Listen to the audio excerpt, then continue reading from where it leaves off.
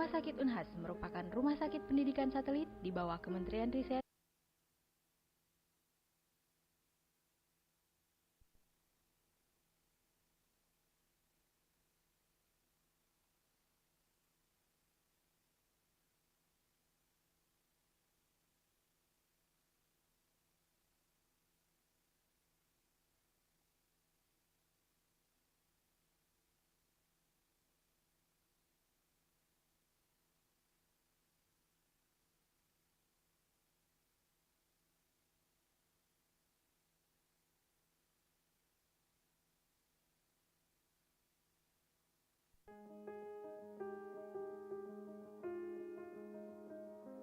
Rumah Sakit Unhas merupakan rumah sakit pendidikan satelit di bawah Kementerian Riset, Teknologi, dan Pendidikan Tinggi yang beroperasi sejak tahun 2010. Dengan visi menjadi pelopor terpercaya dalam memadukan pendidikan, penelitian, dan pemeliharaan kesehatan bertaraf internasional.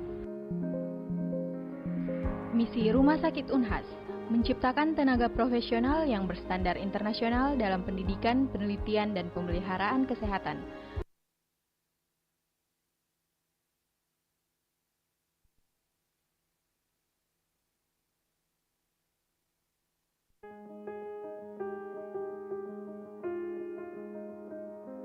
Rumah Sakit Unhas merupakan rumah sakit pendidikan satelit di bawah Kementerian Riset, Teknologi, dan Pendidikan Tinggi yang beroperasi sejak tahun 2010. Dengan visi menjadi pelopor terpercaya dalam memadukan pendidikan, penelitian, dan pemeliharaan kesehatan bertaraf internasional. Misi Rumah Sakit Unhas menciptakan tenaga profesional yang berstandar internasional dalam pendidikan, penelitian, dan pemeliharaan kesehatan.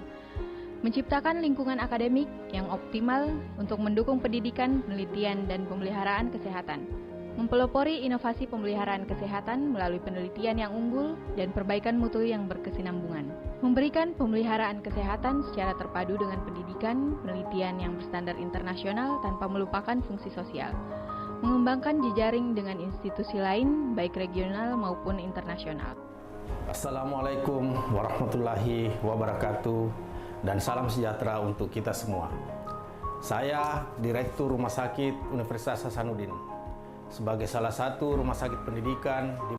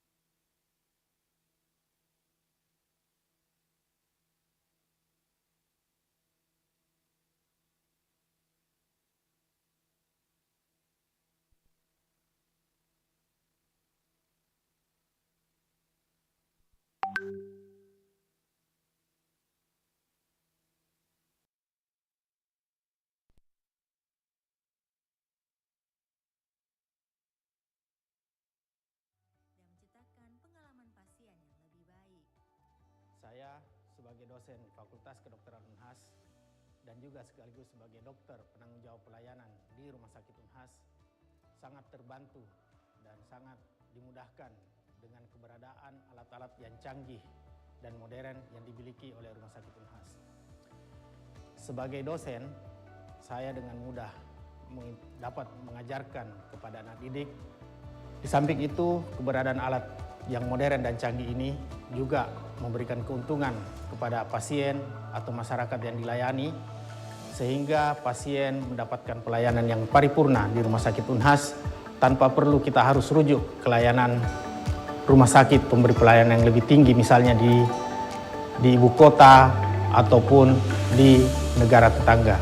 Sehingga pasien ataupun masyarakat yang berada di kawasan timur Indonesia pada umumnya ataupun pasien atau masyarakat yang berada di Provinsi Sulawesi Selatan itu sangat merasakan manfaat dari keberadaan alat-alat yang dimiliki oleh Rumah Sakit Unhas. Rumah Sakit Unhas dalam menjalankan fungsinya harus selalu didukung oleh sumber daya manusia yang handal, sarana dan prasarana yang lengkap, serta ditunjang oleh alat kesehatan dengan teknologi modern dan canggih. Bukan hanya sekedar teknologi terkini, tapi perlu mempertimbangkan kemudahan dalam operasionalnya, sehingga operasional lebih mudah diberikan, lebih mudah dijalankan, dan lebih mudah kita aplikasikan kepada pasien dan juga kepada peserta didik.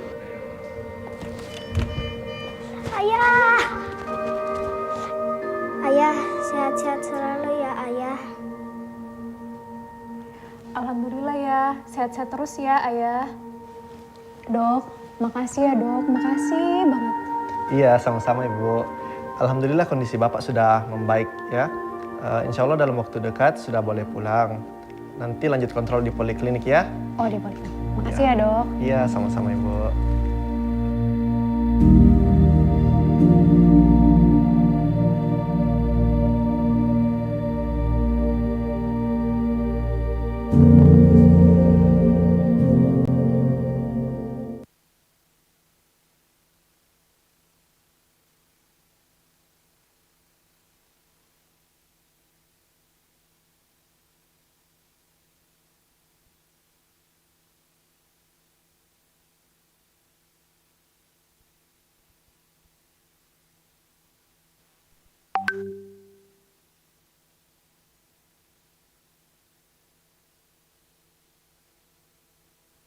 Mudah kita aplikasikan kepada pasien dan juga kepada peserta didik.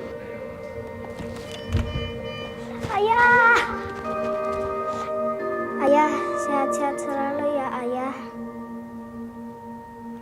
Alhamdulillah ya, sehat-sehat terus ya Ayah. Dok, makasih ya dok, makasih banget. Iya, sama-sama Ibu. Alhamdulillah kondisi Bapak sudah membaik ya. Insya Allah dalam waktu dekat sudah boleh pulang. Nanti lanjut kontrol di poliklinik ya. Oh di poliklinik. Makasih ya dok. Iya, sama-sama Ibu.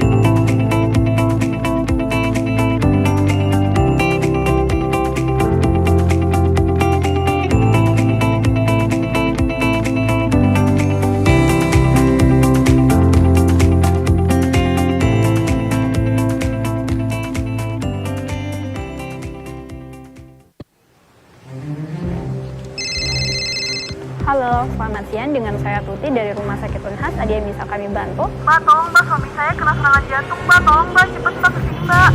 Baik, Ibu, kami akan segera kirimkan ambulans ke alamat tersebut. Para medis akan segera tiba, kurang lebih 10 menit, mohon ditunggu.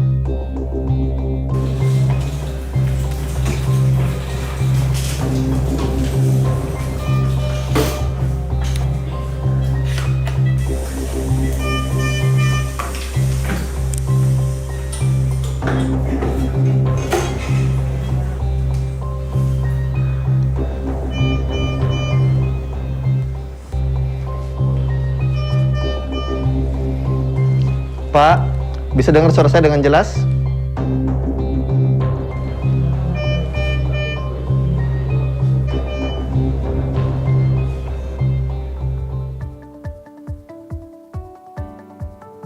Berlokasi di kota Makassar, Sulawesi Selatan, Rumah Sakit Universitas Hasanuddin merupakan salah satu rumah sakit perguruan tinggi negeri terlengkap di kawasan timur Indonesia. Dilengkapi dengan 848 tenaga pegawai dan 224 tempat tidur, Rumah Sakit Unhas melayani sekitar 227.000 pasien setiap tahunnya, serta melatih lebih dari 700 calon dokter dalam berbagai jenjang, spesialisasi dan subspesialisasi. Sebagai Center of Excellence di bidang kesehatan, Rumah Sakit Unhas menghadirkan perawatan mutakhir melalui berbagai departemen seperti Eye Center, Trauma Center, Cancer Center, Telemedicine Center, Research Center, Neuro Intervention Center, dan Endokrinologi and Reproductivity Fertility Center atau FER. Seluruhnya dilengkapi dengan teknologi medis modern yang menghadirkan perawatan terbaik, khususnya bagi masyarakat di kawasan Indonesia Tengah dan Timur.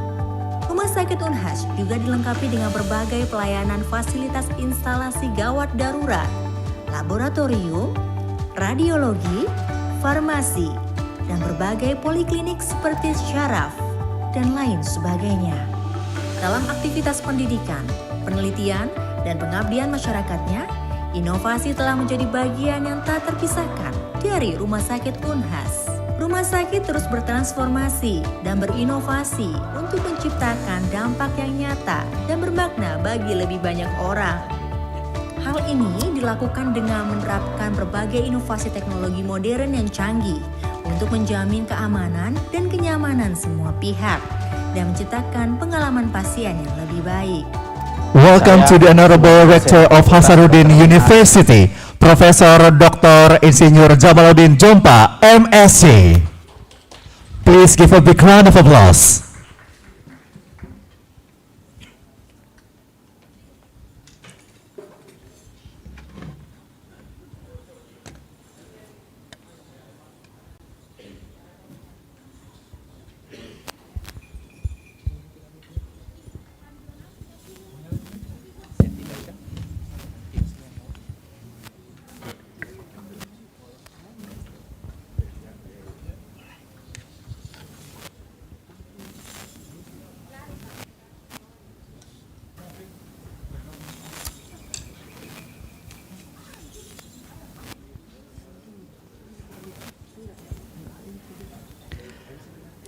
Ladies and gentlemen, welcome to the second International Conference on Medical and Health Research, ICOMERS 2025.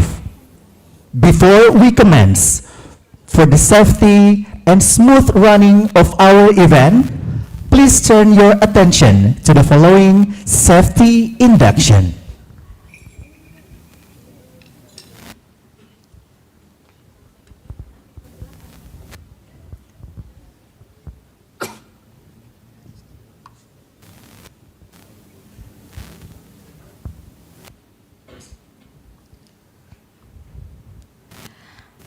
Selamat pagi para hadirin acara Second International Conference on Medical Health and Research ICOMERS. Kami dari tim volunteer K3 Unhas bertugas menyampaikan pesan keselamatan atau safety induction sepanjang kegiatan berlangsung. Anda sekarang berada dalam ruangan auditorium, lantai 2, Gedung IF Rumah Sakit Pendidikan Universitas Hasanuddin. Ruangan ini memiliki 3 pintu utama yang terdapat pada bagian kanan ruangan ini yang dipakai sebagai jalan keluar bila terjadi bencana. Adapun fasilitas yang dimiliki oleh ruangan ini yaitu terdapat 2 toilet yang terletak di luar ruangan ini. Terdapat pula 1 area titik kumpul yang terletak di halaman depan Gedung IF Rumah Sakit Universitas Hasanuddin. Serta di sebelah ruangan terdapat musola yang dapat Anda akses. Bila terjadi bencana atau mendengar kode bencana berupa kode hijau, kode hijau, kode hijau, maka segera lakukan evakuasi menuju titik kumpul aman sementara yang berada di halaman depan Gedung IF Rumah Sakit Universitas Hasanuddin mengikuti jalur evakuasi menggunakan tangga darurat. Selama proses evakuasi, Anda dilarang menggunakan lift yang tersedia pada gedung ini. Pada saat prosedur evakuasi dimulai, kami mengingatkan agar Anda semua tetap tenang dan secara teratur mulai keluar dari ruangan ini melewati pintu exit terdekat. Dimulai dari Anda yang berada paling dekat dengan pintu exit dan secara berurutan sampai Anda yang berada paling jauh dari pintu. Perhatikan dengan seksama perintah dan pemandu Anda. Selama proses evakuasi, Anda dilarang membawa barang terlalu banyak dan jangan pernah kembali lagi ke ruangan ini setelah Anda berhasil keluar karena alasan apapun. Apabila bahaya kebakaran yang terjadi dan kondisi sumber api masih kecil, maka siapapun Anda yang mampu harus secepatnya mengoperasikan tabung apar, alat pemadam api ringan untuk memadamkan api. Apar terdekat berada di depan ruangan ini. Apabila Anda gagal memadamkan api atau sumber api membesar, maka segera aktifkan kode merah sebagai berikut. Ruangan ini dilengkapi pula masing-masing hidran yang terletak di sisi gedung ini. Serta terdapat pula smoke detector dan sprinkle yang akan otomatis berfungsi untuk memadamkan api. Apabila asap yang dihasilkan api cukup tebal dan mengganggu, maka kami sarankan memakai masker atau kain apapun yang dibasahi untuk diletakkan di hidung yang akan mengurangi asap yang ikut terhirup saat bernafas. Saat berjalan mengikuti pemandu atau rambu arah evakuasi, Anda harus berjalan sedikit merunduk atau merendah agar pandangan lebih baik. Bagi perempuan yang menggunakan sepatu berhak tinggi, diharap untuk melepaskannya agar memudahkan proses evakuasi. Pemandu akan memandu Anda secara aman, mengikuti panah arah evakuasi yang akan berakhir di area titik kumpul aman sementara. Apabila bencana gempa bumi yang terjadi dan Anda terjebak di dalam gedung ini, maka tetap tenang dan berusaha mencari tempat berlindung yang cukup kuat untuk menahan reruntuhan. Misalnya di bawah meja atau kursi sampai kondisi memungkinkan untuk dilakukan evakuasi. Semua bencana dapat berpotensi terjadi dan prinsip penyelamatan adalah sama, yaitu secepatnya dan aman menuju titik kumpul aman sementara. Dan apabila ada di antara hadirin yang mendadak tidak sadar karena sebab apapun, maka segera aktifkan kode biru sebagai berikut.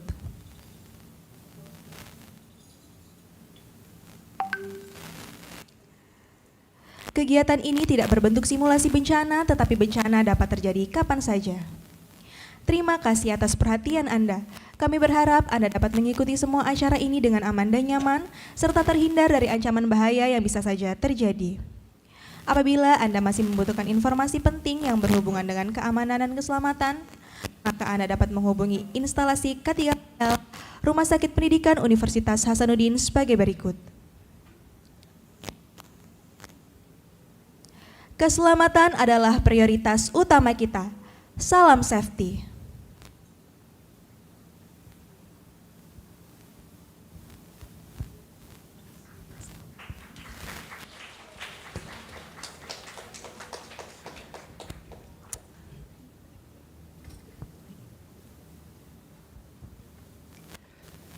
Distinguished guests, let us welcome a special dance performance from UKM Unhas.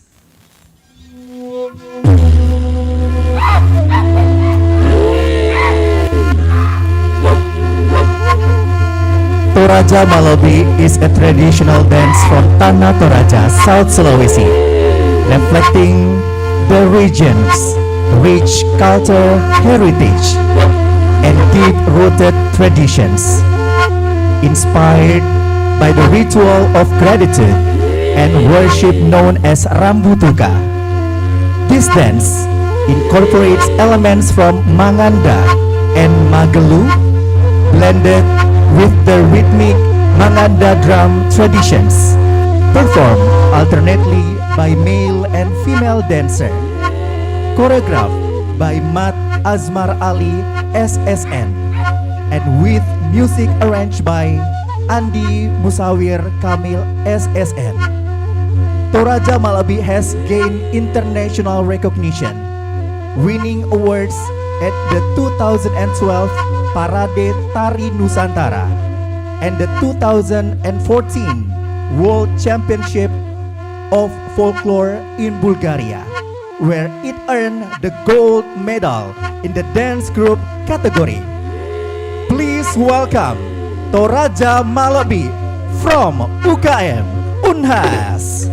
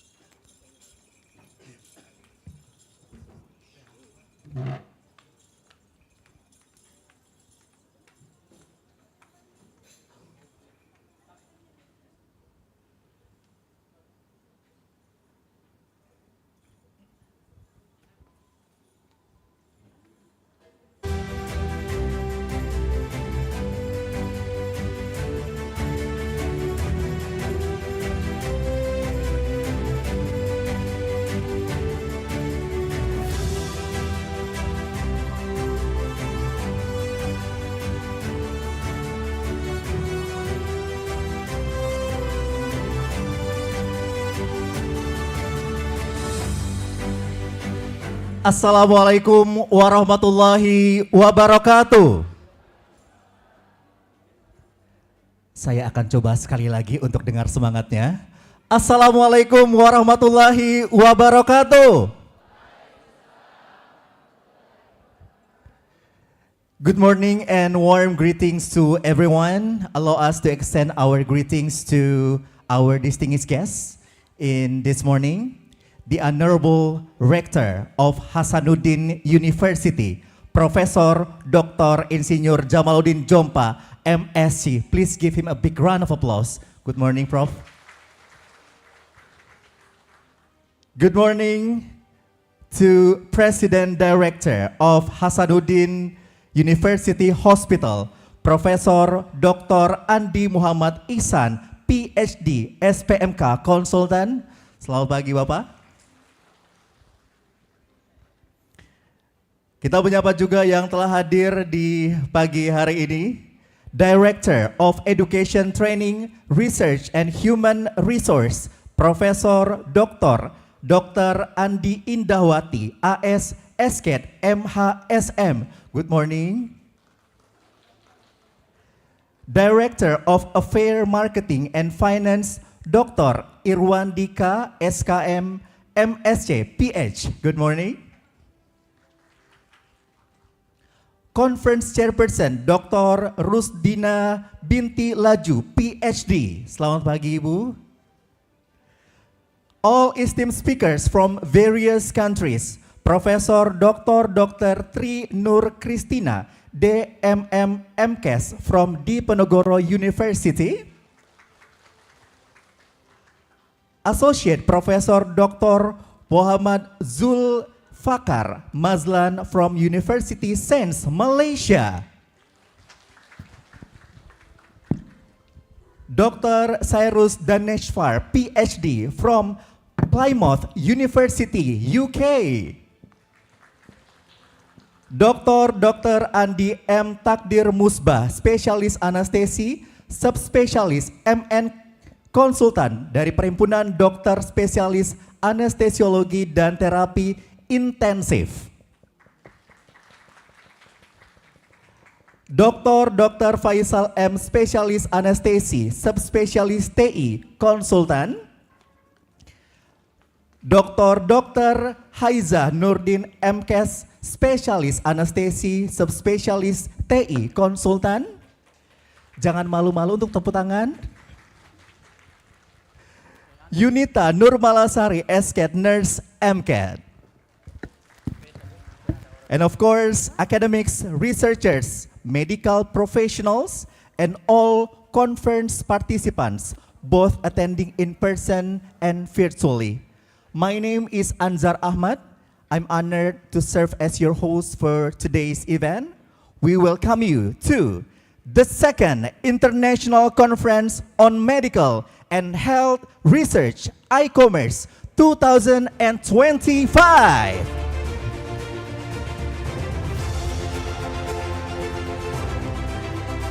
Distinguished guests, ICOMERS 2025 is prestigious academic platforms that brings together the brightest mind in the medical and health sciences field.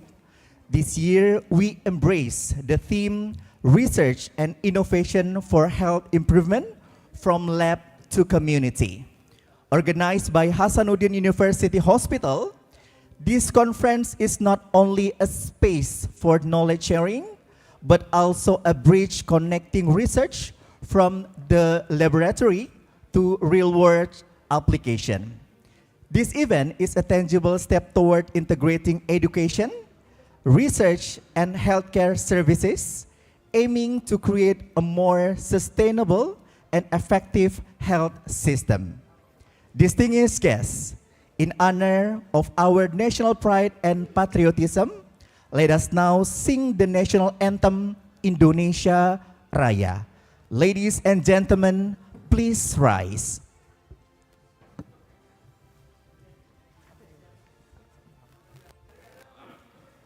Singing the national anthem, Indonesia Raya.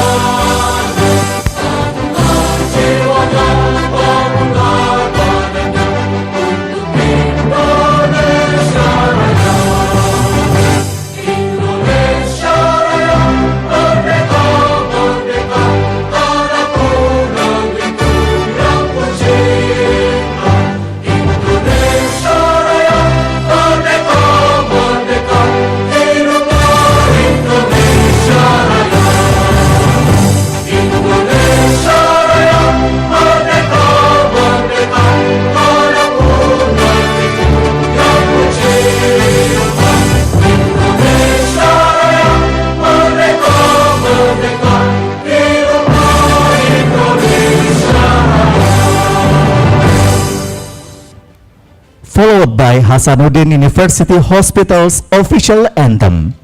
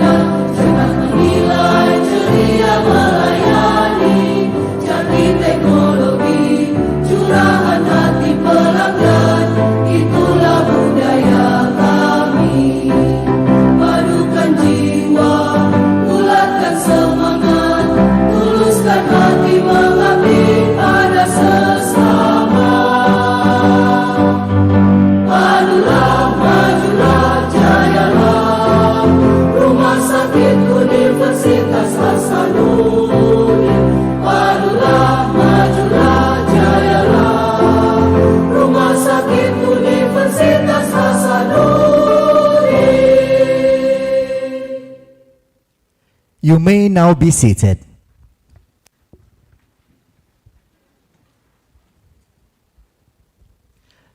Ladies and gentlemen, distinguished guests, for the success and blessing of our event, let us take a moment to offer a prayer led by Bapak Rahmat Ashdanit Ahmad AMD. To him, we kindly extend the floor.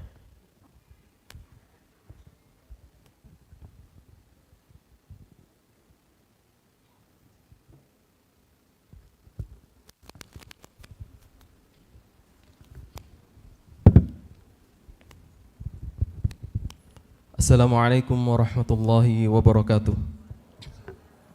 Hadirin yang terhormat, marilah sejenak kita menundukkan hati dan kepala kita seraya berdoa untuk kelancaran acara kita pada hari ini. Izinkan kami membacakan doa sesuai syariat Islam. Bagi agama lain mohon menyesuaikan. Bismillahirrahmanirrahim. Alhamdulillahirabbil alamin. Hamdan syakirin, hamdan na'imin, hamdan yu'afi ni'mahu wa yukafi mazida. Ya Rabbana lakal hamdu kama yanbaghi li jalali wajhikal karim wa 'azimi sultanik. Allahumma salli wa sallim ala sayyidina Muhammad wa ala alihi wa sahbihi ajma'in.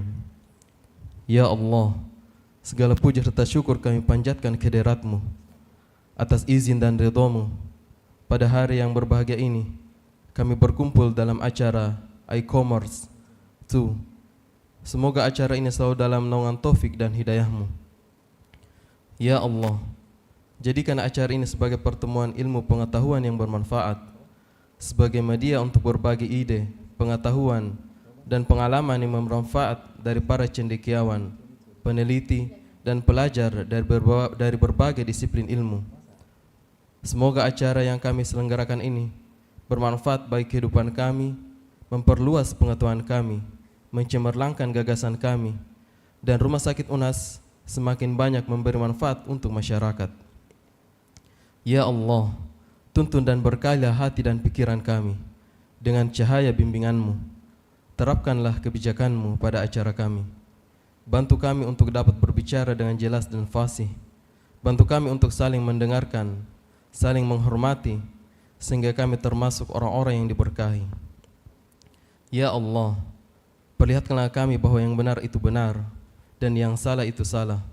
Beri kami pengetahuan dan kekuatan untuk melakukan hal-hal yang baik dan menghindari hal-hal yang buruk. Ya Allah, yang Maha Pengampun, ampunilah dosa kami, dosa para pemimpin-pemimpin kami.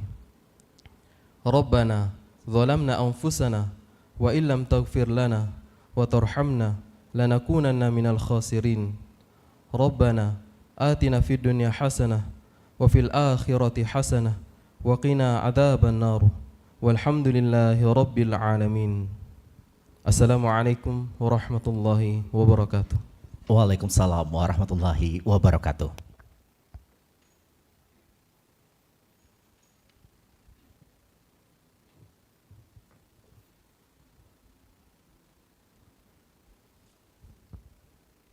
Ladies and gentlemen, this conference aims to enhance academics and research reputation at an international level while optimizing capacities in addressing global health challenges.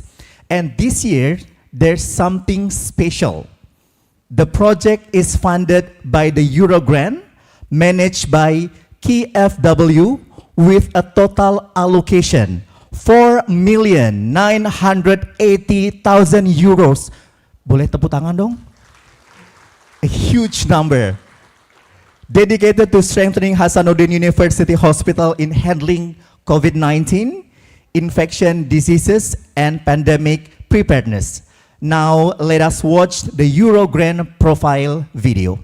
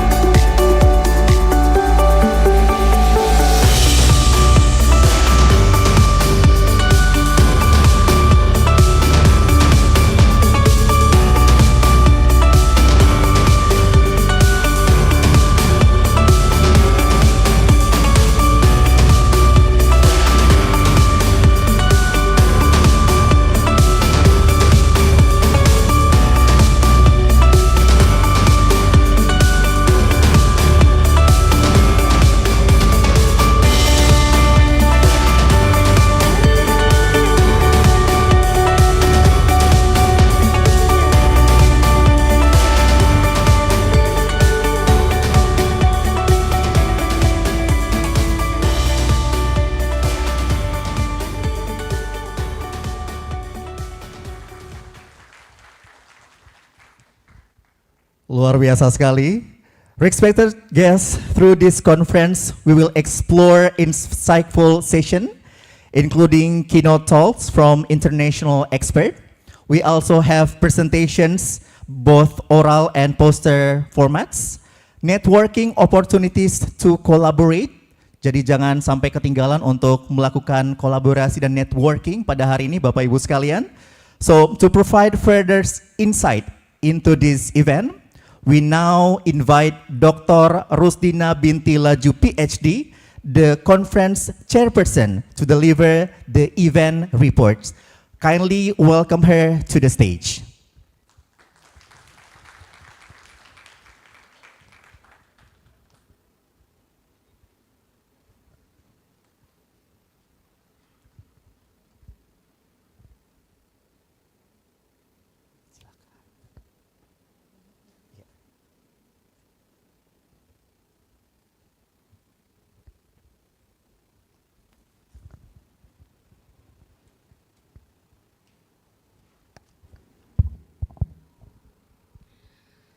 Bismillahirrahmanirrahim.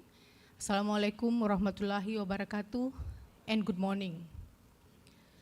To our honorable guest, Rector of Hasanuddin University, Professor Dr. Insinyur Jamaluddin Jompa, Master of Science, our President Director of Hasanuddin University Hospital, Professor Dr. Andi Muhammad Ihsan, PhD, Specialist Ophthalmology, the Director of Academic Research and Human Resources, Professor Dr. Andi Indawati, and the Director of Affairs and Finance of Hasanuddin University Hospital, Dr. Idwandi, Master of Health and Master of Public Health, and our honorable speakers from Diponegoro University, Professor Dr. Tri Nur Christina, Master of Health and PhD, and our honorable guest from University Science Malaysia, Associate Professor Dr. Muhammad Zulfakar Mazlan, Specialist of Anesthesiology, and our distinguished speakers from Plymouth University, United Kingdom, Dr. Cyrus Danishvar, PhD, and also our honorable speaker, Nurse Yunita Nurmalasari, Master of Nursing, and several of our distinguished speakers. Finally, to all of our honorable participants, thank you very much. Welcome to our second International Conference on Medical and Health Researchers 2025. This conference is held every 2 years. The first conference was held on 2023, and this is the second conference of the ICOMERS. And this year, the theme of the conference is improving patient outcomes and health resilience by interprofessional strategies for infection controls and intensive care using cutting-edge basic science innovations. And this year, there are various speakers from not only from Indonesia, but also from United Kingdom and also from our next country, from Malaysia. Thank you very much. On the first ICOMERS, our speakers from United States of America and also from Malaysia and also from Indonesia. But today, we have special guests from United Kingdom, from Malaysia, and also from Diponegoro University. Thank you, Prof. Thank you very much. And the participants is also variety of participants, not only from East Indonesia, but also from West Indonesia. There are many institutions, not only from academic institutions, for example, university, but also from hospital in university from West of Indonesia. And this year, the total of participants is about 156, with several variety of participants. And this year, the conference is consist of several events. The first one is the symposium, is the International Symposium, and the second one is the workshop. And there are total 50 participants that have been registered for our workshop that focus on intensive care. And also there is about 50 abstract that already registered that will be held by oral presentations and also for poster presentations. And this conference, or this year conference, was funded by Eurogrant, European Union, and KWF from Germany. This is very important conference because in this conference, we are not only upgraded or widen our knowledge, not only in medical, but also in health researches. But the one important thing is we can collaborate not only from the West Indonesia, for example, Diponegoro University, but we also will collaborate with Malaysia. For example, Dr. Zulfakar already said that we will collaborate in the future in intensive care. Thank you very much. Thank you very much again to all of the participants and to all our distinguished guests. Thank you very much. Assalamualaikum warahmatullahi wabarakatuh. Waalaikumsalam warahmatullahi wabarakatuh.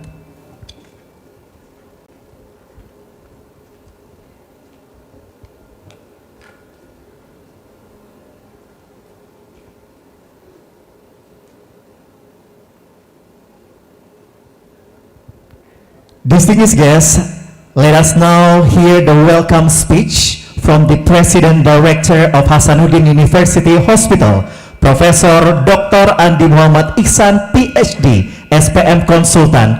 Please welcome him.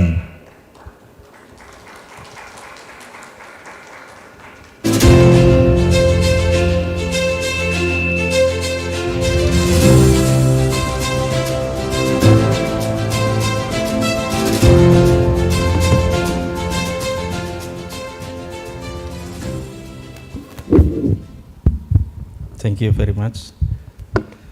I'm sorry, I know this is international conference, but please let me deliver my speech in bahasa Indonesia.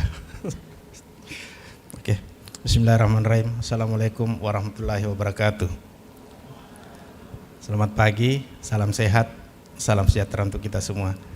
Yang kami hormati dan kami banggakan Bapak Rektor Universitas Hasanuddin, Profesor Dr. Insinyur Jamaluddin Jompa, MSc. Direktur Pendidikan, Penelitian, dan Pelatihan SDM Rumah Sakit Unhas, Prof. Indah, Direktur Umum Perencanaan dan Keuangan, Pak Wandi, Ketua Panitia, Dr. Rusdina Witilaju, PhD, dan our honorable guests from maybe join online, Dr. Sirus Daneswar, PhD, from Plymouth University, United Kingdom, dan tamu kita yang jauh-jauh dari luar Sulawesi, ada dari Malaysia, Associate Professor Dr. Muhammad Zulfakar Maslan from University of Science Malaysia, dan Profesor Dr. Tri Nur Kristina DMM MKes dari Universitas Diponegoro. Selamat datang di Makassar. Dan instruktur dan narasumber Dr. Andi Muhammad Takdir Musbah, spesialis anestesi, terapi intensif, spesialis manajemen nyeri. Kemudian Dr. Haisa Nurdin, spesialis anestesi, manajemen nyeri,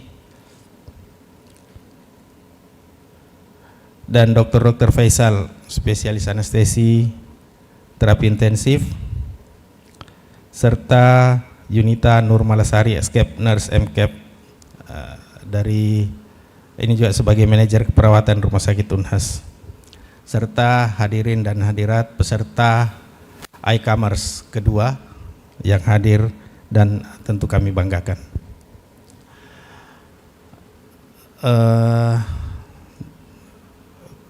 Ini adalah ICOMERS yang kedua. Jadi kami ingat yang lalu tahun lalu di Hotel Unhas ada tulisan pertama, dan kita sempat disentil Pak Rektor bahwa kalau berani menulis pertama ya harus ada yang kedua. Harus ada yang kedua, ketiga, keempat, dan seterusnya. Dan alhamdulillah untuk kali ini kita berhasil melaksanakan the second ICOMERS. Saya kira tepuk tangan dulu untuk Prof. Indah, Ketua Panitia Dr. Sudina, dan tim yang telah bekerja keras mengupayakan terlaksananya yang kedua ini. Dan tentunya kami harap bahwa kalau ada yang kedua, ya ada lagi yang ketiga, dan seterusnya. Dan menjadi tantangan, ini Pak Rektor kami sampaikan bahwa memang menjadi tantangan karena ini masih dalam pendanaan Eurogrant. Ya. Tapi saya yakin bahwa dari dukungan Pak Rektor, dukungan dari Universitas, yang ketiga dan keempat dan seterusnya, insya Allah kita juga akan tetap bisa laksanakan. Ya. Ya. ICOMERS ini memang mengusung tema dari laboratorium, dari riset ke community. Dan alhamdulillah kali ini banyak fokus implementasi di rumah sakit. Jadi kalau yang pertama itu banyak laboratoriumnya, banyak riset di laboratorium. Kemudian yang kedua ini banyak implementasi di rumah sakit. Dan terbukti memang kita laksanakan, temanya lebih banyak mengusung masalah emergensi, masalah nyeri, ya, dan ICU. Sehingga hari ini di samping ada simposium, ada juga workshop yang hands on bagi tenaga-tenaga kesehatan, baik dokter maupun perawat, bagaimana menangani kasus-kasus emergensi. Oh, Dokter Takdir, mohon maaf saya baru pulang dari umroh, kayaknya siapa yang duduk di sana. Soalnya habis cukur saya tidak kenal. Selamat datang Dokter Takdir. Ya, Dokter Takdir ini adalah adinda saya, namun beliau sekarang yang mengepalai pusat pendidikan dokter spesialis, dan kontribusi dokter spesialis di Rumah Sakit Unhas ini dalam proses pelayanan dan pendidikan dan penelitian itu berjalan optimal. Ya. Mohon izin saya lanjutkan kembali bahwa kepentingan ICU, pelatihan-pelatihan ICU bagi tenaga medis, dokter dan perawat itu nanti silakan dalam melakukan hands on. Jadi bagaimana menggunakan non-invasive ventilation ataupun high flow nasal kanul, insya Allah nanti akan diajarkan oleh instruktur dari tim anestesi. Kemudian ini yang menjadi tantangan bahwa untuk pelaksanaan berikut-berikutnya, untuk yang ketiga tentu kita akan mencari, kalau tidak ada lagi proyek dari Eurogrant, tentu kita akan mencari sumber dari pendanaan yang lain. Tentang penelitian, sesuai dengan lagu tadi, Mars Rumah Sakit Unhas ini adalah Rumah Sakit Unhas tempat terpadunya pendidikan, penelitian, dan pengabdian untuk pelayanan rumah sakit. Nah, khusus untuk penelitian di bawah kepemimpinan Prof. Indah, alhamdulillah, dan tentunya dukungan dari Pak Rektor, Direktorat. Alhamdulillah, sebelum-sebelumnya itu Rumah Sakit Unhas sulit mendapatkan dana penelitian, hibah penelitian dari universitas. Kenapa? Karena sebelum-sebelumnya itu adalah hanya dosen yang ber-NIDN saja yang bisa mendapatkan dana hibah untuk penelitian. Namun tahun ini, alhamdulillah kita mendapatkan dana sekitar 1 miliar ya, Prof. Indah. Ya, alhamdulillah. Terima kasih Pak Rektor atas dukungannya selama ini selalu. Dan ini menjadi langkah kita bahwa di Rumah Sakit Unhas bukan hanya menjadi tempat penelitian, tapi Civitas Hospitalia di Rumah Sakit Unhas bisa juga menjadi pelaku peneliti. Nah, alhamdulillah berkat dana hibah tersebut, beberapa judul telah disetujui dan mendapatkan dana. Dan hasilnya itu kita bisa lihat nanti pada oral presentation ataupun poster yang hasilnya sudah ditampilkan, dan tadi sudah dilaporkan juga oleh Ketua Panitia tentang abstrak yang masuk ya. Penelitian. Dan berikutnya sesuai dengan tema ICOMERS ini, Medical and Health Research, ya. Jadi dari laboratorium kemudian implementasi di rumah sakit, dan diharapkan berikutnya lagi nanti akan fokus ke community, ke masyarakat. Ya, saya kira ide-ide kreatif dari teman-teman akan bisa mewujudkan keberlangsungan dari ICOMERS ini. Kemudian tadi bincang-bincang sekilas dengan Pak Rektor bahwa diharapkan nanti rumah sakit juga bisa membuat skema penelitian tematik research group. Ya, nanti kami akan konsultasi, kami akan bahas tentang kemungkinan ini, Prof. Indah, Dr. Rusdina, ya, untuk tematik research group. Kami laporkan ke Pak Rektor dan tamu speaker dari Undip dan Malaysia bahwa Rumah Sakit UNHAS juga sekarang menggagas Clinical Research Unit. Insya Allah kita sudah pertemuan untuk pembentukannya dengan fakultas dan tim peneliti. Kita sudah ada format, cuma mungkin sisa sentuhan akhir saja bagaimana konsep, bagaimana struktur dan pembiayaan. Kalau fasilitas insya Allah kita sudah punya untuk clinical trial. Nah, mudah-mudahan setelah renovasi IGD, tempat clinical trial itu kita sudah bisa maksimalkan. Saya kira banyak sekali peluang yang kita bisa laksanakan untuk keberlangsungan dan juga mewujudkan visi dan misi Rumah Sakit UNHAS sebagai tempat terpadunya pendidikan, penelitian, dan pelayanan di rumah sakit ini. Saya kira demikian yang saya bisa sampaikan kepada peserta. Selamat mengikuti simposium dan workshop. Insya Allah apa yang didapatkan pada hari ini bisa menjadi berkah bagi diri kita sendiri dan berkah bagi masyarakat yang nantinya akan kita layani. Demikian, wabillahi taufiq wal hidayah. Assalamualaikum warahmatullahi wabarakatuh. Waalaikumsalam warahmatullahi wabarakatuh.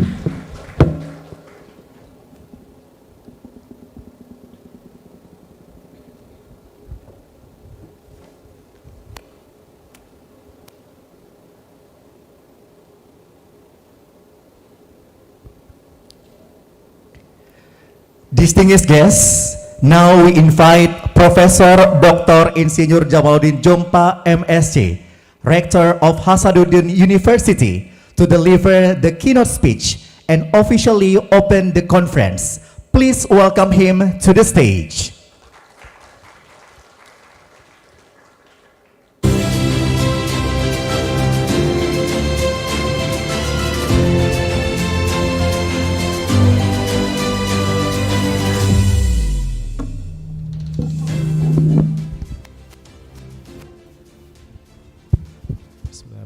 Assalamualaikum warahmatullahi wabarakatuh. Selamat pagi, salam sejahtera buat kita semua, and very good morning. Alhamdulillah rabbil alamin, wassalatu wassalamu ala asrafil anbiya wal mursalin sayyidina Muhammad wa ala alihi wa sahbihi ajmain, amma ba'd. Bapak Ibu yang saya hormati, Bapak Dirut dan seluruh direksi, tamu undangan, dan juga para pembicara, Pak Takdir, Ibu Prof. Tri Nur, Christina, dan Associate Professor Dr. Sulfakar, and I'm not sure whether Dr. Sirus already online, but otherwise, sudah ya. Sorry, I would like to also welcome you to this international symposium. I know it's still very early morning there, but indeed it is our very warm welcome, and hopefully one day you will come to this university, not virtually but directly, and you will enjoy the vicinity here. So beautiful here. I've been to Plymouth as well when I was young, but it's not comparable, especially during the winter. It's very cold. Yeah. So thanks for all of the. I actually prepared my speech in Bahasa Indonesia, but since Dr. Sirus is online, then I will switch my brain back to English. And also it's good for the participants also to refresh because this is international symposium.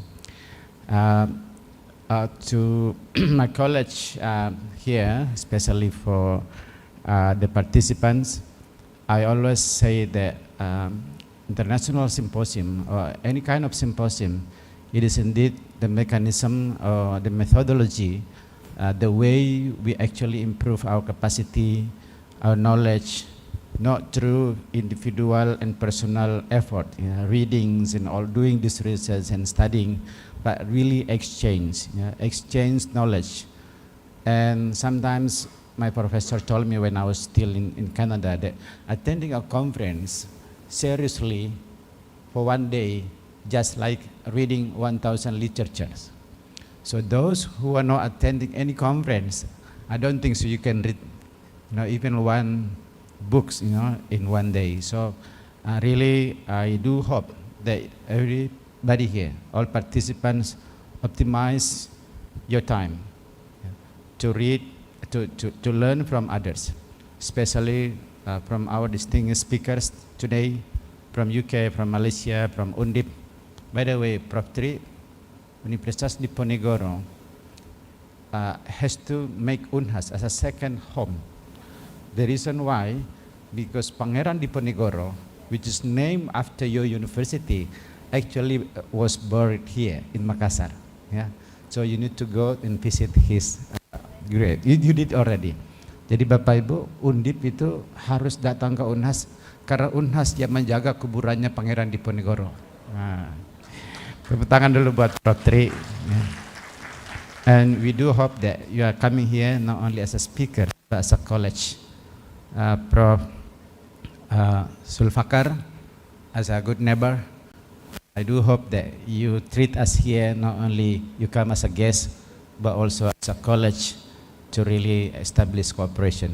And later on, maybe when Dr. Cyrus is able to come here, we also would like to really make this we need to strengthen each other. I know I'm not a doctor, I'm not a medical doctor, I'm not working on health sciences directly, but as a biologist, I know the challenge. As a biologist, I know also opportunity. A lot of things has been really developed in all part of the world. The question is how to optimize the available knowledge, skills, and how to really accelerate our capacity to overcome all of this challenge. During COVID-19, I actually stand up and actually I was kind of was going to scream, "Hi, where are these scientists? How come we cannot resolve this problem?" So this is really alarming for everybody here to really think that the future challenge, there are so many possibility, the emerging diseases, emerging challenge is not easy to overcome without working together. So let's make this symposium as a way of exchanging knowledge, ideas, really to face the same challenge, because we are really in the same planet. We share the same species, what we call Homo sapiens. And the problem is sometimes human being, one of the species in the world is a very arrogant, which is called Homo sapiens. They thought the world, is managed only by Homo sapiens, and Homo sapiens is not living in the world. No way, I'm environmentalist. Sometimes, actually, the environment that we live in actually has changed a lot because of this one species, Homo sapiens. And the consequence is so big. So let's, as a health scientist, you also need to understand any disciplines, including environmental sciences. The climate has changed. The behavior of animals and all of these living creatures also change due to the climate change. And the problem is, maybe many things we don't anticipate better, especially zoonosis. So many viruses maybe, so many bacteria who used to live in the without having problems, but with the climate change, they actually has the climate has interrupted their relationship so that they come out. And if that happens, then be careful. We know that in the past we have so many kind of avian flu, flu burung, flu babi, flu anything, you know, flu monyet, nanti ada flu ayam dan sebagainya ya. So many things that will come, and this is the challenge for us. So especially for today, the second symposium, thanks the committee, Dr. Dina ya. Tepuk tangan dulu dong buat panitia ya. We need to have that spirit ya, to be able to always conduct this kind of exchange process. And I like for everybody to deliver the science, the presentation in English. The reason, one, because we need to have a global language to be able to communicate the science easily. We cannot allow, you know, to have Google help us all the time to translate from one language to other language. We all need to have at least one international language, which is, I do hope that we agree to use English this time. Yeah. So, and language is the matter of use it or lose it. So if you don't use it, you will lose it. So just practice your English as best as possible. Although this is not your native, you know, I'm also not native speaker, of course, but we just need to be able to express ourselves as best as possible, but we need to also practice it. The second things that I would like to mention today is about networking and collaboration. So networking and collaboration are really, if you see all of these a global well-known scientists, no one of them, if you have the list of those great scientists, you know, Nobel laureates, or even back to the past, like Darwin's or Wallace, you know, during his lifetime, the one that surprisingly for me as well, with the limitation of the technology at the time, one way of developing their capacity in developing science and knowledge was communication and networking. Remember the letter from Ternate? Siapa yang sudah baca letter from Ternate? I don't think you are interested because you are, this is history. No, letter from Ternate, actually the foundation, the fundamental knowledge that sent by Darwin from Ternate, from our area, the Wallacea region. So the theory of evolution actually came from that letter. And you know, there wasn't any intention at the time to really produce the theory of evolution. But through this communication, networking, then both Darwin and Wallace was inspired by each other to be able to explain the mechanism of this evolution. So, again, this networking, please do establish your capacity in communicating your science and also asking questions and all the time sending emails and receiving emails and reply emails. And before I forgot, one of our weaknesses, sorry, Dr. Cyrus, I was in the meeting one day with the UK scientists in Jakarta by Ministry of Education of Indonesia and UK. And I was so offended, but I kind of realized, not really offended, but I was so sad when UK Ministry of Education listed one of the key issues for this collaboration, is Indonesian scientists tend to be very difficult, or maybe to be rude, maybe is a very lazy in replying emails. Siapa ini? Angkat tangan yang sama ini. Kalau WhatsApp cepat sekali. This is our weaknesses. So please change our capacity and behavior in become a good scientist by having a global kind of tradition of having a good email communication skill and culture. I didn't say this many times just because of Dr. Cyrus. I saw him, and I remember when I was in a UK-Indonesia educational exchange meeting or something like that. And that was official meeting, and they realized this is one of the key problem for Indonesia. So today, in terms of developing your capacity in networking and collaboration, please do develop your capacity in email communication styles, not only using WhatsApp, Facebook, Twitter, and all of these general social media. I know yesterday, everybody read Facebook, right? And there's so big news on of this tukang parkir. Come on, this is not going to make us big and strong nation or strong university by spending hours and hours discussing something is very small and it's not very nice to discuss. And that's our culture that need to be changed in terms of today's symposium. So today's symposium, maybe you feel like, I'm just going to listen to the speaker, or I want to present myself, but also please have momentum to also change our culture of science, or scientific culture of excellence. We need this culture of excellence in science in order to be able to also change the way we're communicating our capacity, our scientific science, and also maybe on on our academic culture. The third one is innovation and solution capacity. Yeah. So many issues that we are facing here. So we do hope that through sharing knowledge, sharing information, sharing issue, that maybe everybody of us can provide alternative solutions, or maybe provide innovative approach.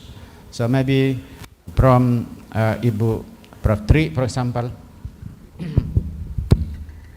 from Tri, Prof. Sulfakar, you can tell us here whether you're facing the same challenge, and maybe from your perspective, you see the solution that has been implemented in Malaysia, for example. Or the other way around, you come here to see maybe one approach that has been developed in this hospital and so on, but then we can really distribute all of this knowledge for the sake of human being, for the sake of humanity.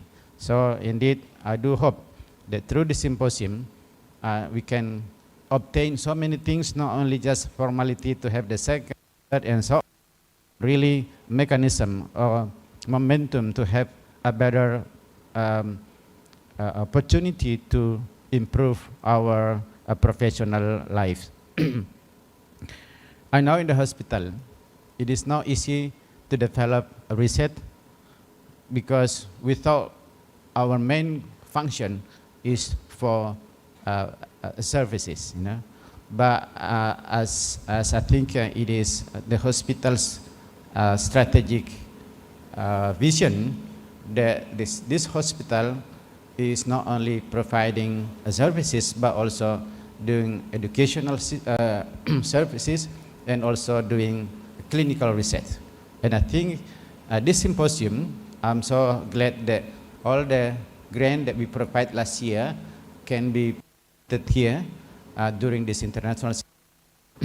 So maybe then we can evaluate whether that grant has been really effective enough to be able to provide funding to trigger the research capacity and also opportunity for all hospital, what you call hospitalia? Civitas Hospitalia, which is a new vocabulary for me. Please do use research as a way of really resolving many issues that we face in the hospital as well. So I kind of realized this not happened in the past. Oh, thanks, Prof. Indah, who keep telling me, how to develop research here in the hospital? We don't have funding, blah, blah. And then I said to Prof. Nasrum, okay, provide 1 billion here, and I think that's testing the water. But what I would like to propose for this year is not only provide grants, but to make a good research plan. So we don't, like hit and run. Okay, doing this research, present it, goodbye. We haven't resolved this issue. There is no such a big issue can be resolved with one single research. So we need to really identify which area of research can be developed as a center of excellence, can be developed at the hospital. Then we make it as a research group. Then we can provide funding annually secara berkelanjutan, continuously. Ya, tepuk tangan dong supaya semangat. Tapi mungkin melalui clinical research unit, then maybe we can decide maybe 5 or 6 flagship, maybe or 10, depends. Maybe 10 is better at this moment. Yeah? 10 flagship that need to be funded every year. So the research group can plan for long-term solution. This year we provide this answer, and next year, and so we can have a research, what we call a roadmap. So, and then we can also identify our collaborators. Yeah? So, permanent collaborators. So we can work together, a more permanent, strategic, and long-term. Yeah? I think this is the much better rather than provide you with 1 billion for a grant and everybody competing all the time. You are wasting too much time just to make a proposal every year. With this thematic research group that we provide maybe under the clinical research unit, then we can provide a long-term grant and you don't need to make any more proposal, but we provide grant per year. And I think that's better. We just need to evaluate how do you then do the research to be able to make this more effective and productive. For hospital, I think you have advantage. Clinical research is really a strategic position for university who has the hospital. First, you have the access for the patient's population. Not many places you have this population for your research. And I think this is quite good because then we also can do a multi-disciplinary approach. No? I know in many universities we have more specialized. Yeah? Prof. Tri, what's your specialization?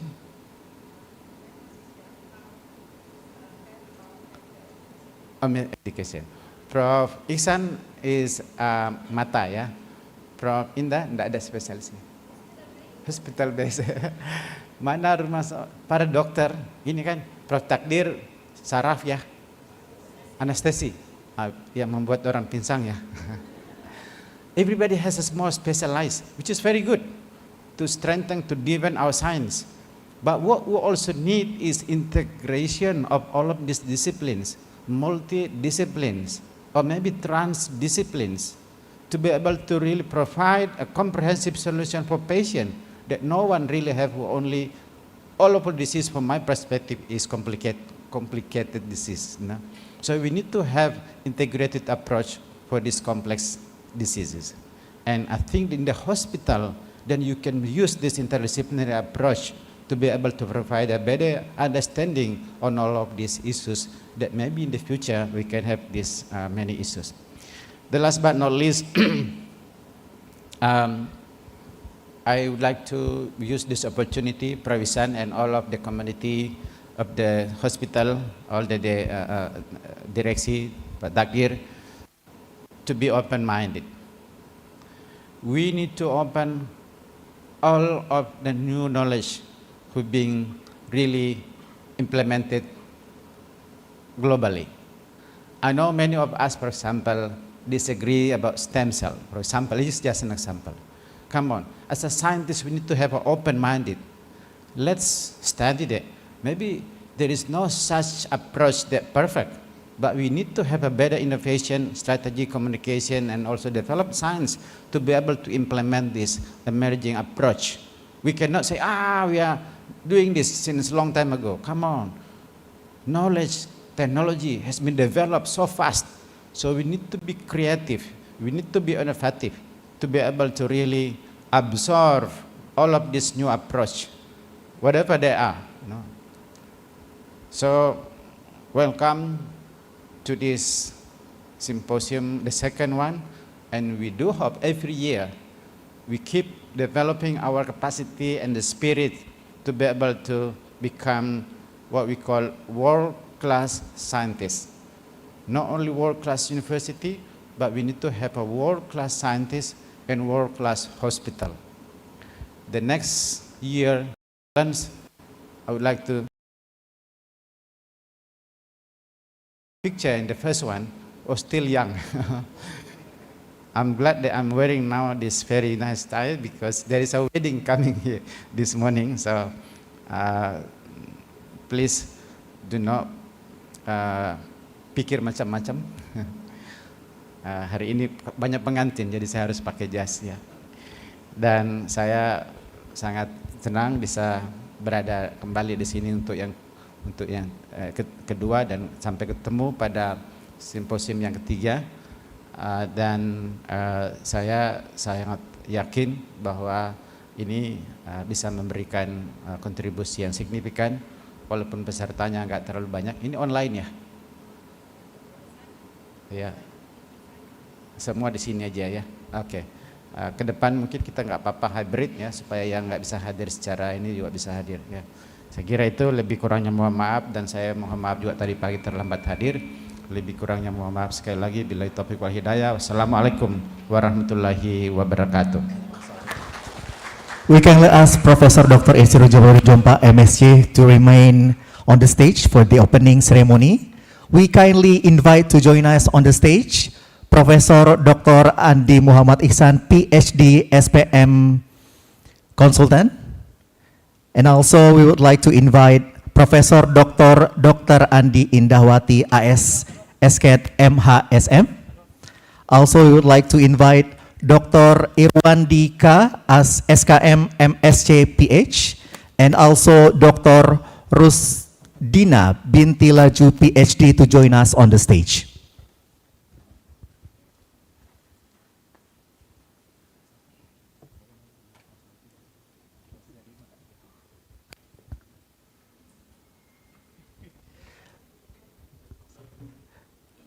Ladies and gentlemen, the opening ceremony will be marked by the beating of the traditional drum by the rector of Hasanuddin University.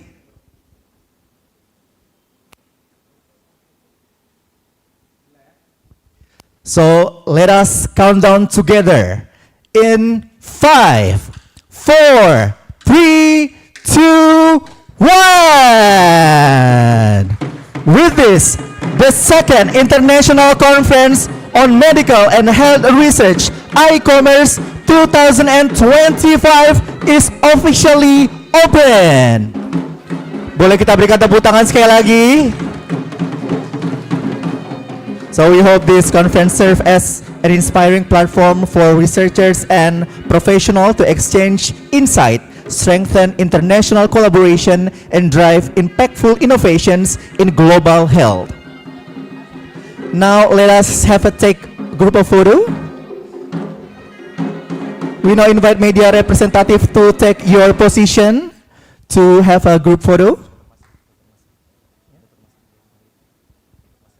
We also would like to invite Dr. Masri to join us on the stage. Ibu Arifah and all the speakers to join us on the stage. Ibu Ani, mohon berkenan Ibu. Kami silakan untuk rekan-rekan media untuk mengambil tempat untuk mengabadikan momen di pagi hari ini. Kita akan mengambil dua posisi, yakni background stage dan nantinya juga akan ada background dari audiens.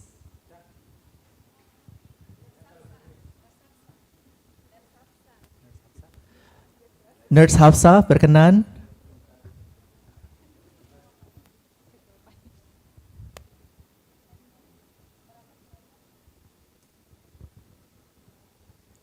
In 3, 2, 1.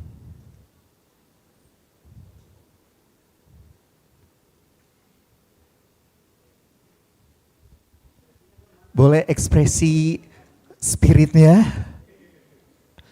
3, 2, 1.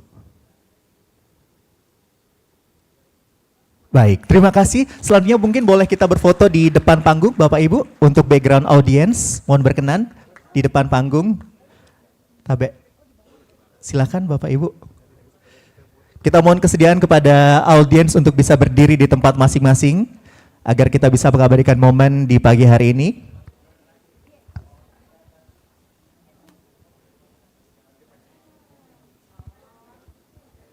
Silakan rekan-rekan media untuk bisa berada di atas panggung.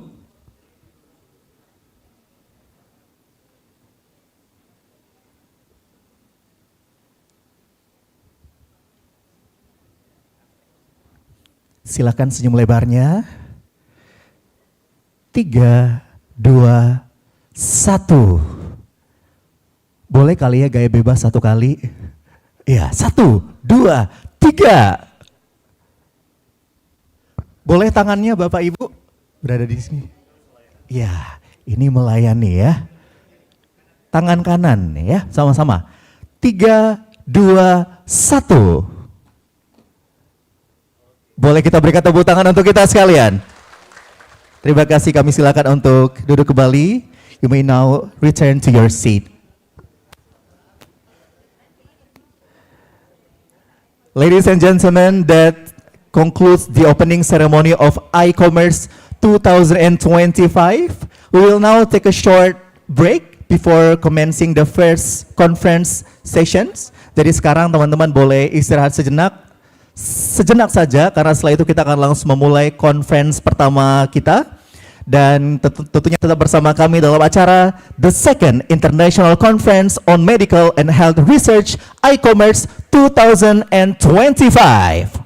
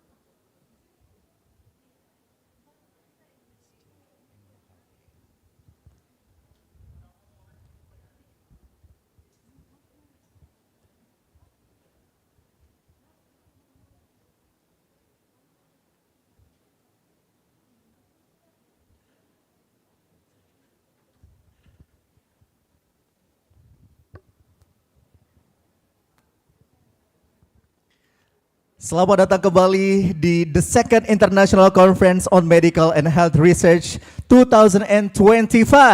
Boleh tepuk tangannya dong untuk kita sekalian. Kita akan segera memasuki conference pertama kita di pagi hari ini. Gimana, sudah siap semuanya? Kurang kencang, sudah siap? Oke, kalau begitu saya akan membacakan CV dari moderator kita. Let me try to read our CV from our moderator. An academic and professional in medical education with over 2 decades of experience. Currently serving as the head of educating and training at Unhas Teaching Hospital and a lecturer at the Faculty Medicine Unhas. Hold advanced degrees from Curtin University, Madrid University, and Unhas. Actively engaged as a trainer, accreditation assessor, and international facilitator in healthcare and disaster mitigation training, involved in various research projects and specific publications, primarily focused on developing interprofessional assessment tools in the healthcare field. Untuk itu bersama-sama kita sambut kehadiran moderator kita, Dr. Bau Dilan Aryansyah, MBSc, MHPE.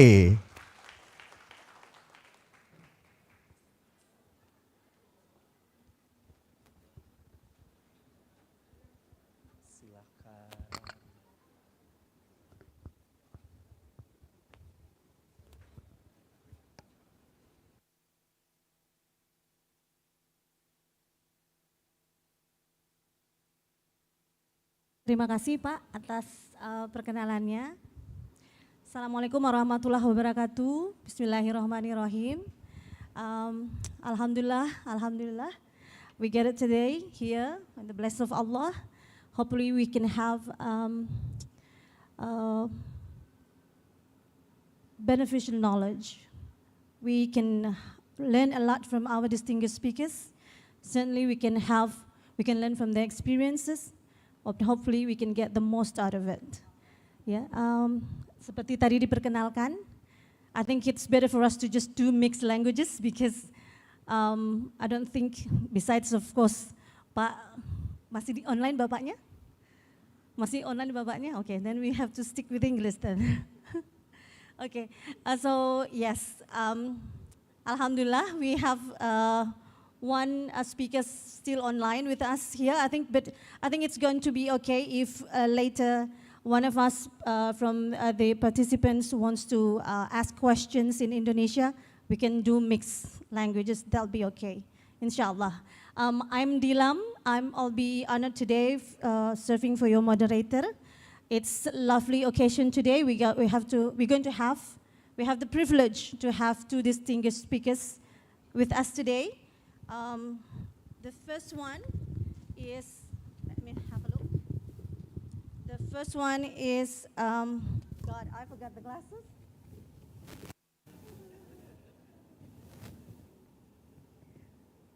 That's it, it's better now. The first one is, yes, we're going to have a separate session of the speakers. First one, we're going to have Professor Dr. Tri Nur Christina, DMM, MCAS. And then the second session, we're going to have Associate Professor Dr. Muhammad Zulfakar Mazlan. I think because the topic is relatively different, Prof, we're going to have separate section. And we're going to have like 10 minutes panel of discussion at the end of each speaker. Would that be okay? Yes, inshallah. Okay. So, yes, for the first opportunity, let me introduce Professor Tri to all of us. Tidak kenal maka tak sayang ya, inshallah. Let's see. Oh, wait. I have prepared a brief note for Professor Tri here because if I have to read all the resume, it's going to take like 2 hours perhaps. So let's see. So Professor Dr. Tri Nur Christina is a medical education expert with a background in clinical epidemiology and community-based education. She earned her medical doctor from University of Diponegoro and master degree from University of Gadjah Mada and a PhD in medical education from Maastricht University. So, alhamdulillah, Prof. Tri is my senior. Yeah, she has held key leadership roles, including the Dean of the Faculty of Medicine at Diponegoro University, and then Executive Chairman of Indonesia's National Medical Competency Exam Committee. She is an active researcher with numerous international publications and book chapters. She specializes in curriculum design, interprofessional education, and community-based learning, contributing significantly to medical education at national and international levels. With all due respect, Prof. Tri, the time is yours.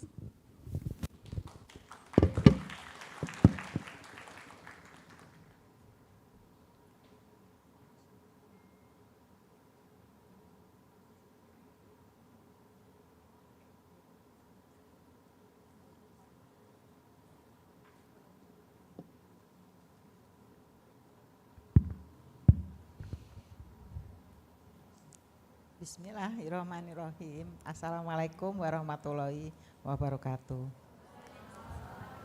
Sebetulnya saya lebih senang pakai bahasa Indonesia. Lama sekali nggak berbahasa Inggris gitu ya. Tapi ya karena ada bapak kita yang di sana, ya nanti mohon maaf kalau masih grodal gradul Inggrisnya ya. Baiklah, saya mohon untuk disajikan. Pertama-tama ingin mengucapkan terima kasih atas undangan dari panitia, Pak Direktur Utama dari Rumah Sakit Pendidikan Unhas. Saya merasa terhormat sekali diundang untuk sharing pengalaman tentang IPE. Hanya di sini tadi Pak Dirut menyatakan dari laboratorium ke passion dan community. Alhamdulillah community-nya disebut begitu ya, karena kebetulan IPE kami di Undip ini adalah di community. Okay, now I will speak in English. So when the committee asked me to make a title of my presentation, so I think what is my title? So the title is Challenge and Experience of IPE. Please, I cannot read. Presentation, yeah. Slide, please.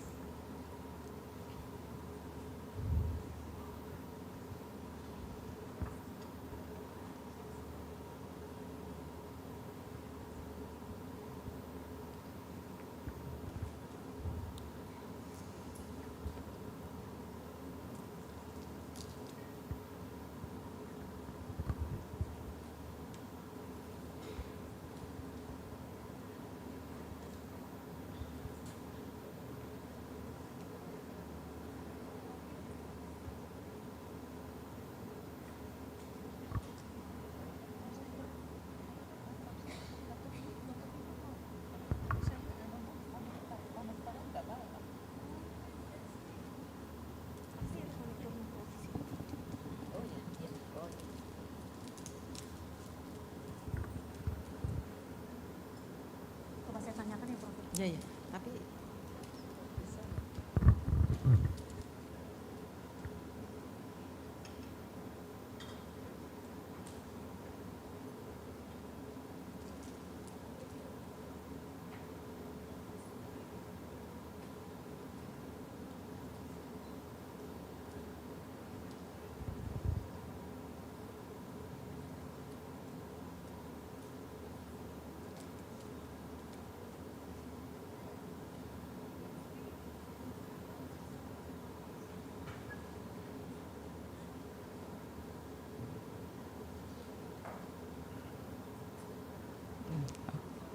okay. Yes, so the title of my presentation is Challenge and Experience of Interprofessional Education or IPE Implementation in my faculty, Diponegoro University.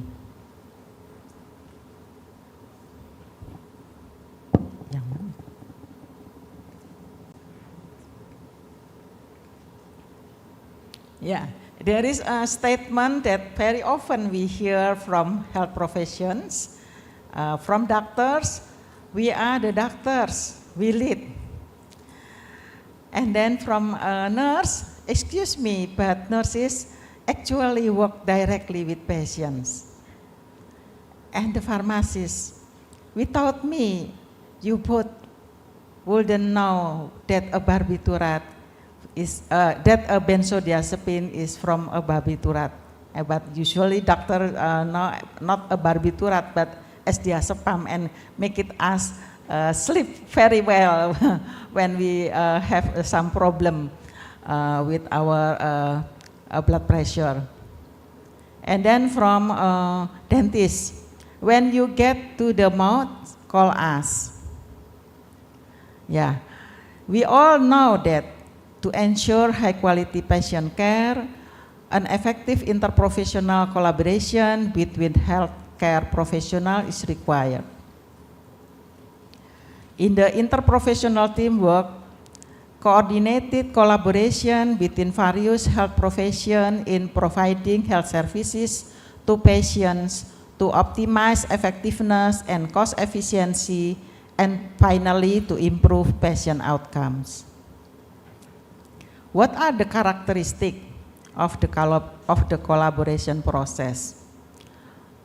Firstly, is always remember the primary goal of collaborations, of course, is patients. Coordination, mutual sharing, compromise, partnership, interdependence, and togetherness. Togetherness in planning, decision making, problem solving, goals, and accountability. And also collaborate in providing services, coordinating service, and openness in communication. The character of interpersonal health communications, we have to respect the duties, roles, and responsibility of other health professionals. Fostering communication, relationship with the principle of equality between health professions. Establish effective multi-directional communication. Discuss patients or community interests, and discuss, of course, patient safety.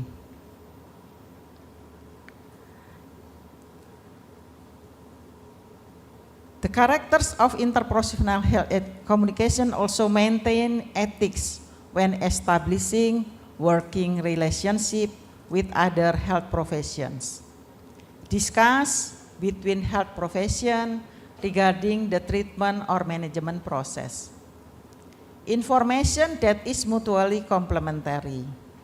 Paradigma, help each other and complete tasks, negotiation, and collaborations. Interprofessional education, or IPE, is two or more professions learn with, from, and about each other to improve collaboration and the quality of health services. So in IPE, it shares their knowledge, skills, and professional. I cannot read because of the camera. Could you please tolong agak dipinggirin gitu, bisa enggak ya?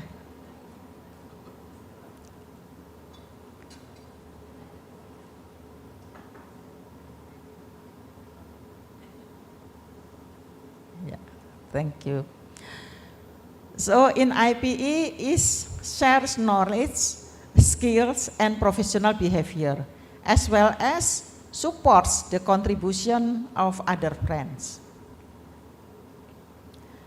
So now IPE is increasingly health professional schools curricula strongly encourage service learning and exposure to interprofessional education. Also in our accreditations form, right? There is also form about IPE that have a high score for if we implement the IPE in our institution. IPE competencies highlight key learning areas within the community and patient-centered care framework, So this is from Interprofessional Education Collaboration Expert Panel in 2011. What are the purpose? So IPE would like to train students to become more familiar with the roles of other health professions, so that it is hoped that students will be able to collaborate well during the patient care process. And finally, of course, improving the quality of health services and increase patient satisfaction. WSO in 2010 also mentioned that the IPE curriculum creates effective collaboration between health workers and also improving patient outcomes. If we look at this figure, we can see that interprofessional education is already put in the health and education system. Effort to improve interprofessional communication skill. So IPE is an essential step because students practice interprofessional communication skill. Not only communication skill, but interprofessional communication skill in situations that do not endanger the patient, but reflect situations that are close to the real. Research also show that IPE simulation are very effective and well received as an innovation in health student learning. So this is several learning methods of IPE that we can implement. For example, the most easier is a seminar. This is involving lecturers from various disciplines and is attended by students from multiple health professions. Second is like a problem-based learning, tutorial discussion. So lecturers from various health professions serve as facilitators or tutor in discussion for students from various health professions. We can use case problem-based discussion that can be handled interprofessional. Another method is clinical practice in an interprofessional team or in clinical ward, for example, and also community placement. Training in the Skylab is also possible. Simulates the implementation of IPE more realistically.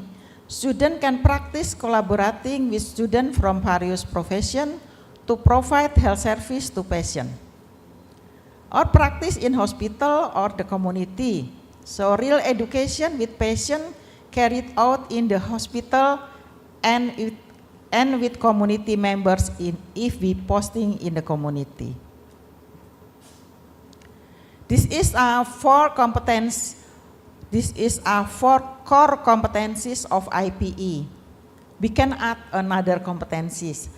In my institution is already 7 competencies to be acquired during the implementation, but I only present here the 4 core competencies.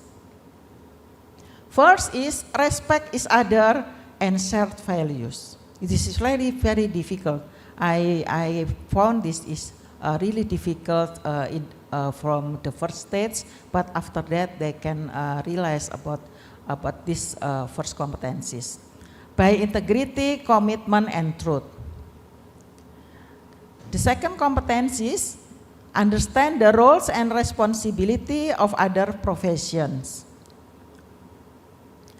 The third competencies, interprofessional communication by supporting a team approach. And the last competencies, teamwork while building relationship, values, and principle. The interprofessional student activities. So IP collaboration does not always have to be fostered only in formal education or put in the formal curricula. Opportunities to organize collaboration-based community service activity can also be done. First, they can identify existing health problems together and then arrange joint activity with various profession involved division of role. So I always say to our student, the role of student as young professional, be aware of the various challenges, eliminate all stereotype, starting from yourself, no dominance, no inferiority, build motivation, a spirit of mutual respect and mutual need, be an interprofessional practitioner, and also be a role model as part of the health team. Now I would like to present my experience during IPE implementation in my institution. So we start in 2016.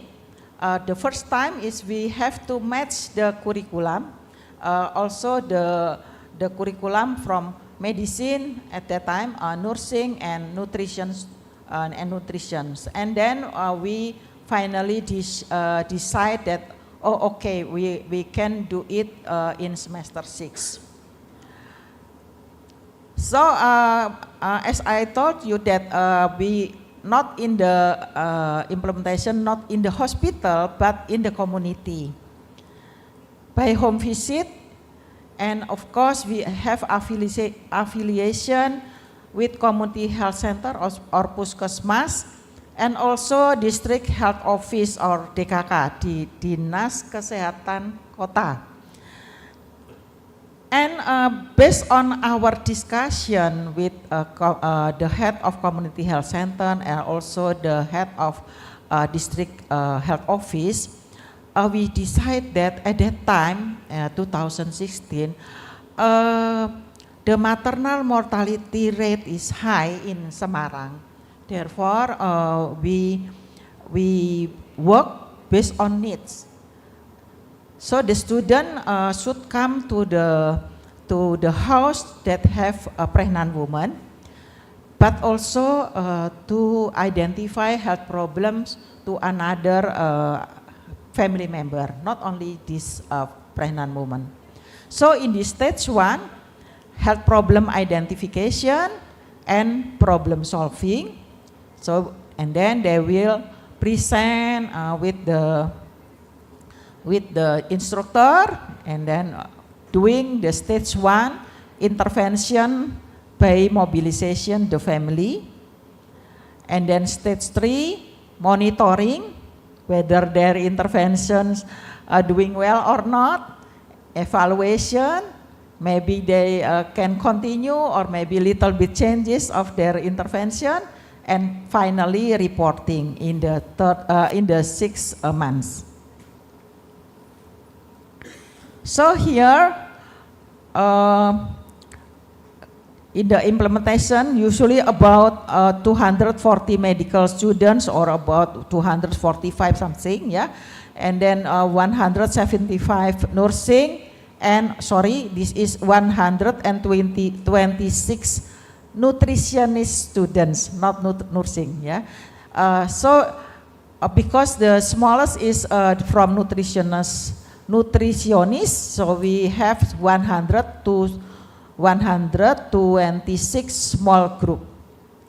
Usually we have in one small group 1 or 2 medical students, 1 or 2 nursing student, and only 1 nutrition student.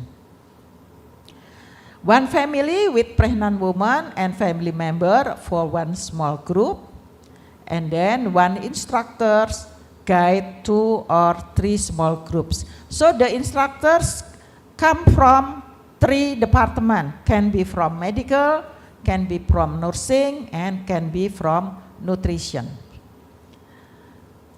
And then they have to present and discuss with another 2 instructors. So in 1 seminar, usually have 6 until 9 small groups, or about something 45 until 60 students in 1 seminar. So the whole length of implementation is 1 semester, 6 months. Yeah. And then we also develop e-logbook. Yeah, e-logbook is very useful for the students to achieve the IPE competencies, so we can see whether they can achieve or they have some trouble from this e-logbook. So the logbook also used for their reflection. After that, of course, we have assessment. So the student will not learning if they will not assess. We have 3 kinds of assessment. First is peer assessment, doing by their peer every stage. We have 3 stages, yeah.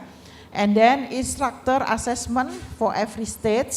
And finally, we also ask the family to assess the students because they already very know each other after 6 months. So family assessment at the end of the posting. 2 years ago, since 2023, dental and pharmacy students join this IPE. This is some pictures of student activities, mostly in their home visit, but sometimes the student also ask to exercise together in the yard of their home. Each implementation, we ask the student to give us feedback. So based on their feedback, I can conclude that most students appreciate this program and suggest it to be continued. That's why from 2016 until now is still implement routinely. This is the comment of the students. The program is good. It can help community members to solve their health problem. Understanding each other when exploring and sharing knowledge to solve the identified health problem. I feel amazed that each of us has our roles in solving health problems. And also, I learned a lot about how to collaborate each other, how collaborate with other health students in the real situation. Lesson learned.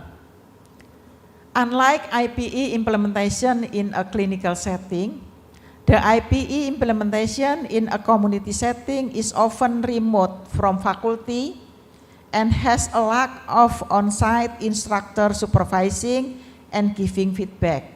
Therefore, we ask the instructor for at least 2 times to accompany the students for the first time when they introduce themselves and also to identify the health problem. And the second one is when they implement the intervention. Adaptation and modification in learning strategies are required. For example, student active learning and self-reflection on their collaboration skills and behavior are encouraged to promote independent learning during the development of interprofessional competencies. Therefore, we found that the e-logbook is really very useful. Instructor feedback in a logbook supports students to reflect and help students improve their performance in future learning. Through self-reflection, students can identify their strength and weakness, address and decrease problems, and use strategies to improve their performance in the later learning stage. In the context of IPE, self-reflection improves collaborative practice, teamwork, communication, respect, role, and transformative learning. So, I can make a conclusion that implementing the IPA program in the community, which involved many students, was challenging and needed careful preparation. The IPE for 6-semester health profession student had been perceived as a valuable learning experience to build community health. Students learn about how to collaborate with other health students in the real situation. So last but not least, highly motivated lectures can be increased by encouraging and facilitating field epidemiology research in the same area. Therefore, our institution also provide funding for this, for research together with the student during IPE implementation. Thank you very much.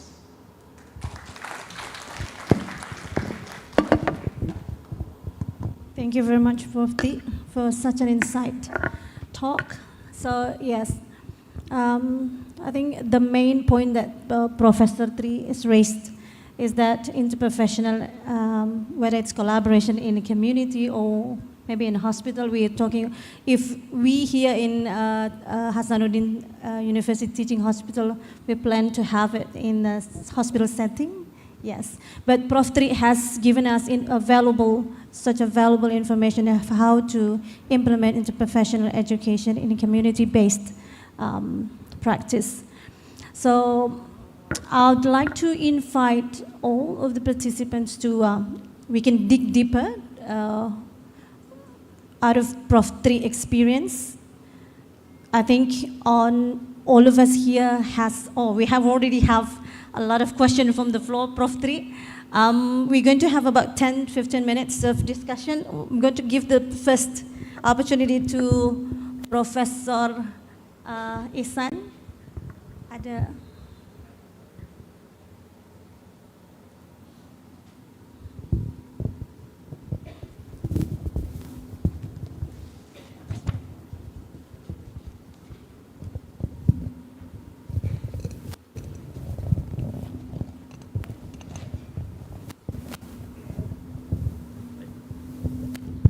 Yeah, thank you very much, Prof. Tri, for the presentation of interesting and challenging topic. As you know, the implementation of interprofessional education and interprofessional collaboration is quite difficult. For clinical setting, first, our faculty face difficulties because for interprofessional education involving medical students, nurse, pharmacists, and other supporting, it's quite difficult because all faculties has their own curriculum and no integration between there. For clinical setting. So that's why in this Hasanuddin University Hospital initiate to make curriculum, make model to interprofessional education. So I totally agree that interprofessional education for community-based, it's more difficult than clinics, yeah, because no big home can collaborate from each profession. Yeah. So I would like to ask Prof. Tri about how to solve the problem, because interprofessional education in community-based maybe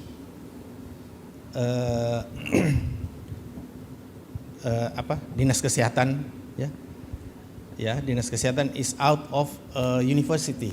So how to advocate them, how to approach them to be involved for this program. As long as I know that interprofessional education for community in our faculty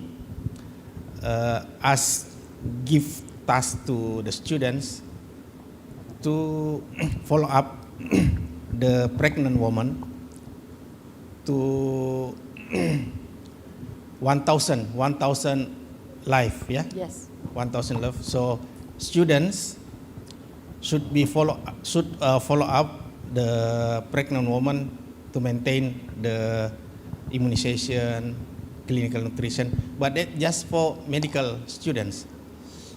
Still no integration from other students from other faculty.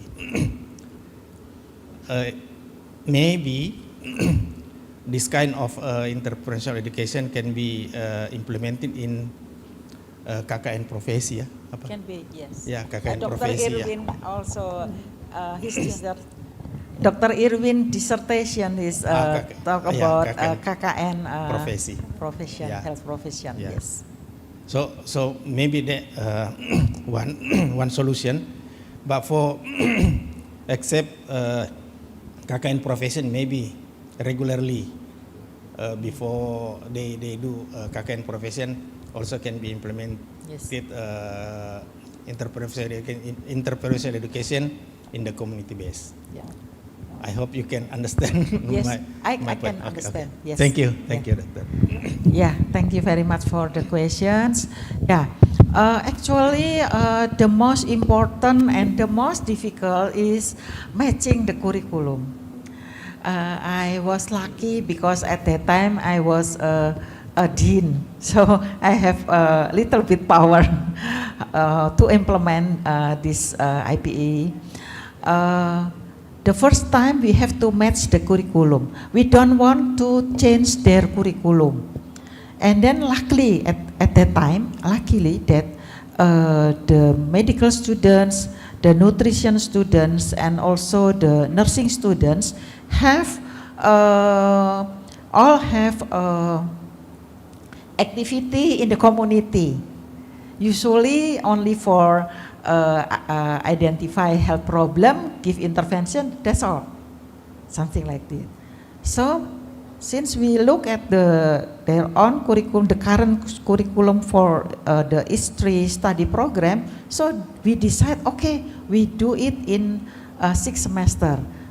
And of course, we have challenge, for example, how to make the schedule that. Because in 6 semester, of course, there are many topic that they have to study, right? So this is also we need until 2 years to make it all can really come, and the instructor also come at the specified time, and then we can have every Friday is only for IPE. So the students should be free from the others learning activities. This is really very difficult. The most important is how to make it a schedule that all can comply with the schedule. So now we don't have anymore this problem. Yeah. Thank you for your answer, Prof. Tri. Maybe different condition between Undip and Unhas, because please correct me if I'm wrong. As I know that in Undip, faculty not faculty of medicine but faculty of kesehatan. Still faculty of medicine, but we have several study program. Study program. Yes. Yeah. So you have power yes. to coordinate. Yeah. Yeah. But different in Hasanuddin University because different faculty. Different faculty. Okay, yeah. Yes. Faculty of medicine, faculty of nursing, faculty of pharmacies, faculty of kesehatan masyarakat, public health, public. So it's quite difficult to collaborate. It's of course. If different faculty will be more difficult. Maybe the compromise is like KKN thematic in health. Yeah. Or maybe just 2 faculty, not all the first time. When I implemented this, another dean also asked, why don't you ask me to join? We like very much, we want to join something like this. Yeah. Maybe only 2 first, and then maybe you can present in the university our program like that. Maybe if you like to join something like that. Prof. Ihsan has still one question left. It's about how Undip approach Depkes to be part of the community-based program. Masih mau ditanyakan, Prof? Oh, district health, DKK. Yes. We come to the district health office because district health office or DKK has many puskesmas. Based on that, they are very, very happy when we said that we are going not only one study program, but we work together. And then at that time, our problem is high maternal mortality. So this is the really basic needs at that time. But until now, actually, we still have a high risk of pregnant women. So the students still come to the house that have pregnant women. But now we add with a house that have stunting. We already have in one RW, Rukun Warga, about 12 stunting in one RW, and also another RW 10 stunting. So maybe we will have 22 small group will come to that house, and the others will still come to the house with pregnant woman. Thank you, Prof. Tri. I think with the time constraints that we have, we can only allow for one more question. Yeah, silahkan. Okay, thank you. It's nice to know the experience of Prof. Tri in Undip, but since I think that we may get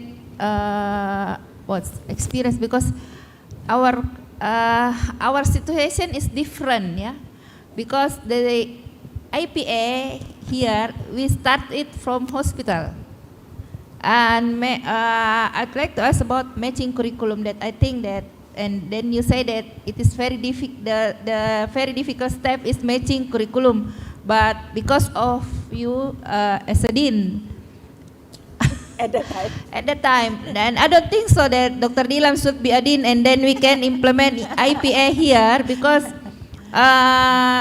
We will start maybe this year, yeah, to talk with the study program. As Prof. Ihsan said that we are different faculty, and I think we will start this month to discuss with the dean how to make a match curricula, and then and our situation is we will implement IPA in the profession stage, yeah, not in the pre-clinic. Yes. So you may have give us what's advice or everything from your experience, because the difficult one is because the IPA is start from the hospital, not from the faculty.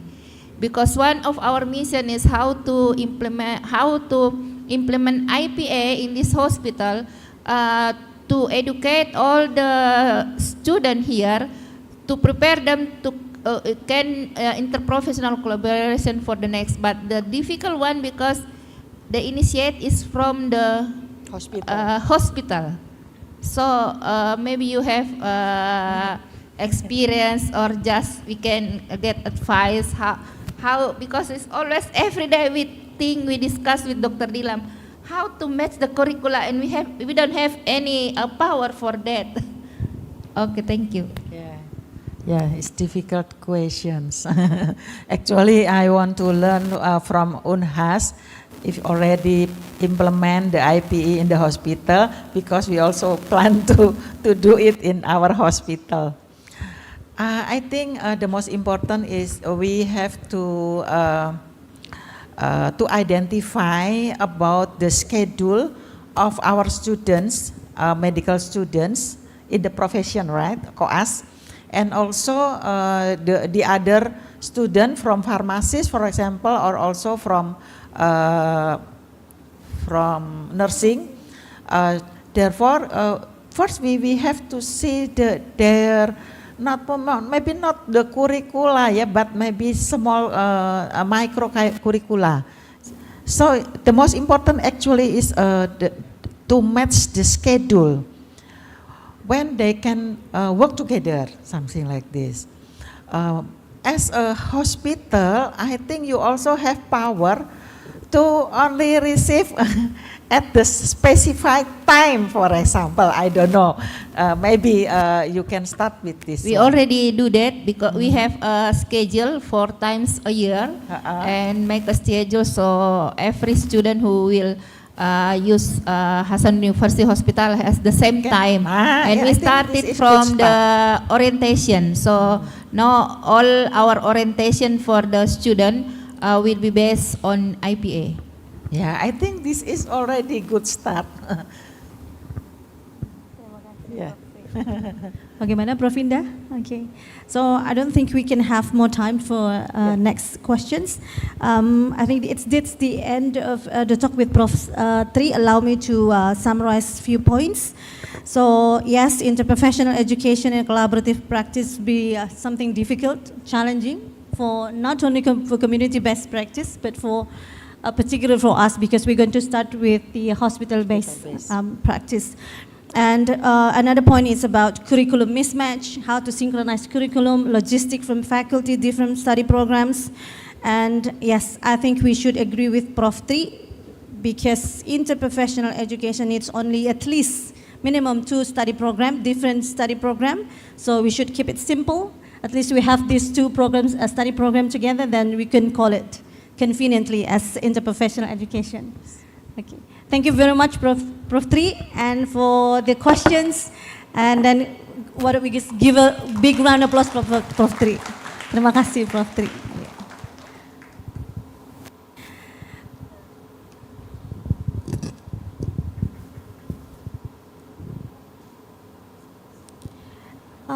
Yes, for the second part of the session, there has been some changes in the layout. Yeah, Joget, there's been some changes in the layout. Yes, we're going to have Pak Cyrus first for the next presenter. Yes. Mohon maaf ya, Prof. Yes. Yes. Yeah, we're going to have Professor Dr. Cyrus as the next presenter. Hi, Dr. Cyrus. Yes. I'm afraid we can't hear you clearly. Can you hear me?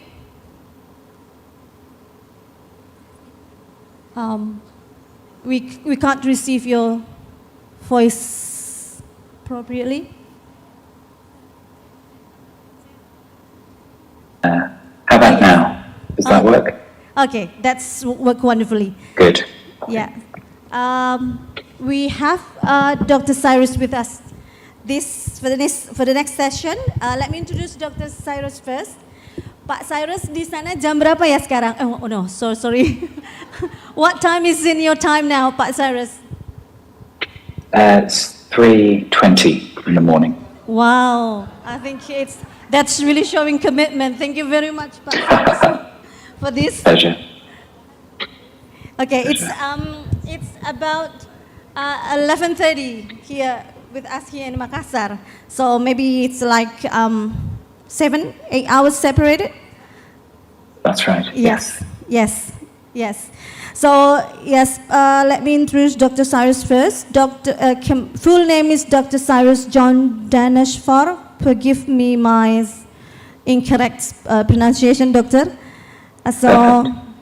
Yes, Dr. Cyrus gained his medical doctor from University of Birmingham, 1999, and then from MRCP from Royal College of Physicians in London in 2003, And then DT-MNH from London School of Hygiene and Tropical Medicine, Royal College of Physicians in 2005. He is a certificate consultant in respiratory medicine with an interest in interventional pulmonology. In current position of Dr. Cyrus now in Plymouth, he is the lead consultant in lung cancer and interventional pulmonology service.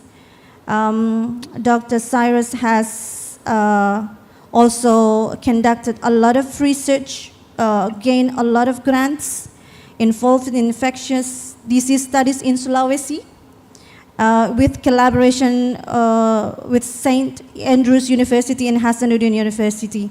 Currently, Dr. Cyrus also involved in supervising students, trainees, also related to infectious disease. With all due respect, Dr. Cyrus, we can have your presentation. Why don't we give a big round of applause for Dr. Cyrus first?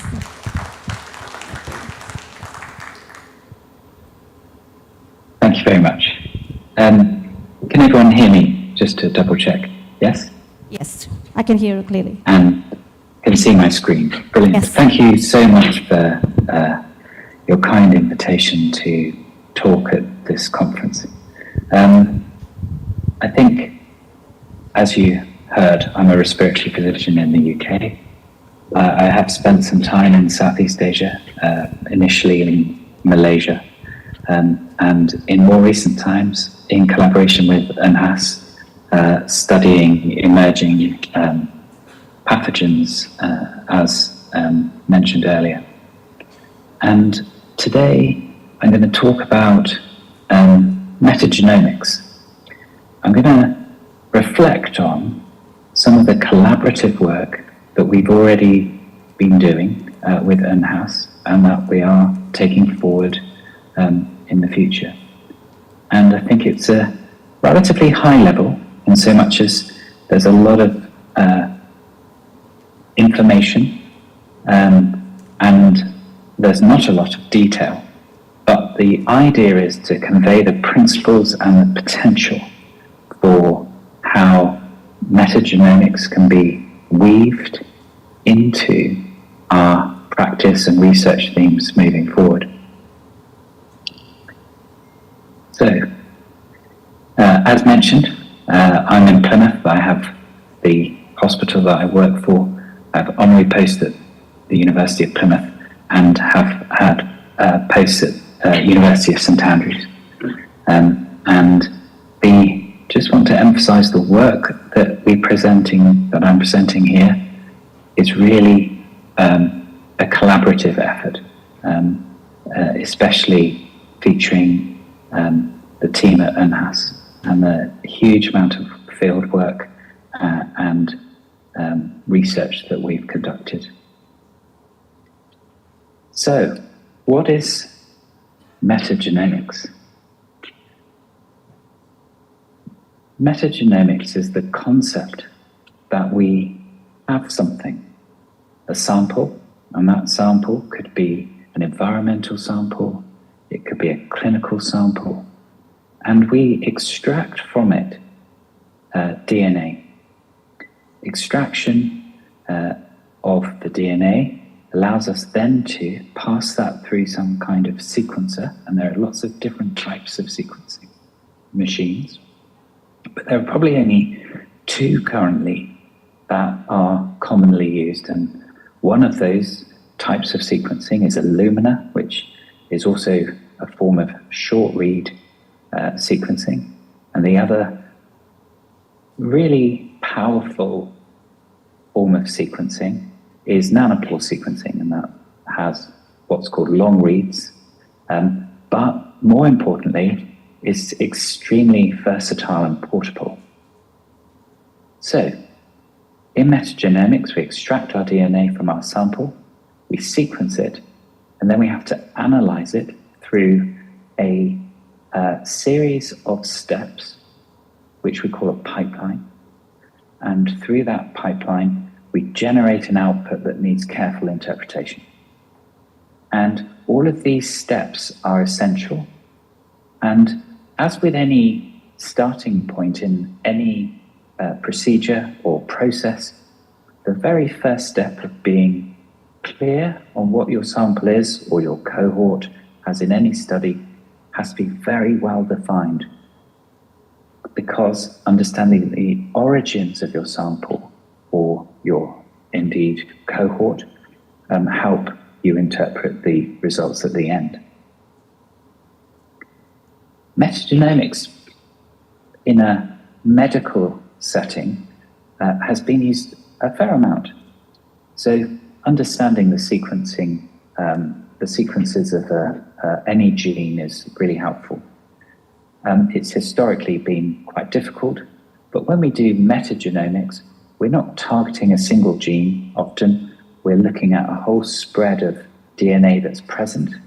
And a good example of that and used commonly is in understanding the microbiome. So how, for instance, the collection and range of bacteria are represented in an environment, and gut flora is a classic example, whereby you can do shotgun metagenomics, you can understand the composition and spread of bacteria, and then you can correlate it across health conditions. For instance, obesity, diabetes, neurological dysfunction. And you can start to look for patterns and then try and understand more about what's going on. You have to be careful with the interpretation, and actually that's one of the important learnings from the collaborative work that we have previously done. Because in metagenomics, you're not necessarily restricting yourself like you might be with PCR, where in PCR you select very carefully a pair of primers or a set of primers to target very specific genes in specific bacteria or viruses or parasites. You don't have that restriction when you're sequencing. And so you're able to take your sample, extract the DNA, sequence it in an unbiased or agnostic way, and then from that, you can pull out parts of that DNA that represent relevant areas. And that might be, is this a bacteria? And does that bacteria confer a gene that we know has antimicrobial resistance? And there's a lot of work at the moment on that. Similarly, you may have a situation where you have an outbreak, and classically demonstrated during COVID about how strains are changing. And in TB, you can use it to understand which cases may be connected to help inform on public health intervention. And the quality of your extraction, your interpretation and pipeline of the sequencing, and how you then do your comparisons are all crucial in how you go on to interpret that.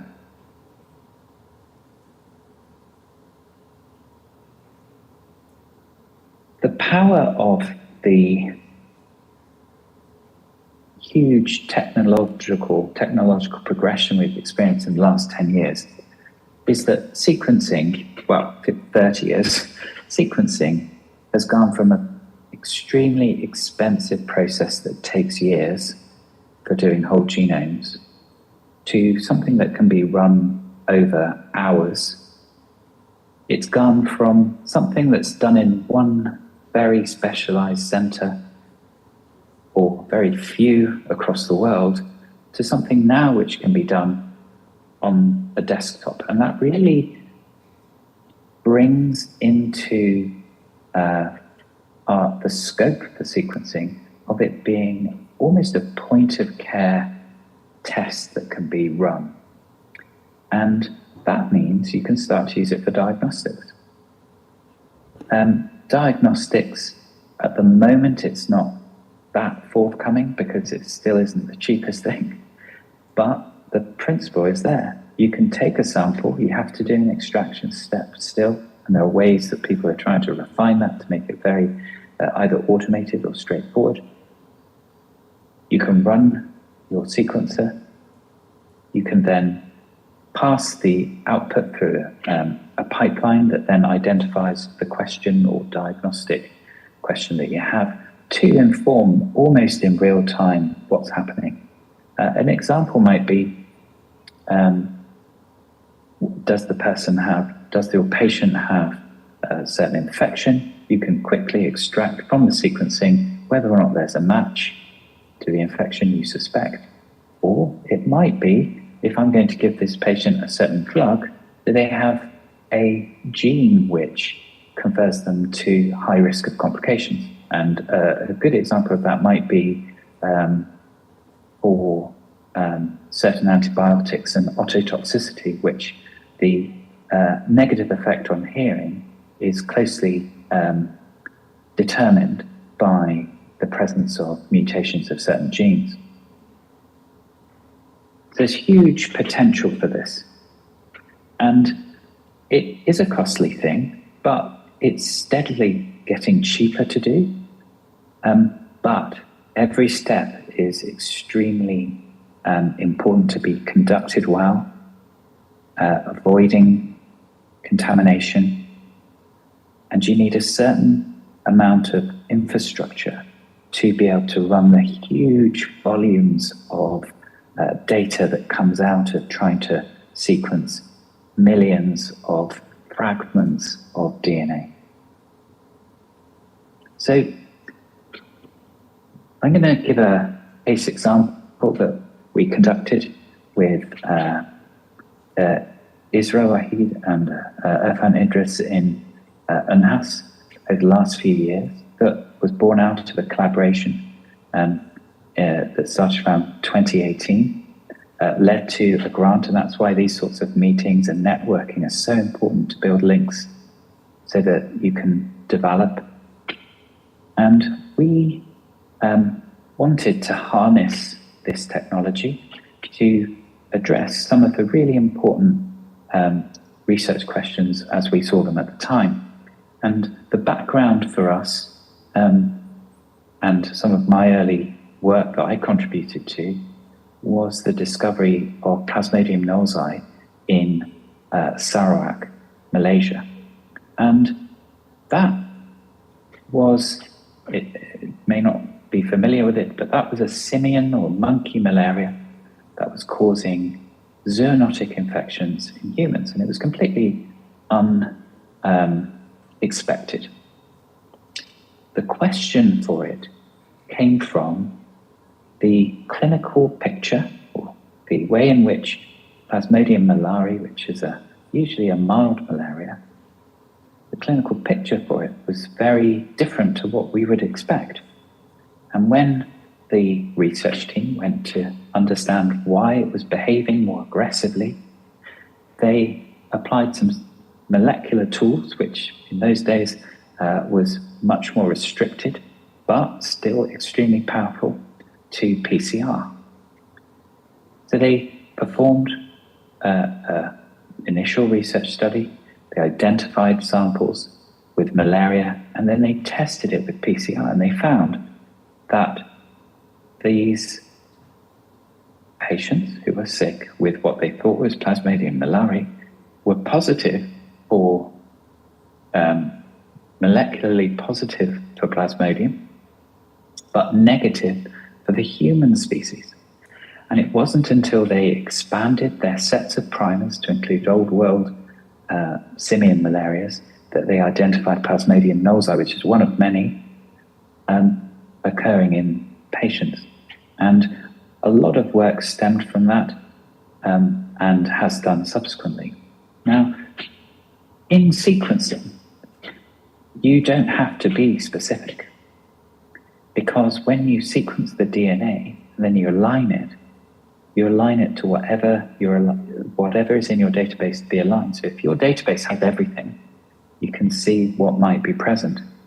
However, unlike PCR, there's no amplification step in shotgun metagenomics. You can do amplification steps, but if you don't know what you're looking for, you don't know what to amplify. So out of that background of there being zoonotic malarias in the region, because it's not a huge distance away, and with Sulawesi having its own group of indigenous macaques, just as Malaysia has long-tailed macaques and pigtail macaques, we thought it would be an important question to use malaria at the center of a research question about what could be emerging in forest fringe communities that pose a health risk. And could we use metagenomics to inform on that? So our plan at the time was to sample people, so cross-sectional survey, to understand the macaques and what potential pathogens they were carrying, and also understand the vectors. The term for that that we use, or is commonly used now, is xenosurveillance. So that's the idea that you can look at vectors to not only understand their species and what diseases they're associated with, but specifically, are they carrying any diseases? And the idea of exploiting next generation sequencing and metagenomics is very appealing. And so that was part of our question. We also wanted not just to get samples, take them back to the UK and process them. We really wanted to build strength, particularly in HANAS, to be able to deliver this. And this is still ongoing work, and hopefully will become even stronger in the future. So, in our research question, we asked ourselves, we think that forest fringe communities, people that live sort of in remote areas and live in and amongst the forest, particularly with crossing the forest, say to go to their small farms, they are at risk of some sort of pathogen exchange at zoonotic level. And we know that vectors are very specific in the habitat that they like to live. And so we divided our area into 3 zones, and we targeted mosquitoes in those 3 zones, not peri-urban, but human habitat in forest clearing and in forest, and did some trapping. Mentioned we did our cross-sectional survey, and we did some macaque trapping as well, so that we could sample their blood and then release them. We selected 3 sites that we carefully selected, and we described the topographical locations, and we set up a very neat plan to get it done that COVID slightly scuppered and led to various delays. But still, the team managed to do excellent work. And ultimately, we, across 3 communities, started to understand the burden of disease in those environments. And we were able to sample a reasonable proportion of the population, so they were willing to partake in a study like this, and that's really important to understand patient engagement. A lot of groundwork was done, but ultimately, as a concept, people were willing to engage. We had a good age range, including children, and across our 3 sites, on 2 visits per site, 1 in 4 patients had reported a fever. Most of those were within 30 days, but not within the 7 days of us interviewing them.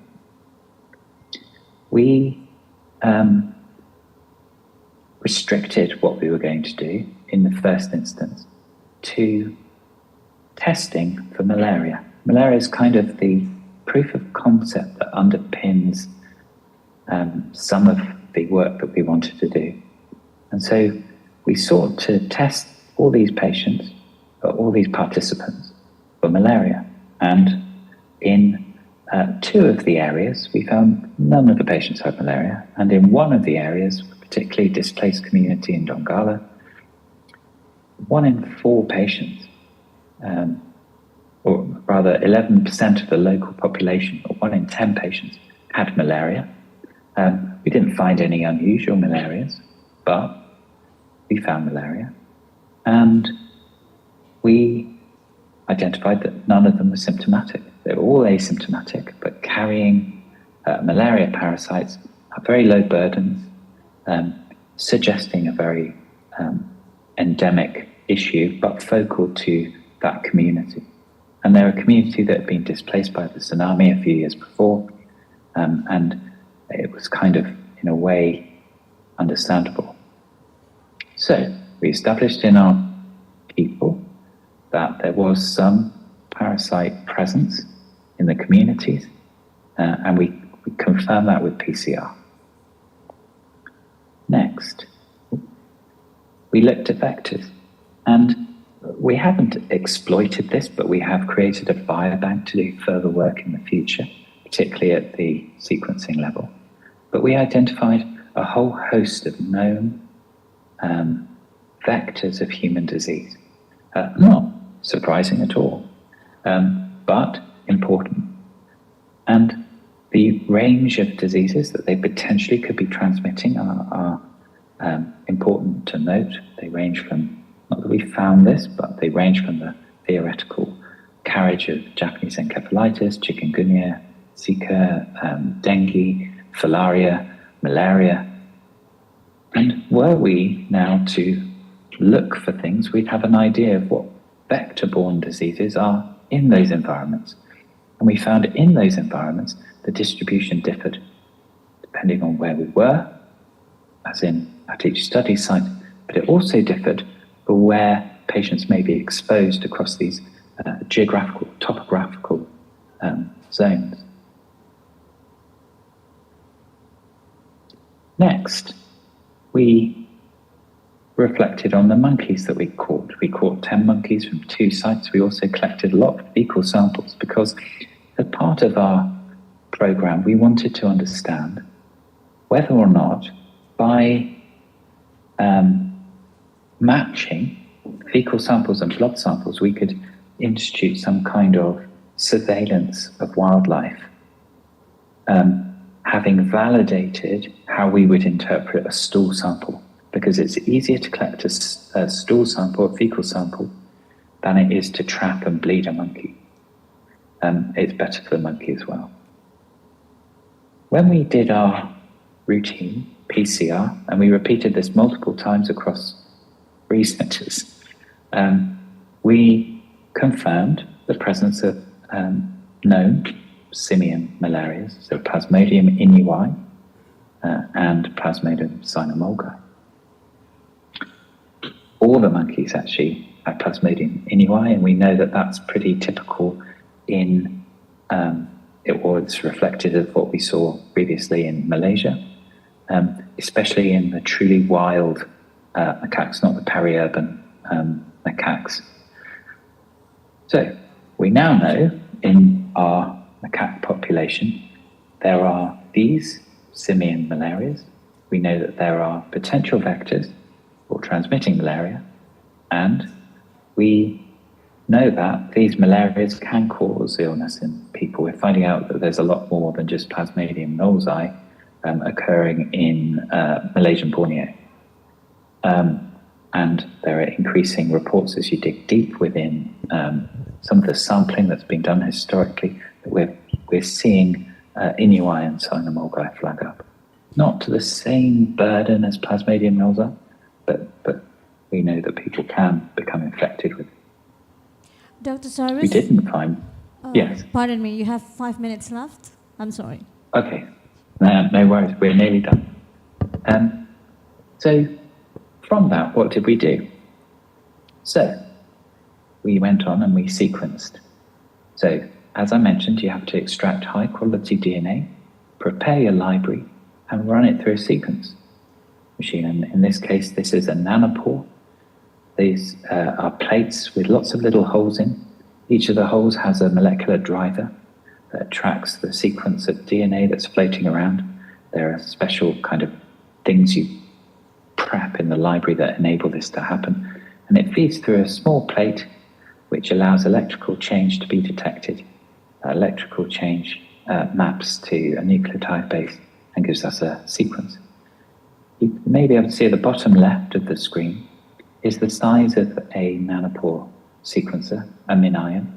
There are much bigger ones, of course, but this just shows you how much potential there is for taking this even into a field or ICOMERS or a secondary care facility.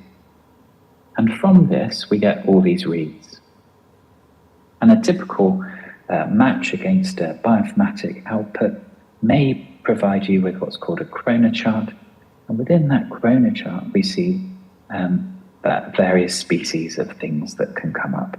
And in this macaque blood sample, this green sliver relates to the presence of plasmodium. In other words, we can demonstrate that although we're not amplifying any of the plasmodia, we're able to detect it, which is it's an important thing. It's a good finding, and but we need to be mindful, because when we blasted that against our database, it told us we had all sorts of species of malaria that weren't necessarily plausible. And malaria gives us an amazing insight into that. So, for instance, Plasmodium berghei is a rodent malaria that's mainly a lab model. So that's not going to be happening in a macaque in Sulawesi. Cottney is a malaria of old world macaques and very plausible as a cynomolgi in Inuai, but we didn't find Cottney on our PCR. So we then took those individual reads and we realized we had contamination. We, with the timely publication about macaques and their origins, were able to insert better host filtering, and we were able to get rid of that signature. But when you look at the output, you can see the majority of the output is very difficult to interpret. The set of graphs on the left show in blue the amount of reads that relate to plasmodium, and it's a very small proportion. And blood, if you think about it, is actually usually sterile. So all of these other reads are really difficult to interpret. We actually fed it through several different pipelines. These names at the top of each of the charts, Bugseq, CZID, and Kraken2 are types of pipelines. When we actually looked at the plasmodia species that were being flagged, there were all sorts, because metagenomics and aligning against the whole genome sequence that had been submitted is not a perfect science. And that's a really important take-home message. It's getting a lot better, but you have to be very careful with how you interpret it. And I guess not be over-ambitious in how you use it. We can change the quality of the reads that we have to make things a bit better, but we lose specificity. We improve specificity, but we reduce sensitivity. And when we look at what's really plausible within it, we can see several proportions of reads that are represented within it. But it varies across pipeline, and it is really important that we understand that as a clinical community as well as a research community.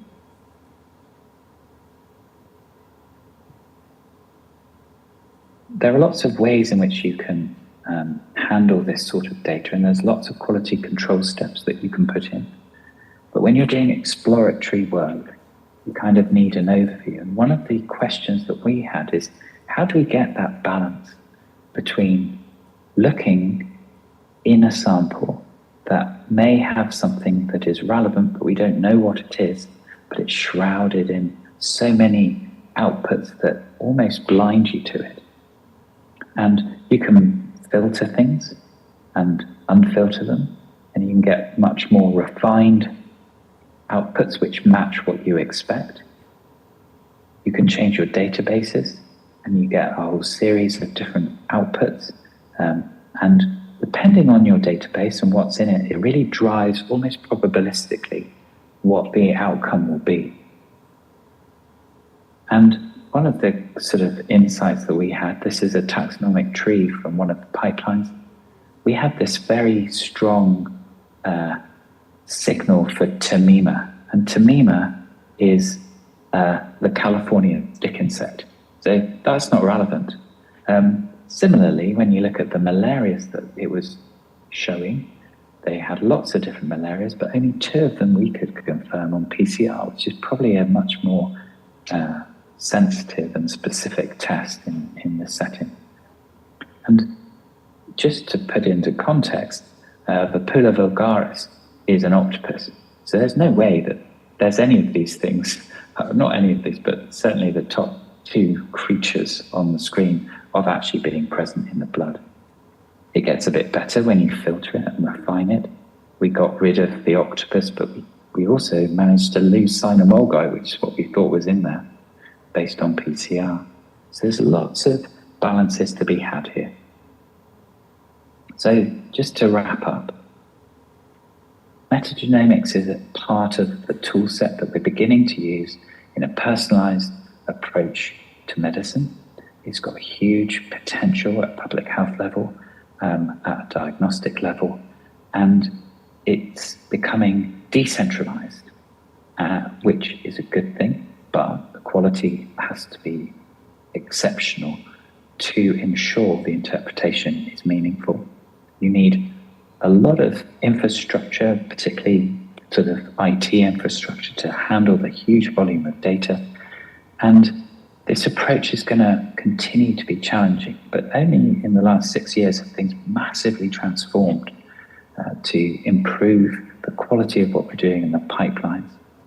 And I guess from our perspective, it's so important that any studies that are done in this field have a really well-characterized clinical pipeline, so that we aren't just doing this randomly, but we're doing this in a very structured way, where you've got well-characterized samples. And the primate malarias are a really good example, giving insight into bioinformatic pipelines, because diseases or pathogens are usually highly host-specific. So in this instance, we wouldn't have known if an E. coli was a bit more of an E. coli that matched something else. But with primate malarias, you know that this isn't from a gorilla in Africa. This is a macaque in Sulawesi. So thank you very much for your time. I just want to make sure everyone is acknowledged, and there's a huge list of our collaborators, and that's what this kind of work takes. It's a huge amount of work required. The communities, local partners, and the university teams. And it's always a pleasure to work with everyone. So thank you very much. Thank you very much, Dr. Cyrus. Thank you very much. Okay, thank you very much, Dr. Cyrus, for such a beautiful presentation. Yes, I used to have master degree in biomedical science, but it's way far now distracted from that kind of study. So I try to understand as much as I can. Still familiar with sequencing and then DNA extraction, but yes, a lot. I think you explained a lot more to it, in a very detailed and thorough way. So it's really an eye-opening for us. So I now invite, we're going to have a discussion session, Dr. Cyrus, for maybe 10-15 minutes. Would that be okay? Yeah. So that's fine. Yeah. Okay. So I invite the participants to ask any question to Dr. Cyrus, anything that can just develop our understanding of what Dr. Cyrus researches. Yes, please. Can you please introduce yourself before proceeding?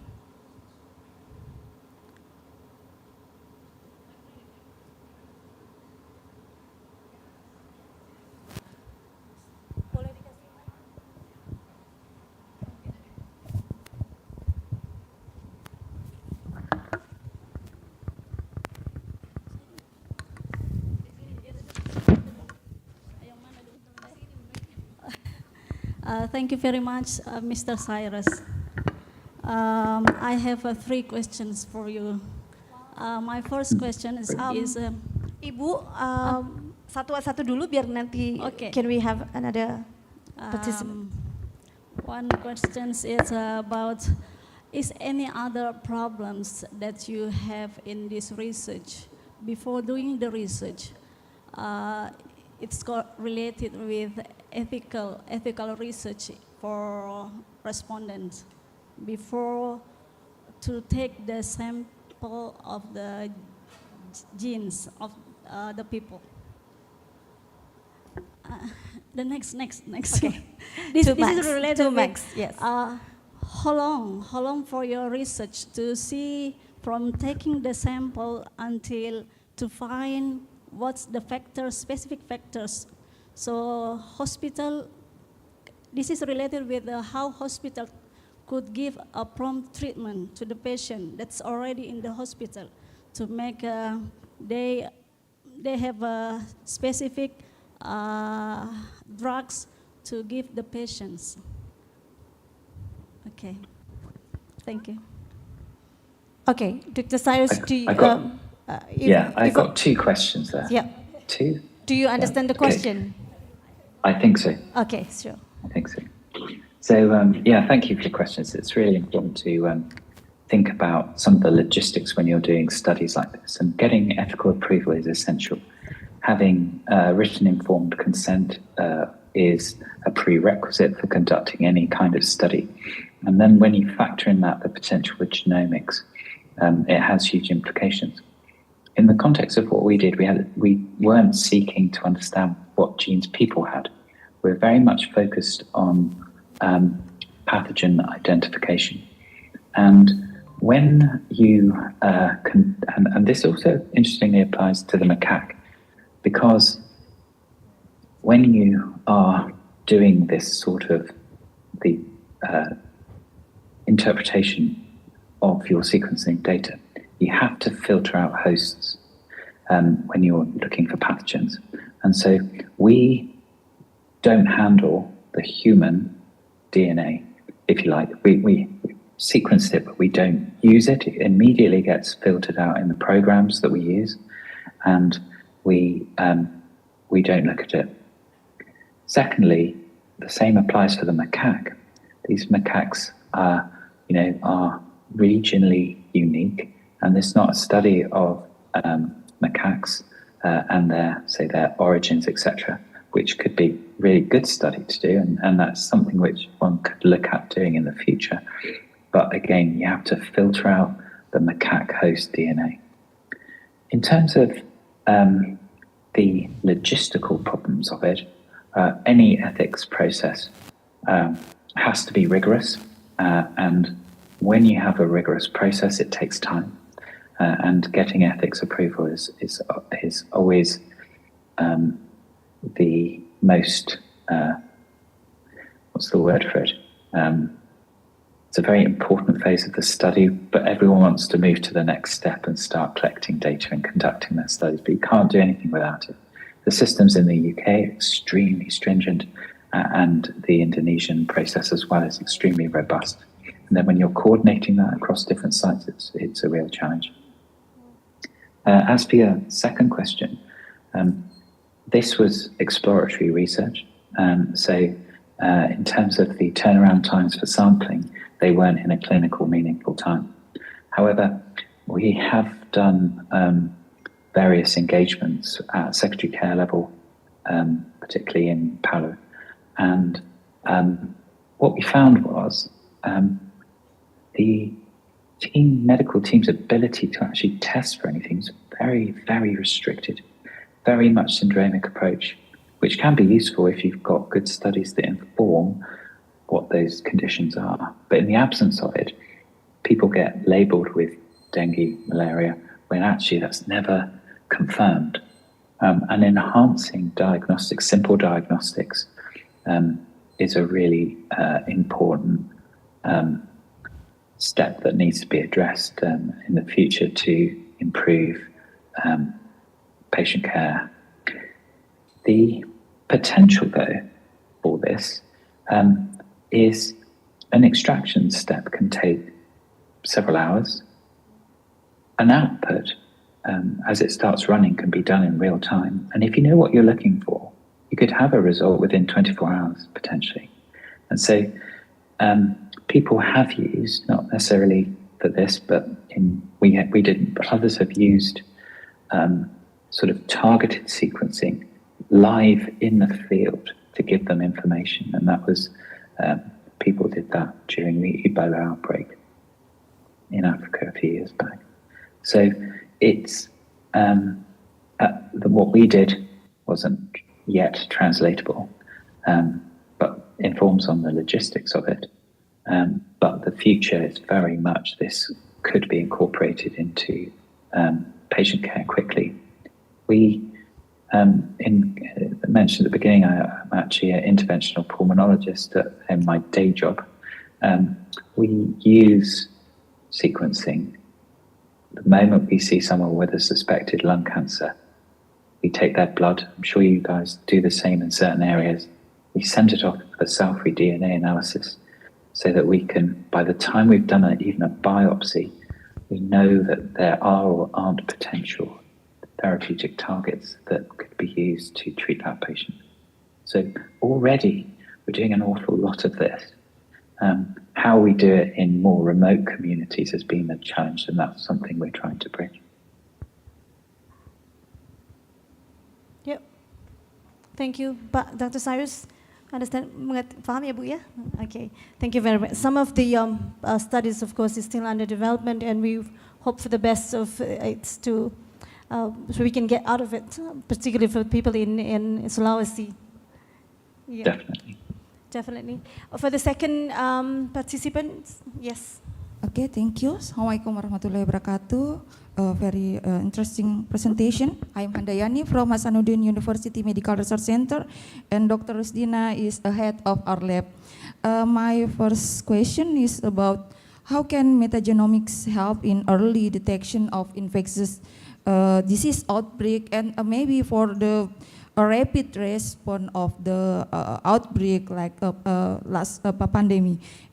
And my second question is, we are doing some research related to the metagenomics and by using the Oxford Nanopore technology platform. From the results, we also get the alpha diversity, and sometimes we do a beta diversity analysis. My question is it a need to get the result to analyze alpha or data analysis to interpretation of the infectious disease? Thank you. Can you just repeat the last part of your second question? I didn't quite catch it. Yes, can you please repeat? The last part of the second question. Okay. I got that you're doing Oxford Nanopore, and you just mentioned something about the interpretation of the biodiversity. Yes. My question is about whether is diagnosing infectious disease, we need to analyze also the interpretation of alpha or beta diversity, or only based on the profile of the metagenomic data to interpret the infectious, to diagnose the infectious disease. That's I mean. Is it clear now? Yeah, so I think the first question, I think the outbreak concept is really important, isn't it? And during COVID, they were doing this to detect strain. And actually, when you have a rough idea of what pathogen you're looking for, it's actually, you can actually do amplification steps. And within those, you can quickly get results. They're very targeted. The amount of data is, that you're handling is much less than, say, shotgun metagenomics, where you've just got every bit of fragment of DNA that you're looking for. When it comes to outbreaks that you're not sure what the cause is, you can be guided by clinical sort of direction. But it's indeed one of the challenges that we, I think, still face is what is pathogenic in your output? There's the stuff you know that might be, but if it's a novel pathogen, is it even in your database to identify it? And so when we're looking at novel outbreaks where something unexpected is happening, actually it's really difficult to sort of pinpoint it. And it's something we struggle with because it may be in a low volume and in a low number of reads, but it may be highly relevant. And because most of the bioinformatics is to do with the probability of it being relevant and determined by the amount of whole genome sequences that are in the database, that can skew what how you interpret things. So our learning from what we did was you have to be really cautious, and you need really clever ways of unpicking the alignments that happen to refine it, remove noise, but not lose low signals that could be highly relevant. In terms of your alpha beta diversity and your profiles, it sort of depends what you're looking for. My, I guess, warning is that when I first looked at our outputs, it seemed to be overwhelming. And a lot of the outputs can be related to sort of KIT, plasmids, phages, like large viruses. And you have to be really careful because they can be misaligned and then push you in the wrong direction. So it is a challenge. It's even more challenging, isn't it, to have the right IT infrastructure and to have a real specialist in bioinformatics, because there are plug-and-play platforms, and we use two of them actually, Bugseek and the Kevin Zuckerberg ID platform, which is actually free. But if you really want to dig deep, you need some really strong bioinformaticians to help you interpret your data. And I think building the capacity and HAS in that field is a priority and has been something that previously in seminars we've tried to help develop an interest in. I hope that sort of answers your questions. Yes. Thank you. Yes. I think it satisfies the one who answered it. It's a very technical and a thorough questions, I guess. I think we should have you here for a workshop session to really explain everything. Okay. I think it's a very good opportunity to ask you for more questions. I'm just looking for another question if they're still available. Okay. Okay. Dr. Cyrus, unfortunately, I think we have the time constraint and we have to stop the discussion at this moment. Thank you very much. Thank you very much for your willingness to be participating in this session. Thank you. Why don't we give a big round of applause for Dr. Cyrus. Thank you very much. And then, yes, Dr. Cyrus. Thank you very much. We hope to see you in Makassar. I'll be there soon, I'm sure. Okay. So, Dr. Cyrus, you're still there? We have the certificate of appreciation for your participations in this conference. We'd like to convey our greatest appreciation for you to be willing to take part in this. Thank you very much. And of course, I think it's such a sacrifice for you, because you have to wake, what time do you wake for just this specific occasion? Maybe that's the first time ever you've awakened at such early morning. Thank you very much. Thank you very much again. Thank you. Once again, it was a pleasure. Yeah, big round of applause for Dr. Cyrus. Thank you very much. I think that's the end of my session as moderator for this conference. We're going to proceed with the next session with another speakers. Thank you very much. Assalamualaikum warahmatullahi wabarakatuh. Waalaikumsalam warahmatullahi wabarakatuh. Please give a big round of applause for our moderator and speakers. Very insightful and inspiring session. Before we move on to the next session, sepertinya saya harus ngecek spiritnya dulu siang hari ini, boleh? Boleh nggak? So, when I mention ICOMERS 2025, you should reply with from lab to community.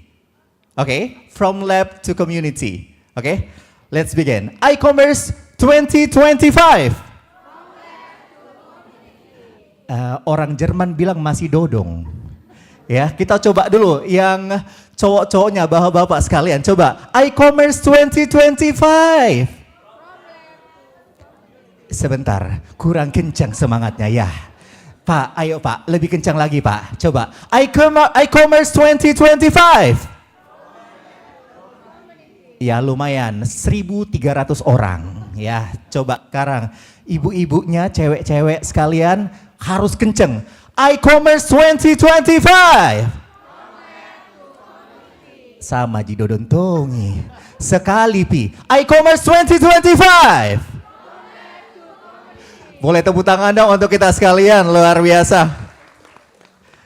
Okay, let's move on to our next session. I will read the CV for our next moderator.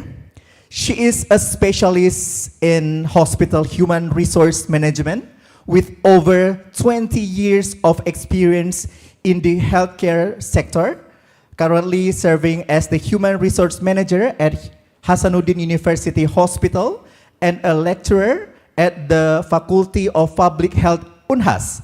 Holds a doctorate in public health from Unhas and Master of Art in Hospital Management from the University of Leeds. Actively participate in national and international training programs and conference and hold professional certificates in human resource management and scientific writing. Engage in various research projects focusing on employee engagement and hospital service quality improvement. So now we give a big round of applause for our next moderator, Dr. Nur Arifa SKM M Arts.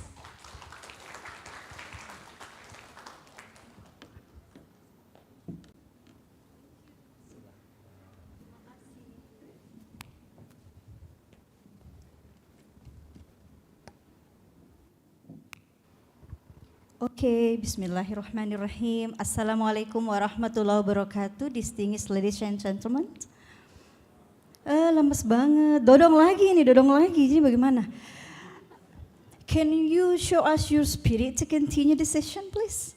Assalamualaikum warahmatullahi wabarakatuh. Alhamdulillah. Thank you very much. So this is a great honor for me to moderate the session, the third and the fourth session for today.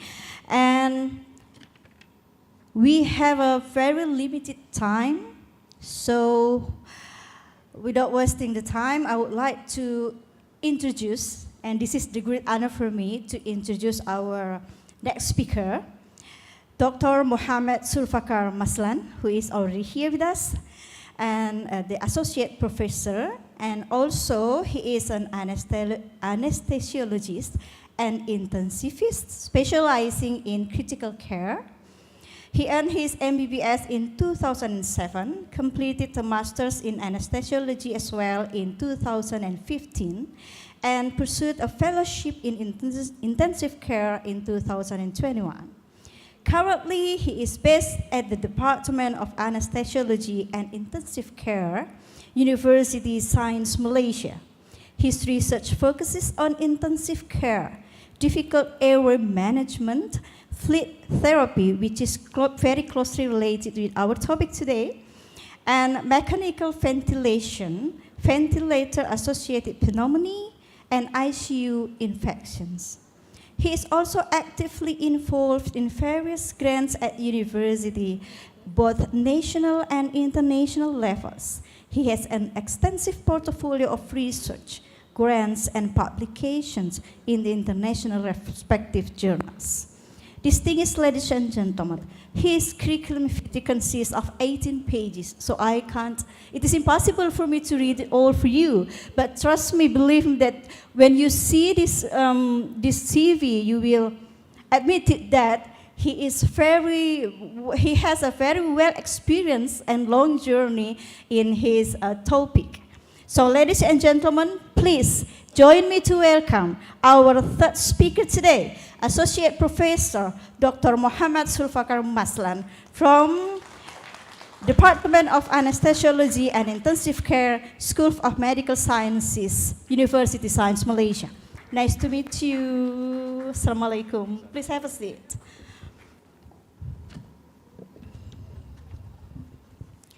Okay, so the topic will be the fluid management in critically ill patient. When is it enough? So now the big question now at the third session is, when is enough? Is enough. But we are not talking about money. We are talking about the fluid. So, ladies and gentlemen, Mr. Professor Sulfakar, can I call you? Yeah, you can call okay. me any. Professor Sulfakar, the floor is yours, please. Okay, thank you very much, Madam Chairperson, and thank you very much to UNHAS organizing committee, especially Dr. Rusdina, I think, who are contacting me for the past, I think last week, try to arrange me here, and I am very honored to be here. I think this is the first time I'm here, and 3 hours fly from Kuala Lumpur, and prior to that 1 hour from my state, Kelantan, so it's about 4 hours journey. Actually, I just come back from the Dubai conference for 1 week there, and then after I landed in Kota Baru on Thursday, on Friday, then I start to fly again here.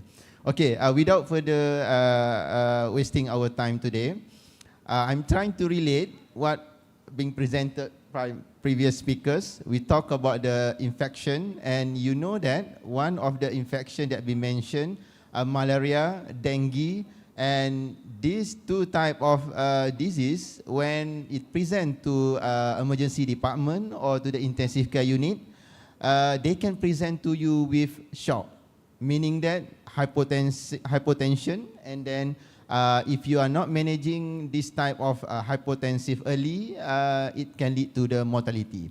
Okay, before we move to the next slide, may I know how many of you here involved in emergency department, anesthesia, or in ICU? Can you just raise up your hand? How many of you? I just want to know how many clinicians here, how many laboratories here, how many administrators here, so that I can inline my talk so that all of you will not feel boring. If not, maybe what you're talking about, what I'm talking about, right? So how many of you clinician here? Maybe can you raise up your hand? Clinician means someone that in the emergency, in ICU, that manage the patient. How many of you? How Medical many of staffs? you? Medical staff. I think lots of. Okay. Is it all? Is it all? Only 5? Resident. How many resident here? Resident. How many COAS here? COAS. COAS is undergraduate, right? Undergraduate Yes, doctors, undergraduate, yeah? yes. How many? How many doctors here? How many doctors? 1, 2, 3, 4, 5. So maybe around 20 plus only, right? In this Yes. hall that managing the patient, right? So I hope the rest of you maybe, I don't know, you can follow or not, because this is something to do with the management in intensive care unit or in the emergency department. Okay, let's move to the next slide. Okay, when we talk about the fluid, this is the main major indication why the doctors in ICU or in the hospital or in the emergency department, the reason that they give a fluid to the patient. So among the commoners is actually nutrition, medication, maintenance. But when you receive the patient, usually the first that you do is to give the fluid for resuscitation when the patient indicated, right? But bear in mind, actually, the resuscitation is only contribute to only 6% only, actually. The rest is about the maintenance that you give after that, and then the medication as well as the nutrition. So why it is very important to know that? Because I just want to highlight to you that along the way, you have to manage the fluid properly, because fluid excess can lead to the mortality according to the studies. Okay, please, next. You know that when the patient receives in the emergency department or in the ICU, when the blood pressure is low because of the infectious diseases, for example, any bacteria, viruses, COVID, any malaria or dengue parasites, they can present with the sepsis, and they can present with the cardiogenic shock whenever there is a fluid in the cardiac, for example, malaria especially. They can cause pleural effusion, and this can lead to the shock. And this type of shock, not necessarily we have to give the fluid. So we have to remove the fluid. But in general, if the patient presented to hospital with the kind of sepsis shock, we have to give the fluid around 30 ml per kilo of crystalloid within the first 3 hours. But remember, this one size does not fit all, meaning that not necessary all the patient you have to give 30 ml per kilo. Sometimes you give only 10 ml, sometimes 15 ml, but you assess the patient regularly. And the target is that you have to aim for the mean arterial pressure of 65. And when you achieve this target, you can start to slow down your fluid and look at what are the other factors that contribute to the shock. Okay, next. What about the maintenance? I'm sure that before you decided for the maintenance, as I mentioned before, resuscitation only constitute to about 6%. So the rest is about 20% maintenance. In my center, I do not practice giving the maintenance, especially in ICU. So why? Because when you give maintenance, when you start maintenance, you don't off. Because the doctors in the morning start, and then the doctors in the afternoon just continue. The doctors in the evening also continue the same. So end up a cumulative fluid balance to the patient, and this is not good. But in the circumstances that very busy, you are on call, you are the only person in charge in the ICU or emergency department, you have a lot of referral.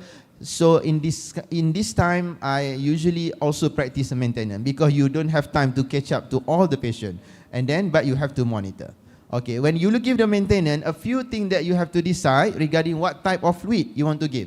We have crystalloid, balanced crystalloid, colloid, and the content inside the fluid.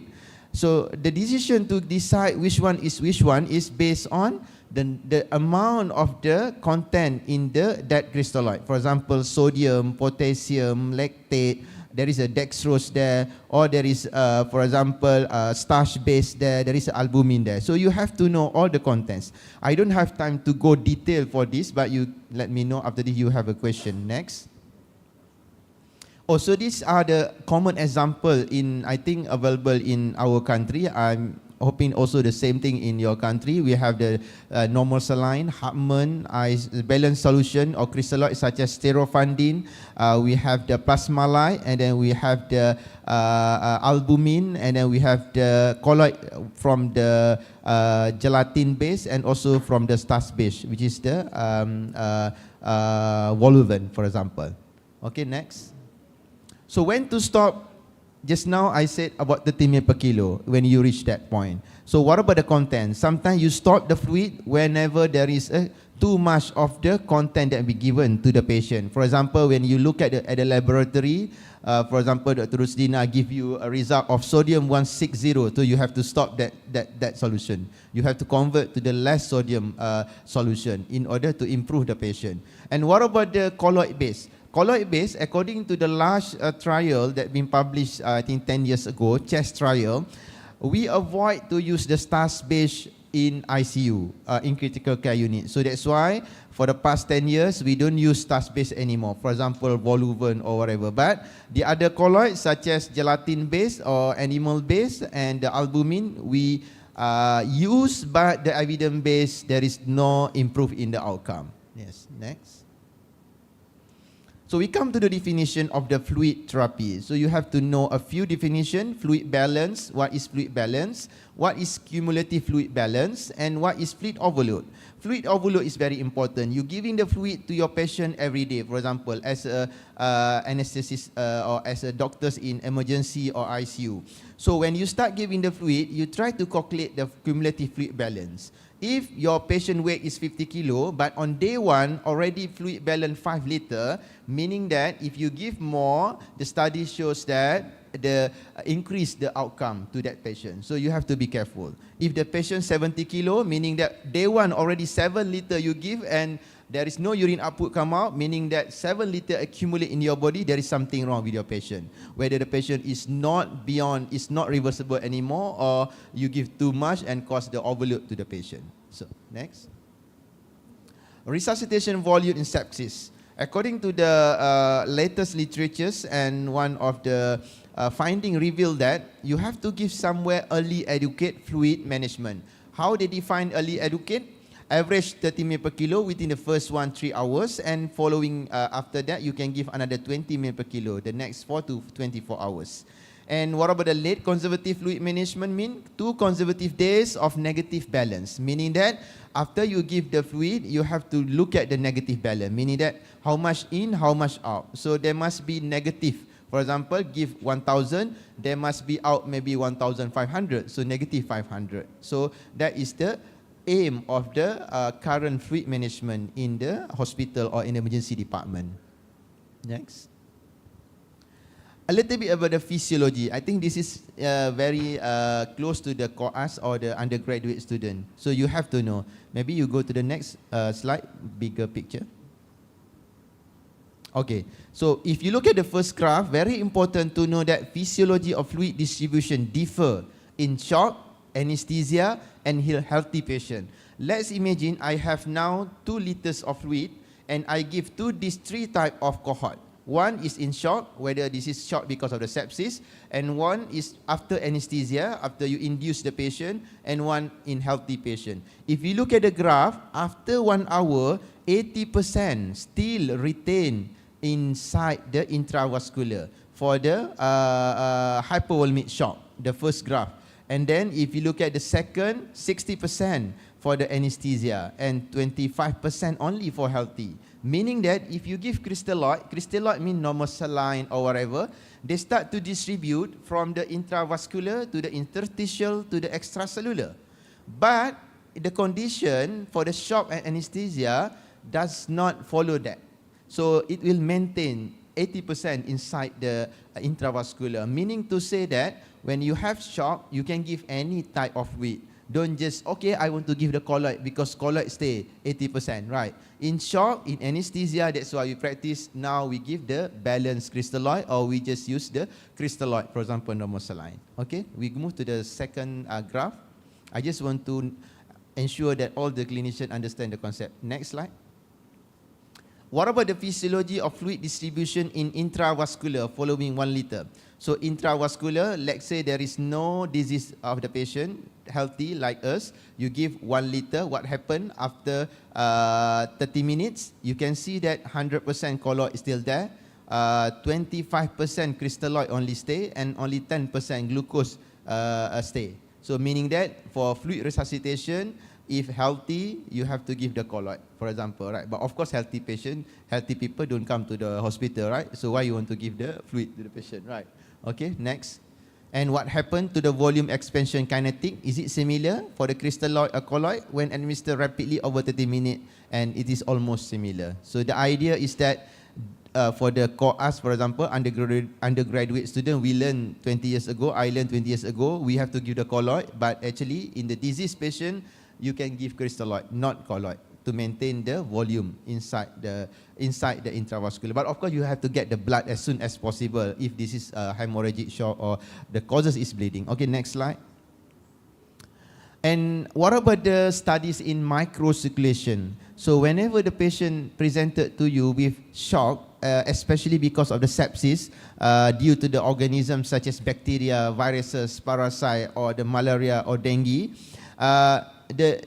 when you have the microscope in the lab and when you look at the intravascular layer of our vessel, actually because of the interleukin, IL-1, IL-10, TNF, according to this literature, it will induce glycocalyc degradation. So if you can compare both of the graph, the one that intact glycocalyc, the one that do not intact glycocalyc. So whenever this patient presented to us in emergency or in the hospital or in the ICU and we have to manage this, we have to bear in mind that excessive fluid actually can cause degradation more to our glycocalyx. So when there is more degradation of glycocalyc, it will increase more permeability and you give the fluid will enter to the body and then cause more edema, right? But according to the study, fresh frozen plasma or albumin fluid resuscitation cause less glycocalyc degradation. So when they analyze or look at the microscope, one cohort giving this, one cohort giving this fluid. But bear in mind, this is an animal study. They don't test in the human yet. They test on the animal. But something that we can explore. Okay, next. So when it is enough, many just in simple, whenever we achieve the target, which is the improved hyperperfusion. So how do you measure improved hyperperfusion? There is a lot of parameters. As a clinician, maybe you look at the urine output, you look at the CRT, or you have any advanced monitoring. You can look at all the parameters, right? Because the aim is that to ensure that our fluid reach to our tissue, our cell, right? Okay, next. And bear in mind, not all hypotension or not all that BP lowish when presented to us in hospital or emergency department that require fluid. Okay, next. Distributive shock. Of course, if you look at you have the echocardiography at the bedside as an anesthetist or doctors in emergency, you have to know about point of care or focus ultrasound. You have to learn how to do it. Then if you look at this echocardiography that been performed by us, anesthetists or emergency department specialists, if you see this kind of cases, you will find that maybe this is because of the septic shock, because of maybe there is a vegetation there or whatever, right? And fluid is required in septic shock. What about next?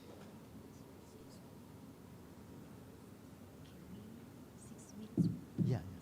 Oh yeah. Okay. Okay. Next, this is another example of the next slide. And this is cardiogenic shock also, which is something that you have to be careful not to give the fluid, because if you give too much, because of the cardiac, is not good, right? Next. Obstructive shock. This is, for example, plasmodium infection cause the pleural effusion in your heart and causing the heart cannot expand and will cause presented with a shock also. Next.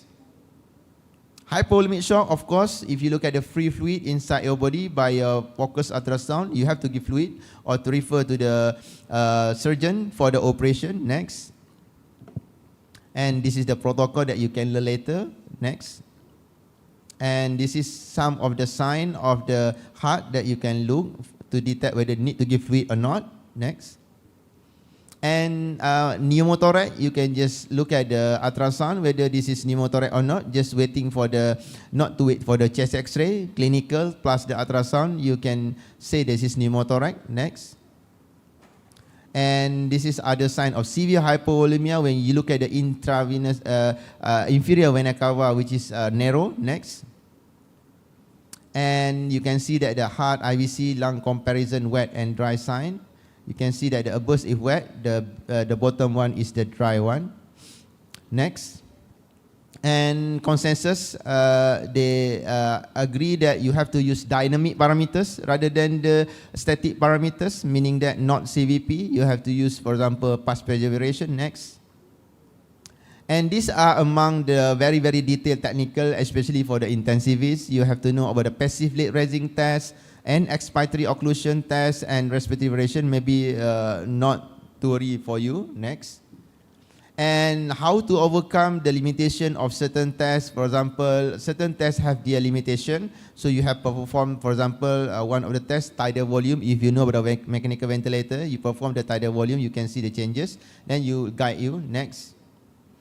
And according to the latest trial, ARISE processes promises early goal-directed therapy actually did not reduce all-cause mortality. All the 3 trials give average fluid 20 to 40 ml per kilo. Next. Next slide. Yeah, the question is it all the patient in septic shock caused by infectious diseases lost 2 liters of fluid that you need to give to 30 ml per kilo? Actually, we don't know. So how many of them fluid responded within the first 3 hours? That's very important. And you look at the clinical sign of excessive fluid resuscitation. All the above signs might be useful to guide you for fluid resuscitation. Next. And according to the Professor Glenn Hernandez from the Brazil, fluid resuscitation in sepsis, when it is enough, you can just monitor by capillary refill time, less than 3 seconds, which is maybe if you don't have lactate or you don't have any other parameters. And if you look at the graph by that professor, how many of them are fluid responders? You can see that within 0 to 8 hours following the initial 30 ml per kilo, only 57%. Then after that, subsequent become 3 to 20% only. Next. Next slide. So this is very detailed about the VTI, if you want to know. Next. Also very detailed. Next slide. I don't think that you want to know about this. Next. Because I have another 3 minutes more, so I have to run.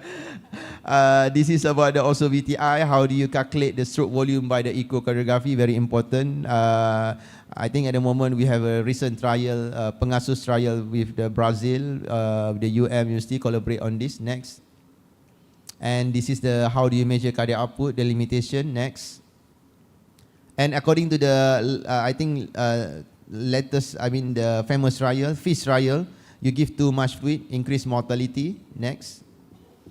Is it restrictive or liberal? You can answer there is not much insufficient evidence to make a recommendation. Next, I think I have crystalloid or colloid. I mentioned just now, crystalloid is the first of choice. If you don't have, also colloid, but not starch-based colloid. Next. And as I mentioned earlier, in animal study, albumin and FFP, less reduced glycocalyc thickness. Next. And avoid too much fluid, should be given albumin. Yes, we look at a trial. Next trial, Albios trial, did not reveal any mortality, even you give albumin or you give the crystalloid in patient with sepsis. Next, I think 3 to more slide. And yes, next. No difference in saline versus crystalloid in split randomized control trial 2015 and also in another trial, but reduced AKI. Next. Basic trial 3 years ago, large RCT, 11,000 patients, no different in 9 days mortality, whether you give the balance or you give the saline. Next. Yeah, excessive fluid bolus lead to shock, so you have to be careful. This is very important by Paul Merrick, among the famous intensivists. Next. And volume of fluid resuscitation in surgery, for example, sepsis greater than pneumonia. This is one thing that you have to bear in mind. Next. This is Andromeda trial, they use CRT, so alternative to guide fluid resuscitation. Next. And classic trial also no different in 90 days mortality, but they found that early educate and late conservative is one of the appropriate strategies. Next. Clover's trial also aim to determine the impact of the restrictive fluid, meaning that whenever you have the patient, you give fluid, but you start vasopressor straight away, but the finding did not reduce the mortality. Next. So in summary, fluid tolerance, am I going to kill my patient if I give them fluid? So fluid tolerant, you look at the IVC, inferior vena cava, look at the ejection fraction, look at the RV or B line on the ultrasound. If the findings toward against, but so don't give the fluid or give very cautious. Next. So in summary, fluid is a drug. Please treat a fluid is a drug. Please prescribe the dose, duration, de-escalation plan. The indication of fluid are resuscitation, maintenance, replacement, nutrition, and medication. Fluid creep is very important. And fluid consists of 4 phases: resus, optimize, stabilize, and evacuation.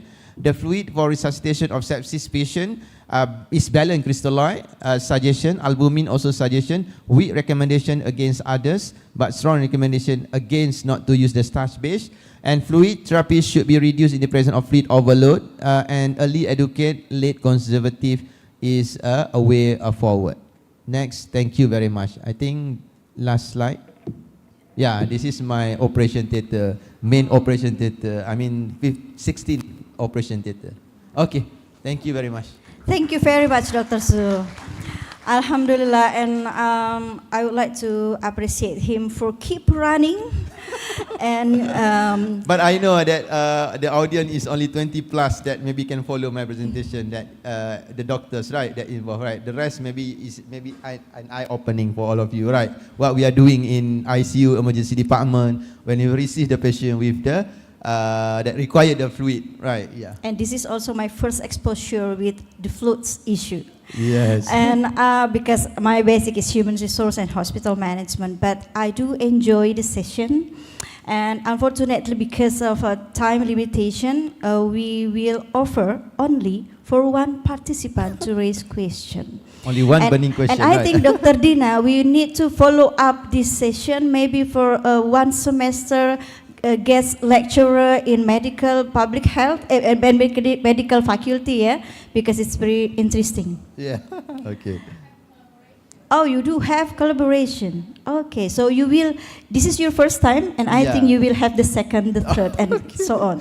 Okay, ladies and gentlemen, anyone want to raise question? Okay, please say your name Introduce and yourself, your affiliation, yeah? Do we have a mic for her? Okay. Okay, Assalamualaikum warahmatullahi wabarakatuh. Thank you for the opportunity. My name is Yus Prasi. I'm now continuing my education in Hasanuddin University on Department Anesthesiology, Intensive Care and Pain Management. I would like to ask you 2 questions if you don't mind. The first question is, how do we balance the risk of fluid overload with the need for tissue perfusion, especially in patients with cardiac dysfunction or renal failure? And the second is, it was mentioned on your presentation that crystalloid cause glycocalyx degradation and increase the microvascular permeability.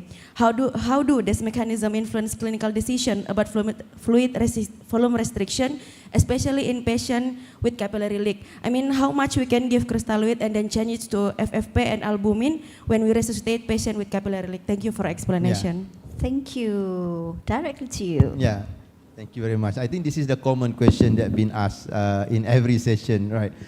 As a clinician, as a doctor's practice in emergency department, in ICU, we cannot run away that when we receive the patient, they also come with a lot of diseases. Acute kidney injury, no urine. When we scan the heart also pumping like this. And then at the same time, blood pressure is low. And then we want to give the fluid. And the question from our guest just now, that from our doctors, how can I decide to give what amount, right? So actually, to tell you the truth, I don't know also how much you want to give, right? So the most important thing is that, as I highlighted just now, we try to follow the international standard guideline. Though for the sepsis campaign just now, they put 30 ml as what we call the highest that you can give. But doesn't mean that you have to give 30 ml, right? Maybe 10 ml per kilo, maybe 5 ml per kilo, but you have to be careful. What is your target? The target that we mentioned in the guideline is you have to reach certain mean arterial pressure. So mean arterial pressure that we want is 65, right? So maybe by giving just 5 ml per kilo, you achieve that. But if you don't achieve that, you have to remember, in my slide just now, we have many causes of shock. It's not only because of the hypovolemic shock or because of distributive shock. Maybe at that time you are dealing with the obstructive shock, or maybe at that time you are dealing with anaphylactic shock. So you have to give the vasopressor early. For example, if you are dealing with distributive shock, you have to start to initiate noradrenaline as a first line. But if you are dealing with anaphylactic shock, you have to start adrenaline, not noradrenaline, right? If you are dealing with obstructive shock, you have to start the inotrope, dobutamine or dopamine, right? And then if this is a fluid inside the heart, you have to refer to cardiologist to perform the emergency, for example, remove pericardial stensis. If the pneumothorax, you yourself anesthetic, you can perform immediately. So the question, how much to decide? So make sure that you exclude life-threatening condition first, and if it is confirmed that it is because of distributive shock, because of the sepsis, so the answer is you give gradually 5 ml per kilo, and then you have whatever tool that you have. If you have ultrasound, you monitor the IVC, you monitor the echocardiography, you monitor the left ventricular volume. If you have the advanced monitor, you can use the pulse pressure variation, can have everything. If you have the a mechanical ventilator and you are expert, you can use pulse pressure variation, and expiratory oxygen. There are a lot of tests that been recommended now is dynamic test, not the static test. But at the end of the day, you must aim that the lactate or the CRP in your backside. If you don't have lactate, just try to press your digit. Is it 3 seconds or not? According to the latest trial, doesn't make difference, lactate or you all use the traditional way of assessing fluid achieve or not to the tissue. The aim is to achieve the fluid to the tissue. So to achieve that, you have to aim mean arterial pressure 65. If not, without the fluid, you have to start the vasopressor. But you have to remember, at what stage, I have been managing a few patients that we call it vasoplegia. Vasoplegia meaning that there are a lot of nitric oxide inside the vessel. You can't give vasopressor. You give also up to the very maximum. Still, if you have the advanced monitor, you look at the systemic vascular resistance index by the Minray, also by the cardiac output, right? So very low SVRI. Normal, for example, 2000. In this type of patient, for example, pancreatitis or in the state of dengue that already late or sepsis that already late. So actually that time beyond early, irreversible. You have to call the family. I think I can't help you anymore. Because maybe the one that can help, maybe if you are in the center of advance, maybe you can do the ECMO or whatever, right? I have a patient last week that my neighbor, just 50 years old, come to the hospital and was informed by the husband, right? When I look at the patient, okay, need to intubate, already pH 6.9, right? And then when we intubate, we give the fluid, but does not respond. The keep on lowering the blood pressure, right? And we look at the lactate keep on increasing up to 20. But when we scan, we look at patient got the cirrhosis of the liver, so liver failure. So whenever liver failure, lactate accumulation, so we can't do much, right? So that's my first question. The second question you asked about the, sorry, I forgot the question. About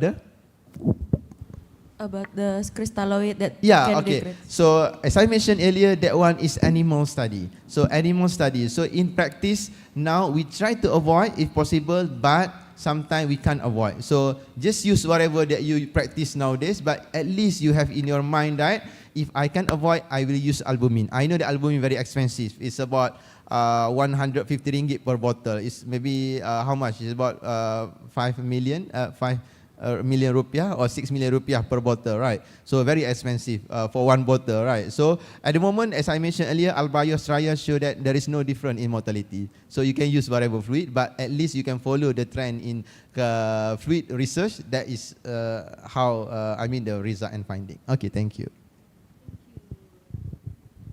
I think it's clear enough and very clear, yeah? It's a very long explanation, alhamdulillah. And ladies and gentlemen, I don't have courage actually to have a conclusion, to deliver conclusion, but as long as what I can catch from the presentation, that it is very important to manage the fluid, because it can lead to mortality. At least, so before deciding about the concentration, how much fluid you will deliver to your patient, please take so many considerations, because either you will kill your patient, you will save them. Yes. Alhamdulillah. Okay, thank you very much. Ladies and gentlemen, please give a big applause for Associate Professor Dr. Muhammad Zulfakar Maslan. Alhamdulillah. Thank you very much. Okay, don't go anywhere. Yeah, we are going to have a certificate of appreciation of this. Okay, Alhamdulillah. We really ran out of time, but hopefully we can manage with Dr. Takdir. I'm sorry, Doc. I think this is, before we're going further, I would like to read the curriculum vitae. But first, please welcome Dr. Andi Muhammad Takdir Musbah, Specialist Anesthesia, Subspecialist MN Consultant. Please have a seat, Doc. Nice to meet you. Okay, so I think all of you know him very well, but it is my duty to read the CV. So it's only the short CV, Doc. So Dr. Takdir sekarang adalah Kepala Pusat Program Studi Dokter Spesialis yang tentu saja sangat closely related dengan Unhas ya, Dok ya. Dan beliau juga sekarang tentu saja dari Departemen Anestesiologi, Intensive Therapy and Pain Management in Medical Faculty of Universitas Hasanuddin. Riwayat pendidikan mulai dari 1999 ya, Dok ya. And he finished his doctoral program in 2015. Okay. So, Dok, kayaknya kita karena ini agak buru-buru, mohon maaf sekali, Dok. Silahkan. Kita kasih tepuk tangan lagi dong satu kali biar semangat ya. Oke, Assalamualaikum warahmatullahi wabarakatuh. Selamat siang dan salam sehat buat kita semua. Ya, saya kira ini kita sangat baik sekali waktunya, waktu lunch time. Ya, kita sudah semuanya mulai ngantuk ini, tapi maybe first I would like to say thanks to the committee and also the Hasanuddin University Hospital for inviting me to participate in this, the second ICOMERS, second ICOMERS, and it's a very interesting because the committee gave me a topic about the pain management and about the holistic approach to patient care. I think that this is a very big issue now in the world about the pain management because there is a big number of patients in pain now. We can find in the hospital, in the community, and also we can find many patients with cancer, and we know that we have so many incidental traffic accident, traumatic, and also the increasing of the disease in degenerative, which is pain, is the one of the complaint of the patient. So I really thanks to the committee because pain management to be a part of this second ICOMERS topic. And I know that the Hasanuddin University Hospital, especially Makassar, is in Indonesia, is one of the big center of pain management. So it's a really important for all of us in Hasanuddin University Hospital to make sure that our pain management will be run well by time. Slide sini ya. Okay. Slide, yeah. Okay, because we are maybe the time is keep running, I try to talk faster, but maybe a little bit faster if we use our mother's language, ya. Okay, now di dunia ini kita ada global burden of pain. Artinya global burden bahwa we are in the world now have a very big responsibility about the pain. Yeah, as I mentioned before that we have a very big and increasing number of pain patients in the world. Every day there is more chronic pain. Every day there is a cancer diagnosis with the pain. Every day we have so many surgical. Especially after COVID, we stop all the operation, all the surgical, and after that we can find many patients in the surgical department. And the big problem now that not all the hospitals have very good concern about the pain management. So actually we have to looking for that because we have to make sure that the pain management in the hospital is very good services. In the world, there is some issue about the fundamental human right for the patient in pain have to treat adequately, because if not the treat, there is so many consequences of them.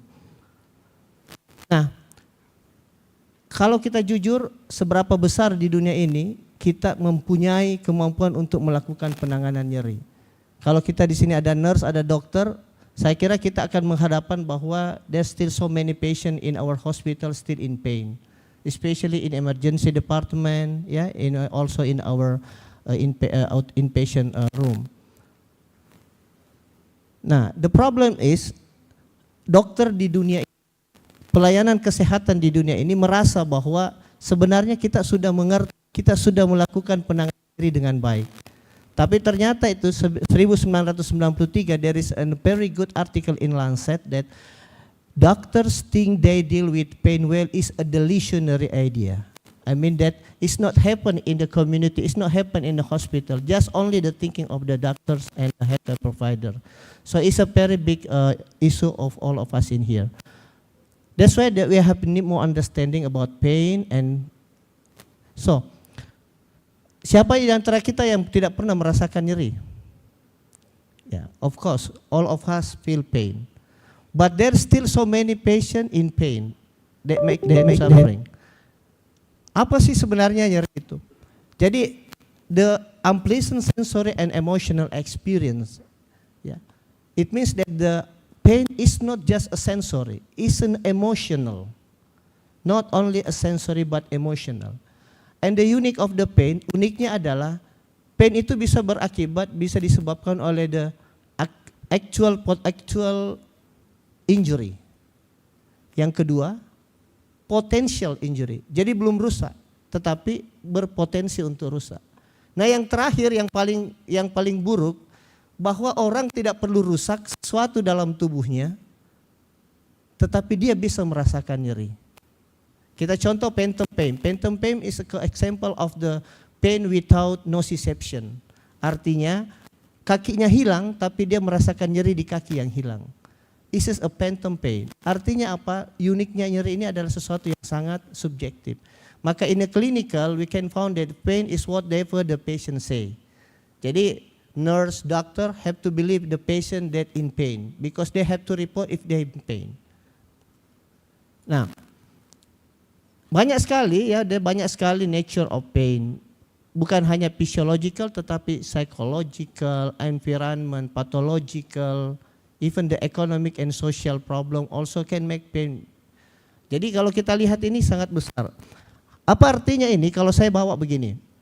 Ini gambar-gambar nyeri saja supaya kita cepat. Ini gambar nyeri, ini gambar yang menggambarkan bahwa nyeri itu membuat manusia menderita. Ya. Nah, ini gambar yang sebelah kanan juga ya, gambar manusia menderita. Sekarang kalau kita lihat yang sebelah kiri, is she in pain? Tetapi there is a nociception, there is an injury, but there is no pain for this patient, for the people. Ini artinya apa? Bahwa we need 300 years to really understand about pain.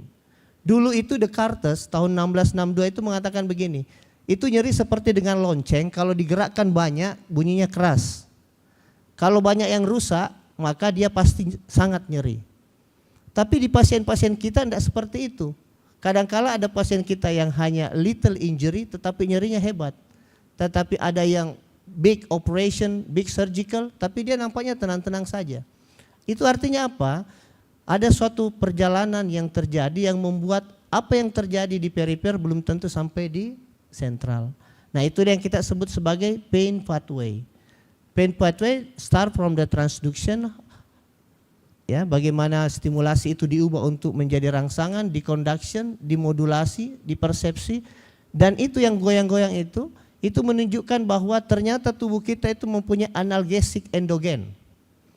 Artinya analgesik yang bisa melawan nyeri yang bisa timbul pada kita.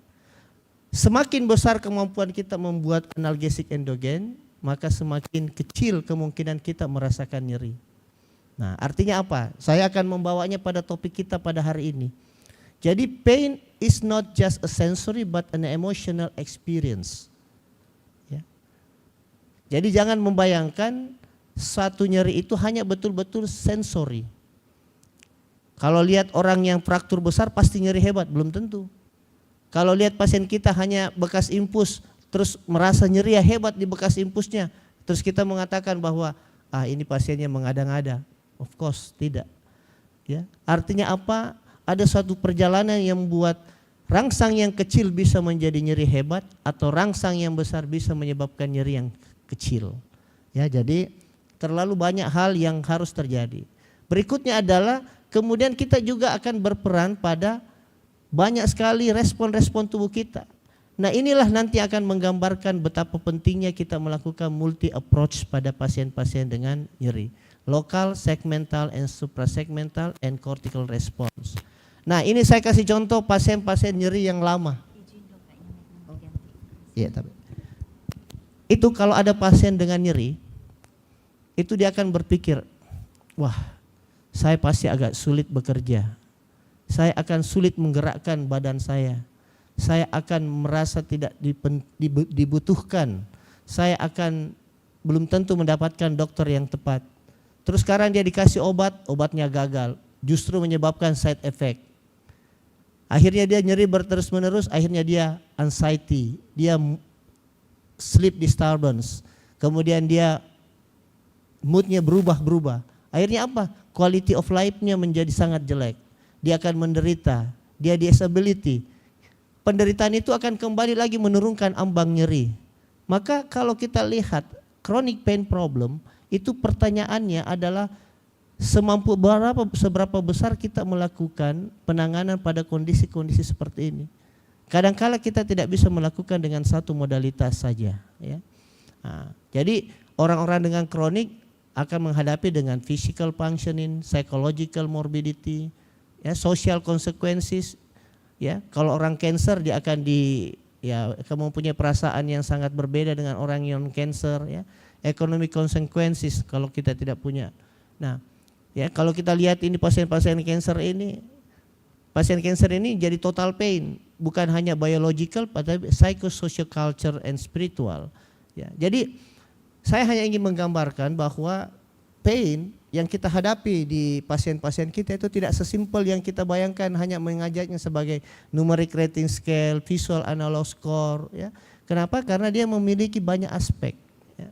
Nah, itulah mengapa approach daripada pain itu sebenarnya harus disesuaikan dengan pain conceptual modelnya. Ada banyak masalah biological yang perlu dilakukan intervensi, ada masalah psychological yang perlu dilakukan intervensi, dan ada social problem that need to be faced. Jadi banyak sekali hal-hal yang harus kita hadapi di dalam menghadapi pasien dengan nyeri. Nah, inilah kira-kira yang kita sebut sebagai multimodal approach of pain. Penanganan nyeri tidak hanya sebatas biological, tetapi harus ada pendekatan psychological, social, bahkan spiritual sebenarnya.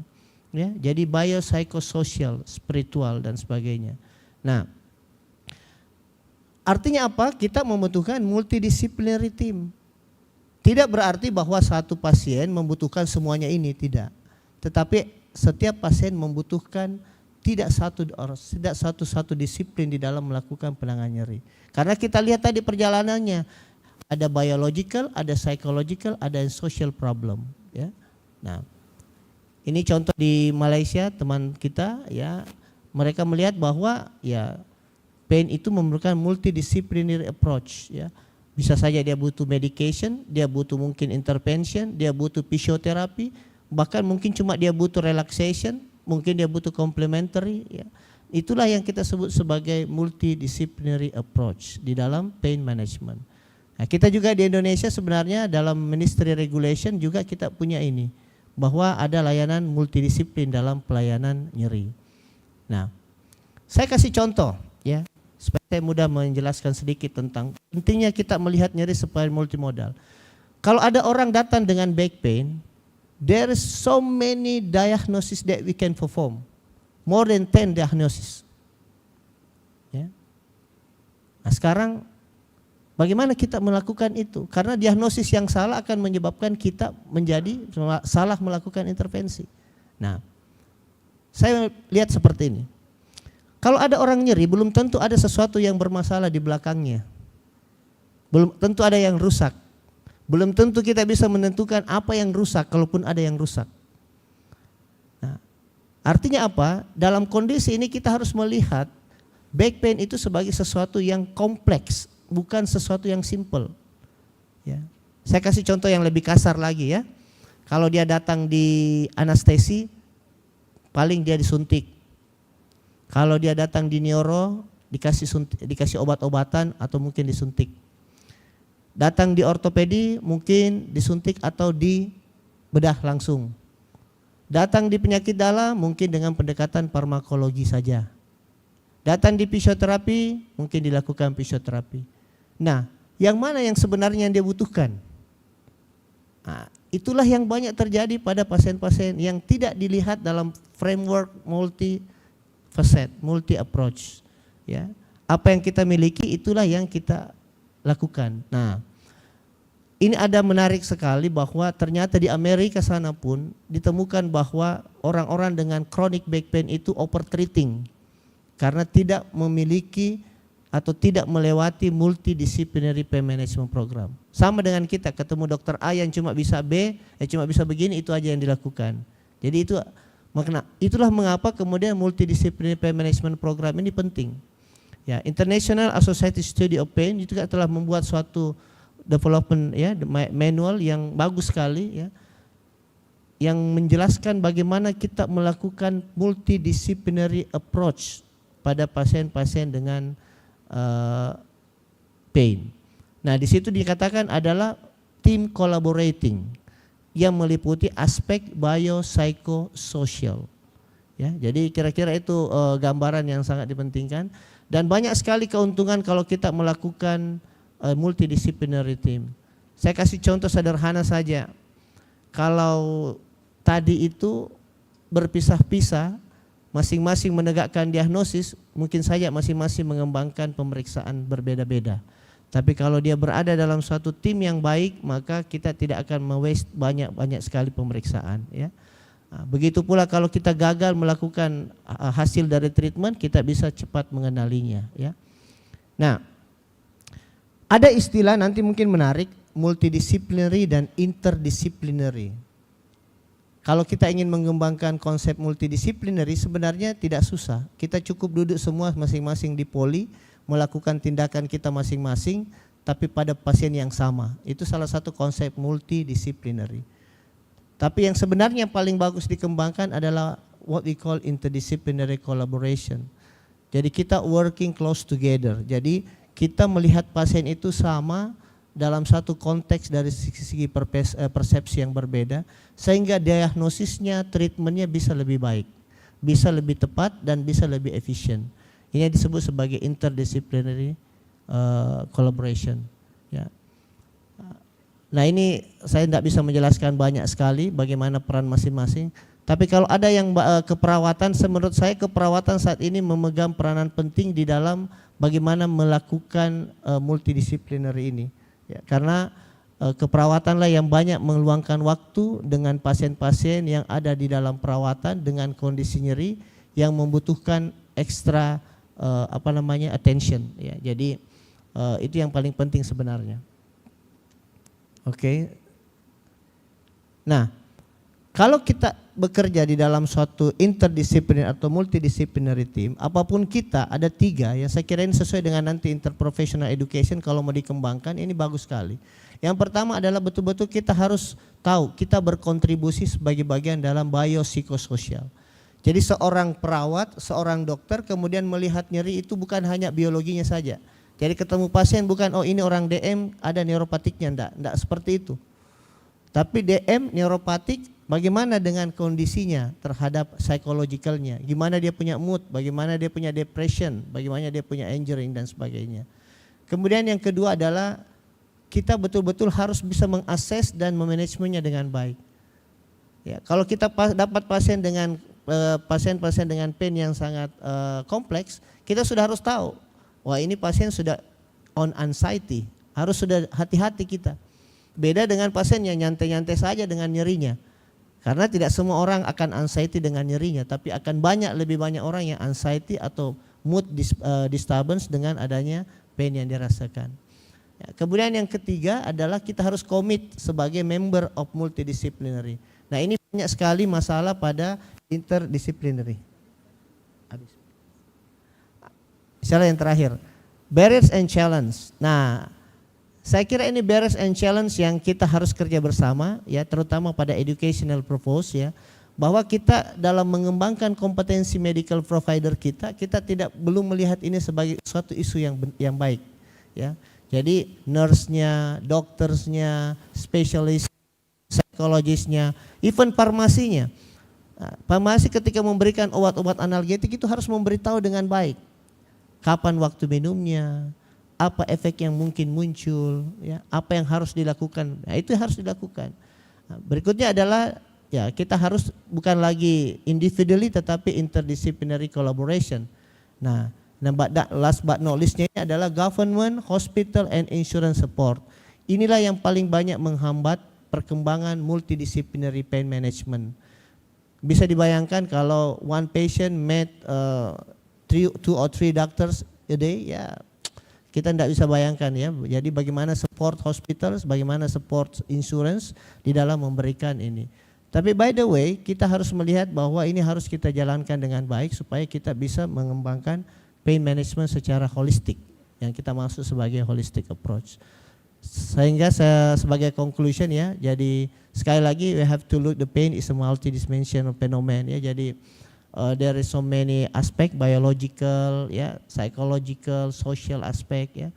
We have to assess biological, psychological, social consequences maybe, but we need to treat by the domain of the dominant problem of the patient.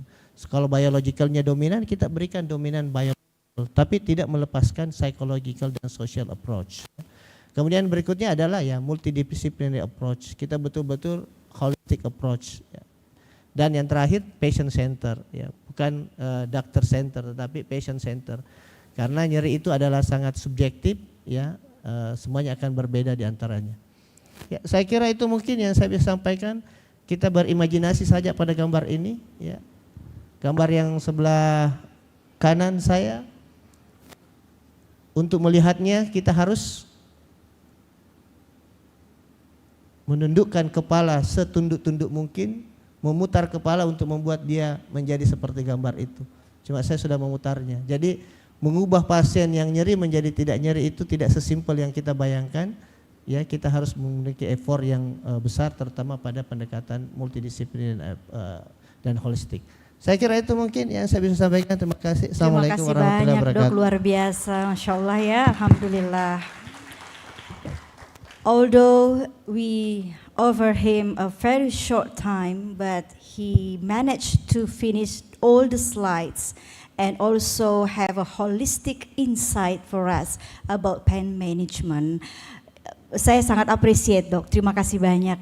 And it's very inspiring to me because he's a doctor and he said that doctor's perspective that they have dealt with the pain is delusion. Dan ini dari perspektif dokter, so I believe that Dr. Takdir is no longer have this perspective. Okay, so I'm so sorry for the distinguished participants. I can only offer only one question and only one person and only one question. So one person for one question, okay? If you have more questions after this, I think you know where to find Dr. Takdir, and maybe he will don't mind to give you a more explanation di luar dari sesi ini. Okay? Is there any question? No question? I think the lunch is already in mind, yeah? Okay, but above all, last but not least, Dok, sekali lagi terima kasih banyak, Dok. Ini luar biasa, Masya Allah. Saya sendiri sebagai orang yang di luar dari medical sangat insightful dengan apa yang dokter jelaskan, dan itu sangat menarik.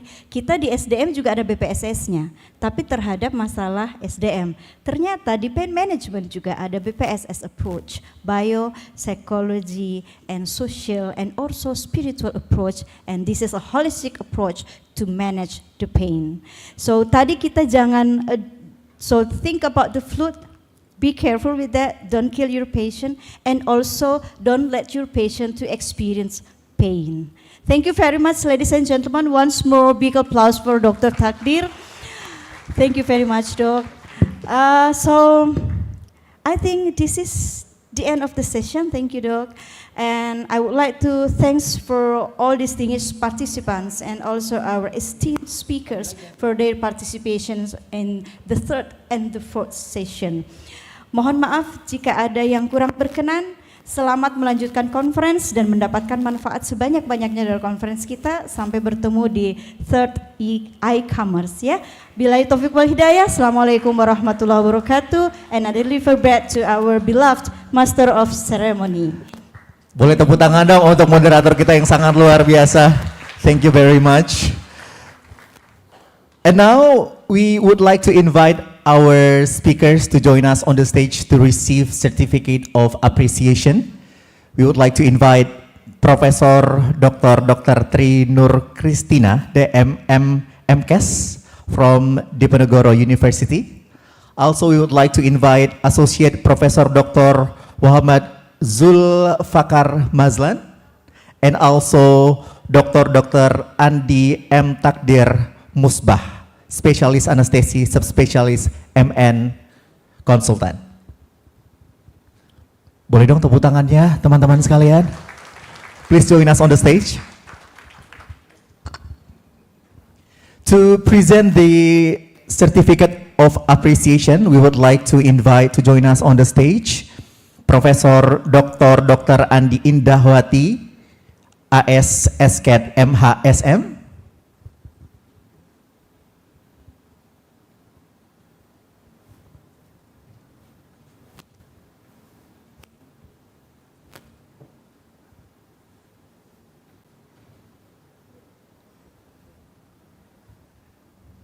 The first certificate belongs to Profesor Dr. Tri Nur Kristina, DMM MKes from Diponegoro University.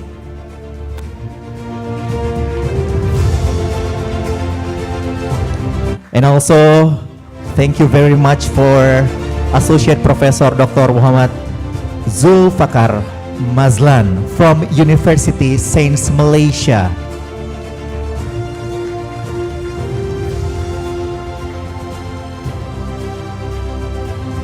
And of course, Dr. Andi M. Takdir Musbah, spesialis anestesi subspesialis MN konsultan dari Perhimpunan Dokter Spesialis Anestesiologi dan Terapi Intensif.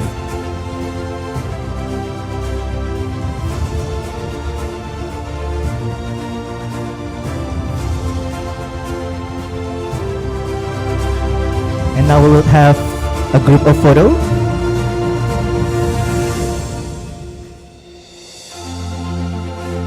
Silakan teman-teman media dan dokumentasi untuk bisa mengabadikan momen pada hari ini.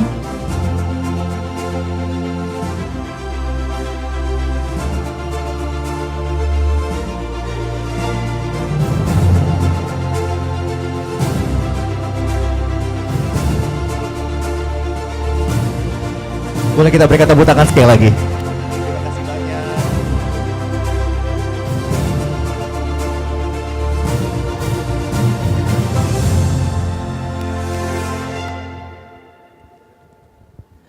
So ladies and gentlemen, that's all for our several sessions for today. And I would have several announcement for all of you. Oral and poster presentation will start in the next 20 or 30 minutes from now. And participants whose posters have been evaluated can join the oral presentation in a different room. For nursing management category, you can join at B class auditorium, 3rd floor, BC building. I will repeat, B class auditorium, 3rd floor, BC building for nursing management category. For you, if you want to join medical research category, you can stay here about 20 or 30 minutes from now.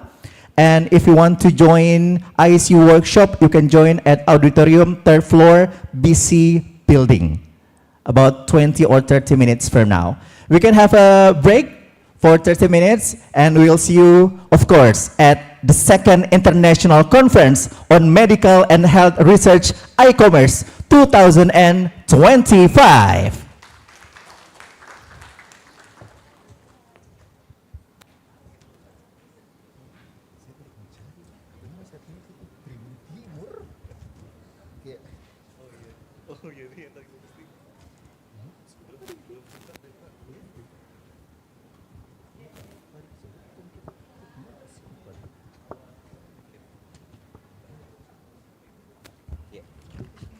Oh ini tahu awal. Kita informasikan juga bahwa yang pasti publikasi kegiatan Eurogrand dan juga RS Unhas diliput secara eksklusif dari Tribun Timur, Makassar terkini, Fajar Online dan juga Unhas TV. Boleh kita berikan tepuk tangan dong untuk publikasi yang sangat luar biasa ini.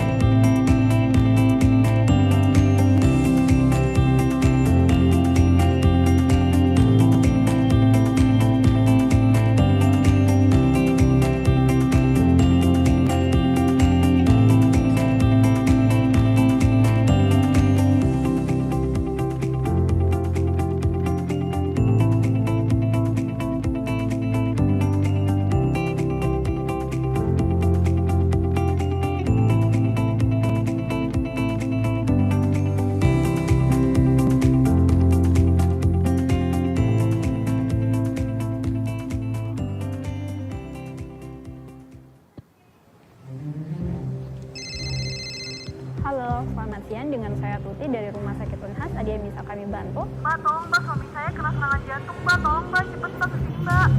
Baik, Ibu, kami akan segera kirimkan ambulans ke alamat tersebut.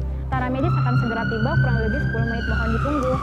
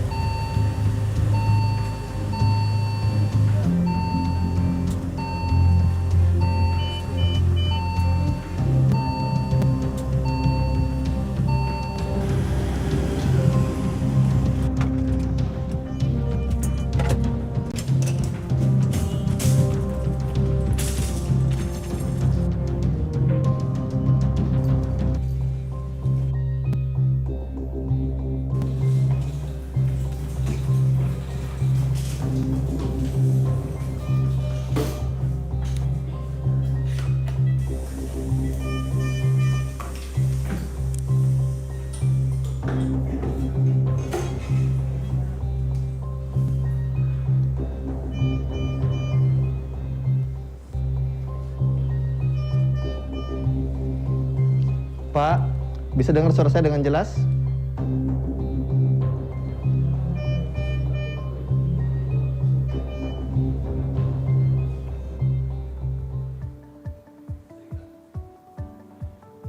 Berlokasi di kota Makassar, Sulawesi Selatan, Rumah Sakit Universitas Hasanuddin merupakan salah satu rumah sakit perguruan tinggi negeri terlengkap di kawasan timur Indonesia. Dilengkapi dengan 848 tenaga pegawai dan 224 tempat tidur, Rumah Sakit Unhas melayani sekitar 227.000 pasien setiap tahunnya, serta melatih lebih dari 700 calon dokter dalam berbagai jenjang, spesialisasi dan subspesialisasi. Sebagai Center of Excellence di bidang kesehatan, Rumah Sakit Unhas menghadirkan perawatan mutakhir melalui berbagai departemen seperti Eye Center, Trauma Center, Cancer Center, Telemedicine Center, Research Center, Neuro Intervention Center, dan Endokrinologi and Reproductivity Fertility Center atau FER. Seluruhnya dilengkapi dengan teknologi medis modern yang menghadirkan perawatan terbaik, khususnya bagi masyarakat di kawasan Indonesia Tengah dan Timur. Rumah Sakit Unhas juga dilengkapi dengan berbagai pelayanan fasilitas instalasi gawat darurat, laboratorium, radiologi, farmasi, dan berbagai poliklinik seperti syaraf dan lain sebagainya. Dalam aktivitas pendidikan, penelitian, dan pengabdian masyarakatnya, inovasi telah menjadi bagian yang tak terpisahkan dari Rumah Sakit Unhas. Rumah sakit terus bertransformasi dan berinovasi untuk menciptakan dampak yang nyata dan bermakna bagi lebih banyak orang. Hal ini dilakukan dengan menerapkan berbagai inovasi teknologi modern yang canggih untuk menjamin keamanan dan kenyamanan semua pihak dan menciptakan pengalaman pasien yang lebih baik. Saya sebagai dosen Fakultas Kedokteran Unhas dan juga sekaligus sebagai dokter penanggung jawab pelayanan di Rumah Sakit Unhas sangat terbantu dan sangat dimudahkan dengan keberadaan alat-alat yang canggih dan modern yang dimiliki oleh Rumah Sakit Unhas. Sebagai dosen, saya dengan mudah dapat mengajarkan kepada anak didik. Di samping itu, keberadaan alat yang modern dan canggih ini juga memberikan keuntungan kepada pasien atau masyarakat yang dilayani, sehingga pasien mendapatkan pelayanan yang paripurna di Rumah Sakit Unhas tanpa perlu kita harus rujuk ke layanan rumah sakit pemberi pelayanan yang lebih tinggi, misalnya di ibu kota ataupun di negara tetangga. Sehingga pasien ataupun masyarakat yang berada di kawasan timur Indonesia pada umumnya ataupun pasien atau masyarakat yang berada di Provinsi Sulawesi Selatan itu sangat merasakan manfaat dari keberadaan alat-alat yang dimiliki oleh Rumah Sakit Unhas. Rumah Sakit Unhas dalam menjalankan fungsinya harus selalu didukung oleh sumber daya manusia yang handal, sarana dan prasarana yang lengkap, serta ditunjang oleh alat kesehatan dengan teknologi modern dan canggih.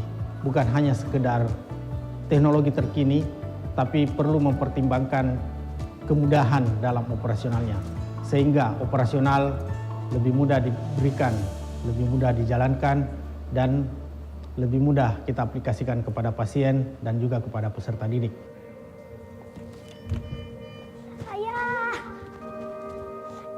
Ayah, sehat-sehat selalu ya ayah. Alhamdulillah ya, sehat-sehat terus ya ayah. Dok, makasih ya dok, makasih banget. Iya, sama-sama Ibu.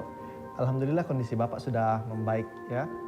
Insya Allah dalam waktu dekat sudah boleh pulang. Nanti lanjut kontrol di poliklinik ya. Oh di poliklinik. Makasih ya dok. Iya, sama-sama Ibu.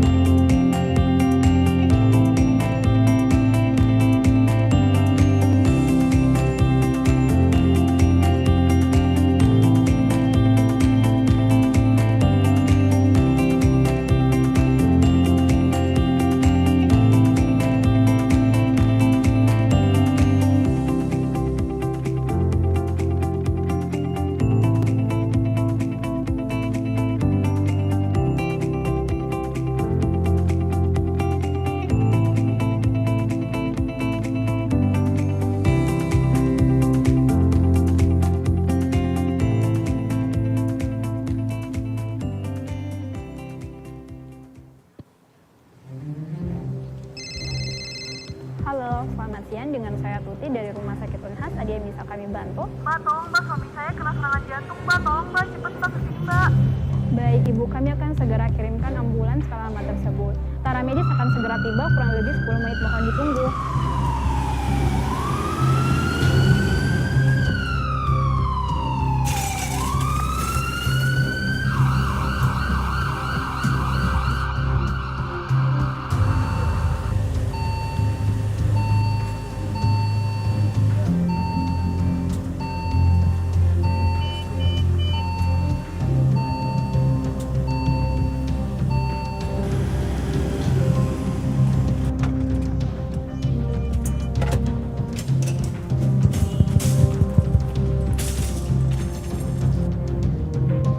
Tes. Ya, Bapak Ibu sambil mungkin makan, kami cuma menginformasikan untuk mengingatkan agar menyelesaikan pembelajarannya di pelataran sehat sebelum kita memulai nanti oralnya. Ya, terima kasih.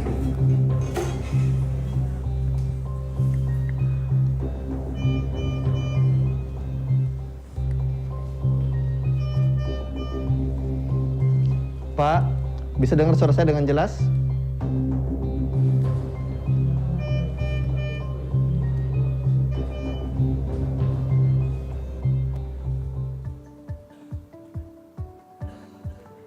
Berlokasi di kota Makassar, Sulawesi Selatan, Rumah Sakit Universitas Hasanuddin merupakan salah satu rumah sakit perguruan tinggi negeri terlengkap di kawasan timur Indonesia.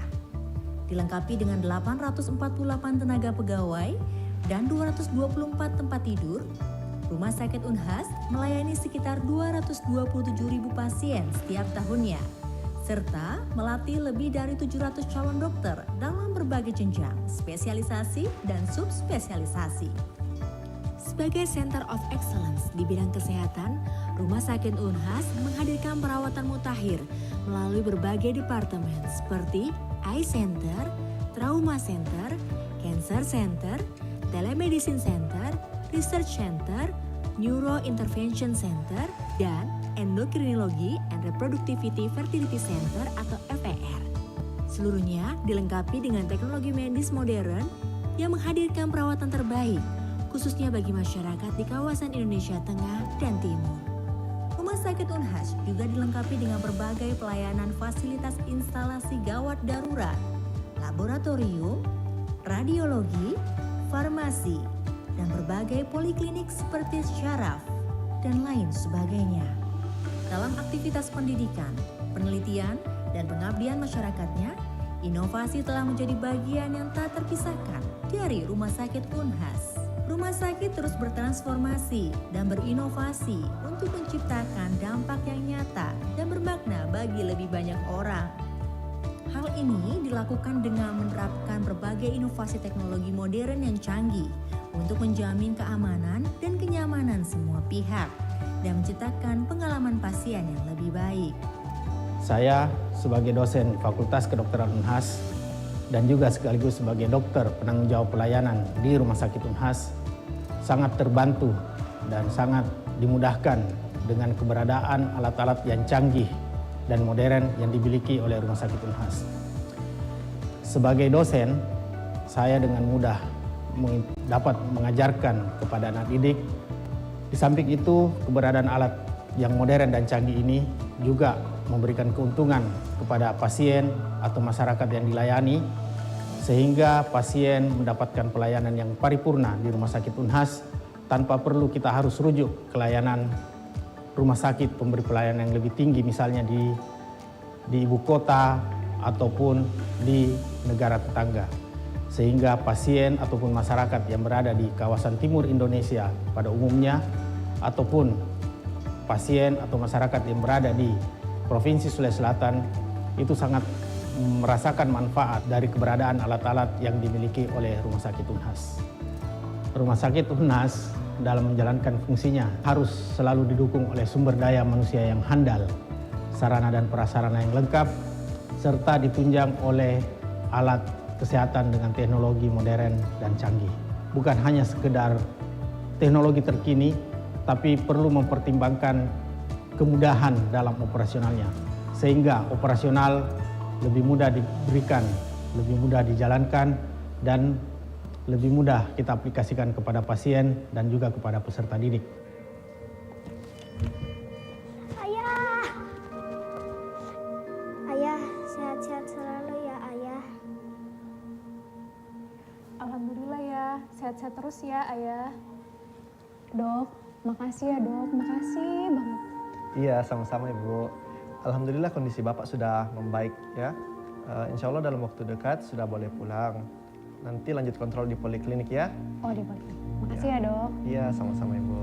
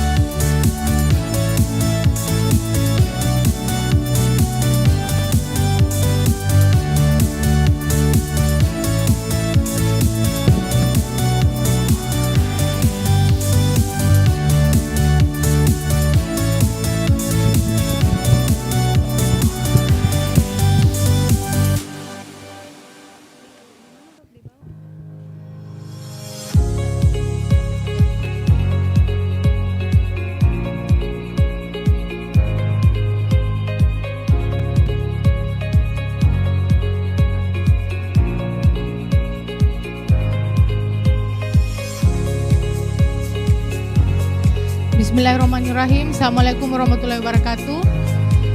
Ya, sambil makan siang ya, kita untuk mengefisiensikan waktu kita akan mulai untuk oral presentation-nya ya.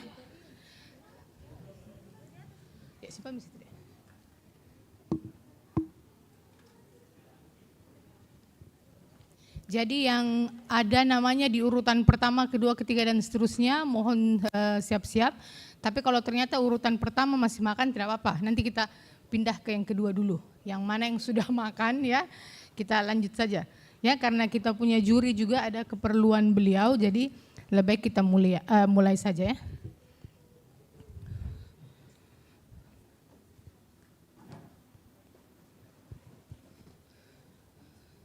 Tabe Dek Zul bisa tak sini satu.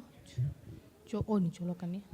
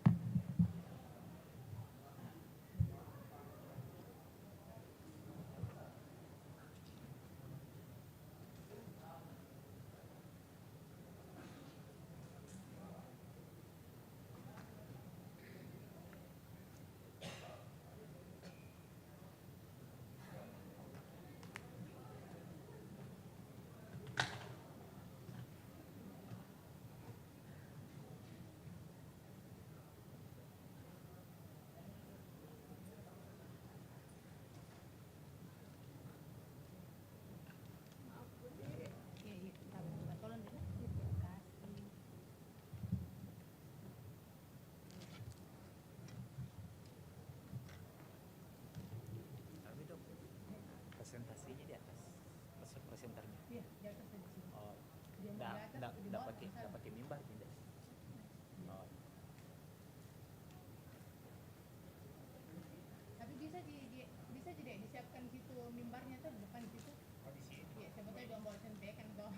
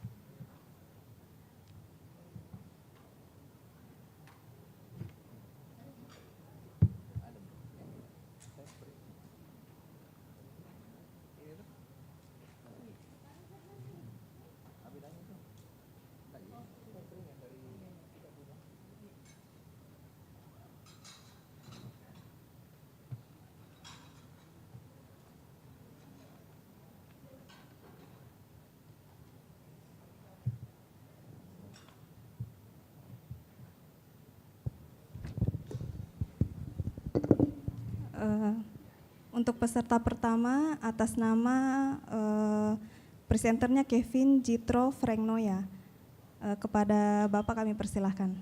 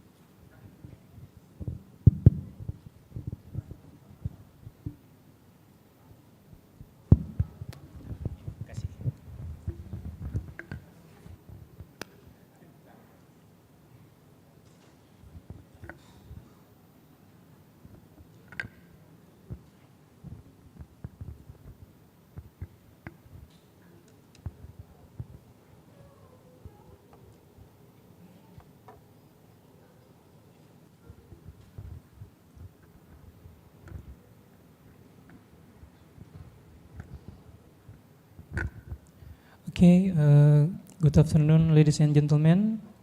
Thanks for your opportunity. For the first time, I will introduce myself.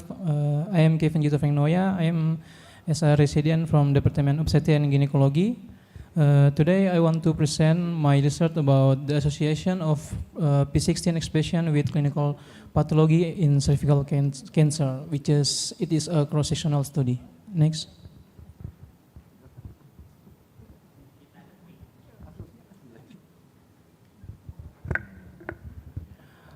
Okay, for introduction, based on Globocan date in 2022, cervical cancer is the second most prevalent cancer among women, and based on data from Indonesian Ministry of Health in January 2011, there were 23.11 case cervical cancer per 100,000 people. There are and then there are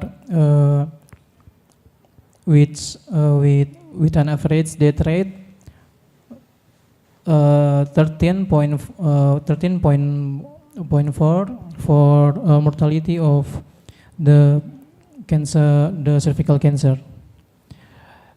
As we know that for among years ago, to diagnose cervical cancer, we use the LVSI, MRI, CT scan, and the other examination. But today, I want to show us about the examination with the higher sensitivity and specificity, namely P16. So P16 is one of kind of tumor marker encoded by tumor suppressor gen, is directly involved in the negative feedback regulation of the cell cycle, inhibit cell proliferation. Its observation was significantly associated with tumor size, staging, and metastasis. But the other study have found no association between P16 clinical symptoms, sign, and metastasis. For material method, informed consent was obtained from all participants. The participants enrolled into the study by consecutive sampling technique. For inclusion criteria, we use data and paraffin block with diagnosed with cervical cancer without another malignancy, and the sample with incomplete data we classify it in exclusion criteria. And then for the minimum sample size calculated based on research by Ilfasi et al. So in this study we use 80 sample. That is a result in the table 1.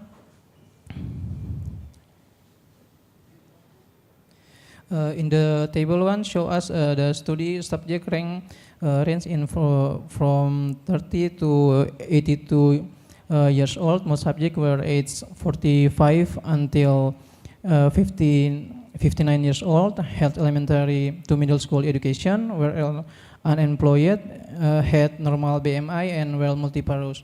And then most study subjects were cervical cancer. Patients are presenting with vaginal bleeding, stage 2 and stage 3 cancer, metastasis, and squamous cell carcinoma on the histopathology. Next, in the table 2, present about comparison of protein P16 score-based clinical pathology aspect. We can see in the table that explain about cervical cancer patient did not have significantly different P16 score based on clinical symptom or metastasis with p-value greater than 0.05. However, P16 score were significantly different based on cancer stage and histopathology type based with p-value less than 0.05. For this question, this is the first to investigate and clinical pathological cervical cancer in relation to clinical pathological feature of Indonesian women. And then the majority of the patient diagnosed with cervical cancer presenting with clinical symptoms that include the vaginal bleeding, postcoital bleeding, lower abdominal pain, and leukorrhea. Cervical cancer is frequently identified at an advanced stage, often characterized by ambiguous clinical manifestation. In the result, we can see the higher of the state, the larger of its make the larger the P16 expression, and then highest in case of squamous cell carcinoma make it grade of dysplasia. For P16 staining indicating no observed expansion in HPV, it may relate tumor and make point mutation and gain silencing. The study show that P16 are associated with both the stage and histopathological of cervical cancer, and this is of valuable information related to the patient prognosis.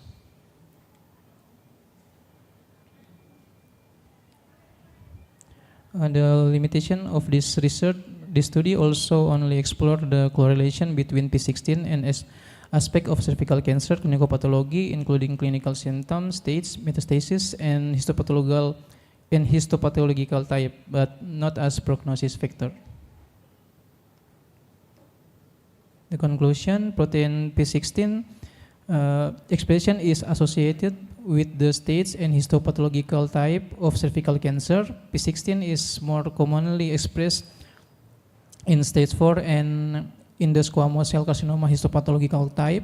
However, P16 expression is not related to clinical symptom or metastasis of cervical cancer. Yeah, thank you.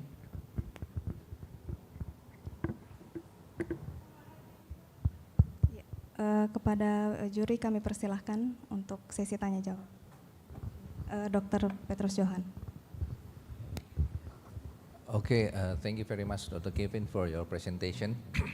I think it's a very interesting topic, but my question, could you please show us the discussion that you mentioned.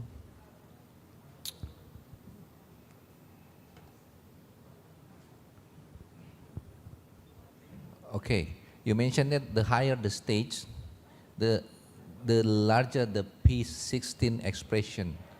But if we go back to your data, it shows that the failure of P16 in the grade 2, 3, 4 is the same, even though the statistics show there is some significant difference between the failure.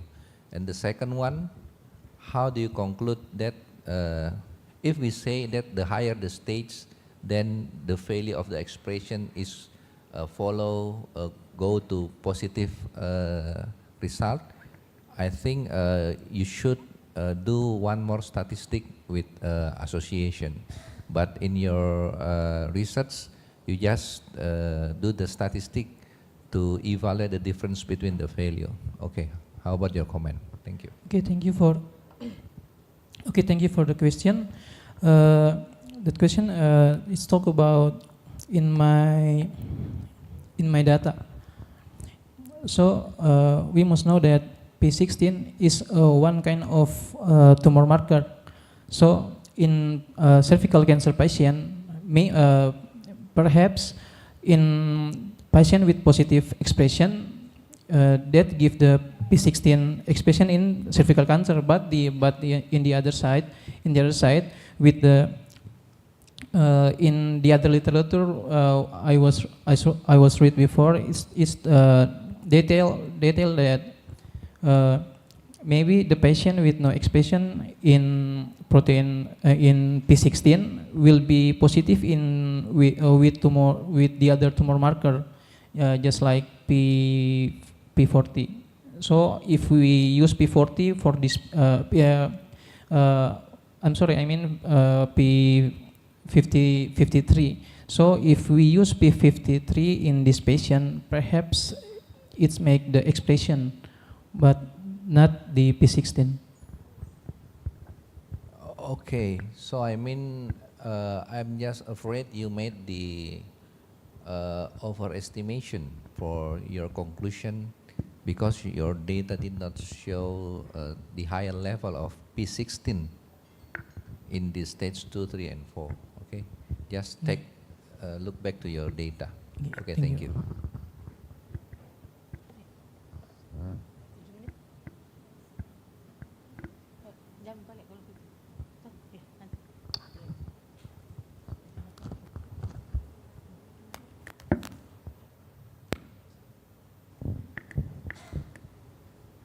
Terima kasih kepada Bapak Kevin atas presentasinya. Kami ucapkan terima kasih. Untuk peserta yang kedua, kami persilakan kepada Ibu Reski Yulianita. Silakan untuk mempresentasikan selama dalam waktu 5 menit, kemudian 2 menit kemudian akan dilakukan tanya jawab.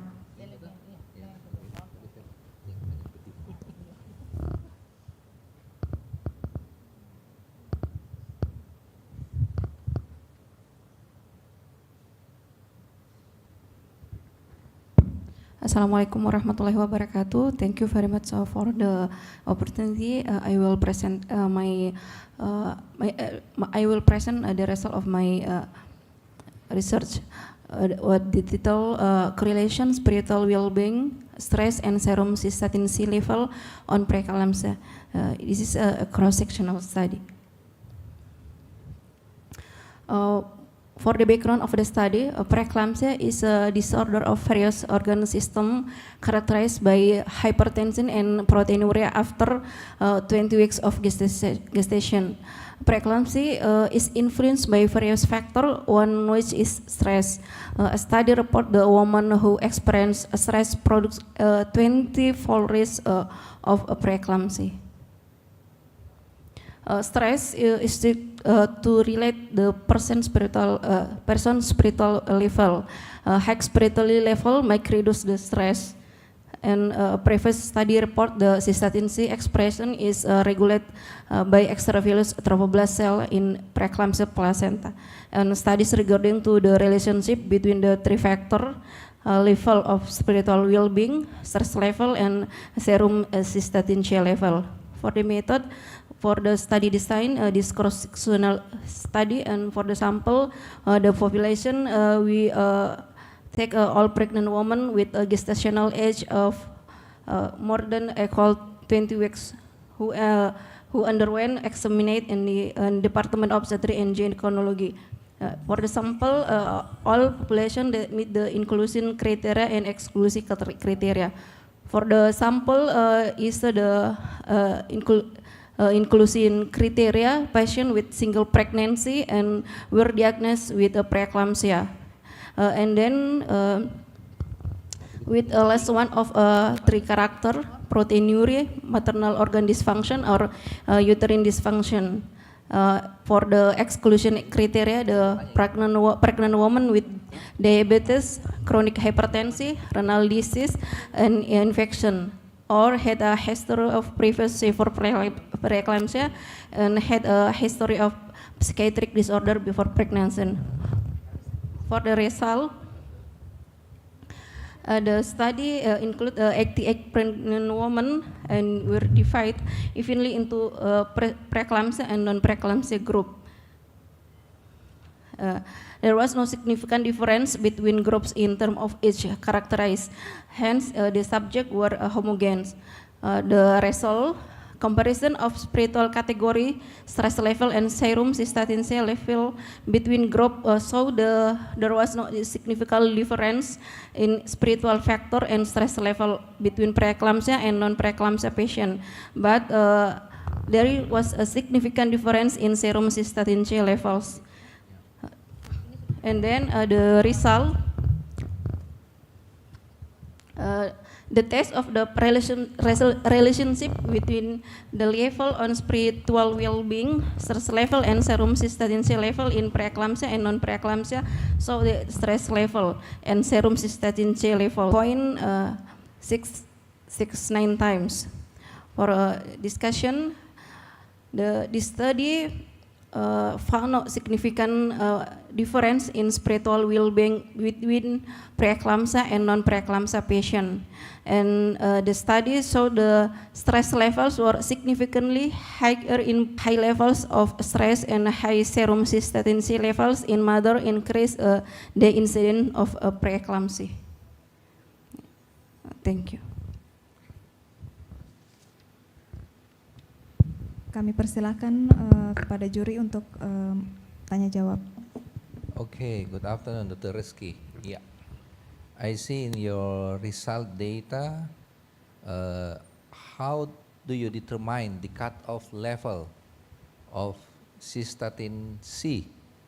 That you say below 1.49 and above 1.49. I mean, this is the cutoff level of other literature. Because if we are saying about cutoff level, sometimes it's quite different. Other person data and our data. And how about your data? I mean, do you make your own cutoff level or you just follow the others' cutoff level? For the cut level of cystatin C, I will I doing the literature. There is something. There is some literature is doing the cutoff is the 1.49 nanogram stress. Okay, my next question is: all the literature same cutoff level for the cystatin C? Yes. Same. So Same. this is the, I mean, a standard cutoff level. Yeah, this is the standard of the cut level of the cystatin C. Okay, the next question, I see your research, you do the multivariate analysis Yes. for the stress level.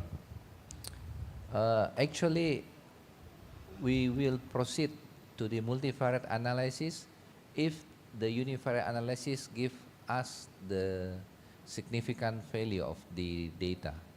However, in your data, I see stress level not significant in univariate statistic, and this is quite interesting. If you proceed to multivariate, even though the result is significant, I think we must see again the univariate result before we proceed to the multivariate result. What do you think? The result of the multivariate test,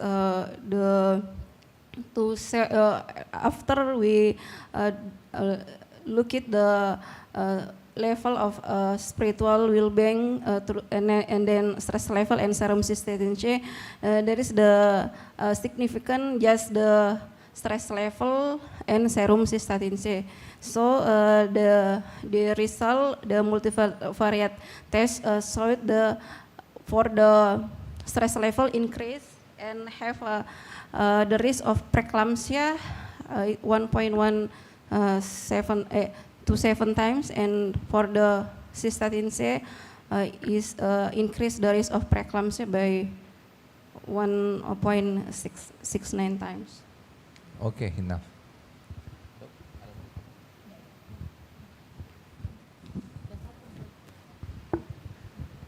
Terima kasih Bu Reski atas presentasinya pada hari ini. Thank you. Selanjutnya untuk peserta ketiga, kami persilakan kepada Muhammad Zaki Rahmani untuk mempresentasikan oralnya.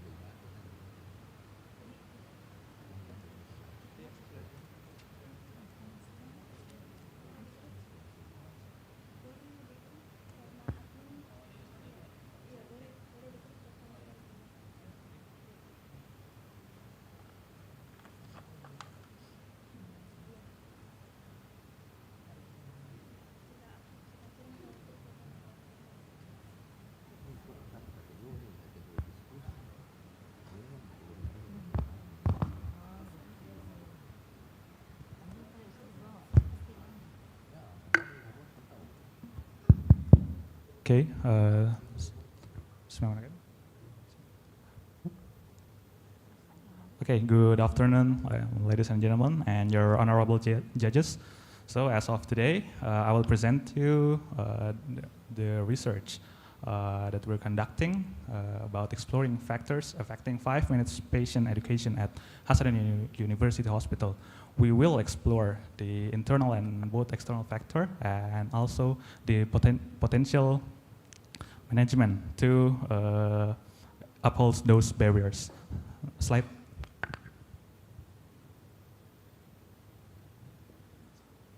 Yeah, so as we have known that 5 minutes education approach is a trend, and also the 5 minutes education approach has been used to educational standards and in many kinds of hospitals. We've seen 5 minutes education approach as a brief, focused information provided by doctors and patients to improve understanding of health conditions, treatment, and self-care measures. We have seen the 5 minutes education approach have no standardized sets, and also they have, therefore, there's some barriers to make some standardized education approach. We've seen that these 5 minutes education approach are also eligible to be implemented in such as various diseases in health challenges in Indonesia, such as NCD, infectious disease, or mental disorder. So by conducting this research is a qualitative study using open-ended questions and in-depth interviews through focus group discussions. The participants consisted of 102 poly doctors at Hasanuddin University Hospital, and then after we're conducting FGD, and then the data analysis will be transcribed, and then it will be analyzed using MaxQDA software and driven Terra technique as the constructive validation of the content. So this is the results of participant demographics. With the majority are female and also up to 30 years old, with the length of work 1 to 5 years, and also position in hospital are majorly occupied by residents, with most of the residents are coming from physical medicine and rehabilitation. Those who are eligible for FGD participant demographics are conducted, and then those who are eligible because of their unique and also their open-ended question results, we're conducting it into a focus group discussions from 10 departments with 13 residents, and also with 1 specialist and also 1 doctor in charge of services. So as we know, the qualitative results are mainly having some sub-themes and themes from the results of the interview, and this is the results of the qualitative study. The first theme is about self-management under pressure, that anxiety, confidence issues, and also supervisor pressures are the main theme of the self-management under pressure. We've seen that resident doctors often experience pressure, often providing education under their supervision and also affecting those conditions. This self-management under pressures affecting their confidence and potentially reducing the quality of care provided. The second theme is about the ability to focus. There are 3 main reasons why there's an inability to focus. The first one is about the distractions, the communication demands from colleagues, and technological interruptions can disrupt focus, and also the tight schedules, which leads to a mental fatigue with long hours and high patience, leads to the mental fatigue of the doctors in polyclinics. The next theme is about external barriers, about the patient's characteristic. It consists of patient status, demographics, patient's impatientness, and also the language barriers. These factors significantly impact the effectiveness of 5 minutes, which requiring doctors to adapt their approach to each patient that leads to the ineffectiveness of 5 minutes educations. Next is about the clinic characteristic, because we've seen in this hospital have some wide range of specializations. Those specializations also have a various treatment durations that could impact the patient's flow, and also it leads to the various education time based on the above factors. The next theme is about the facility and infrastructure.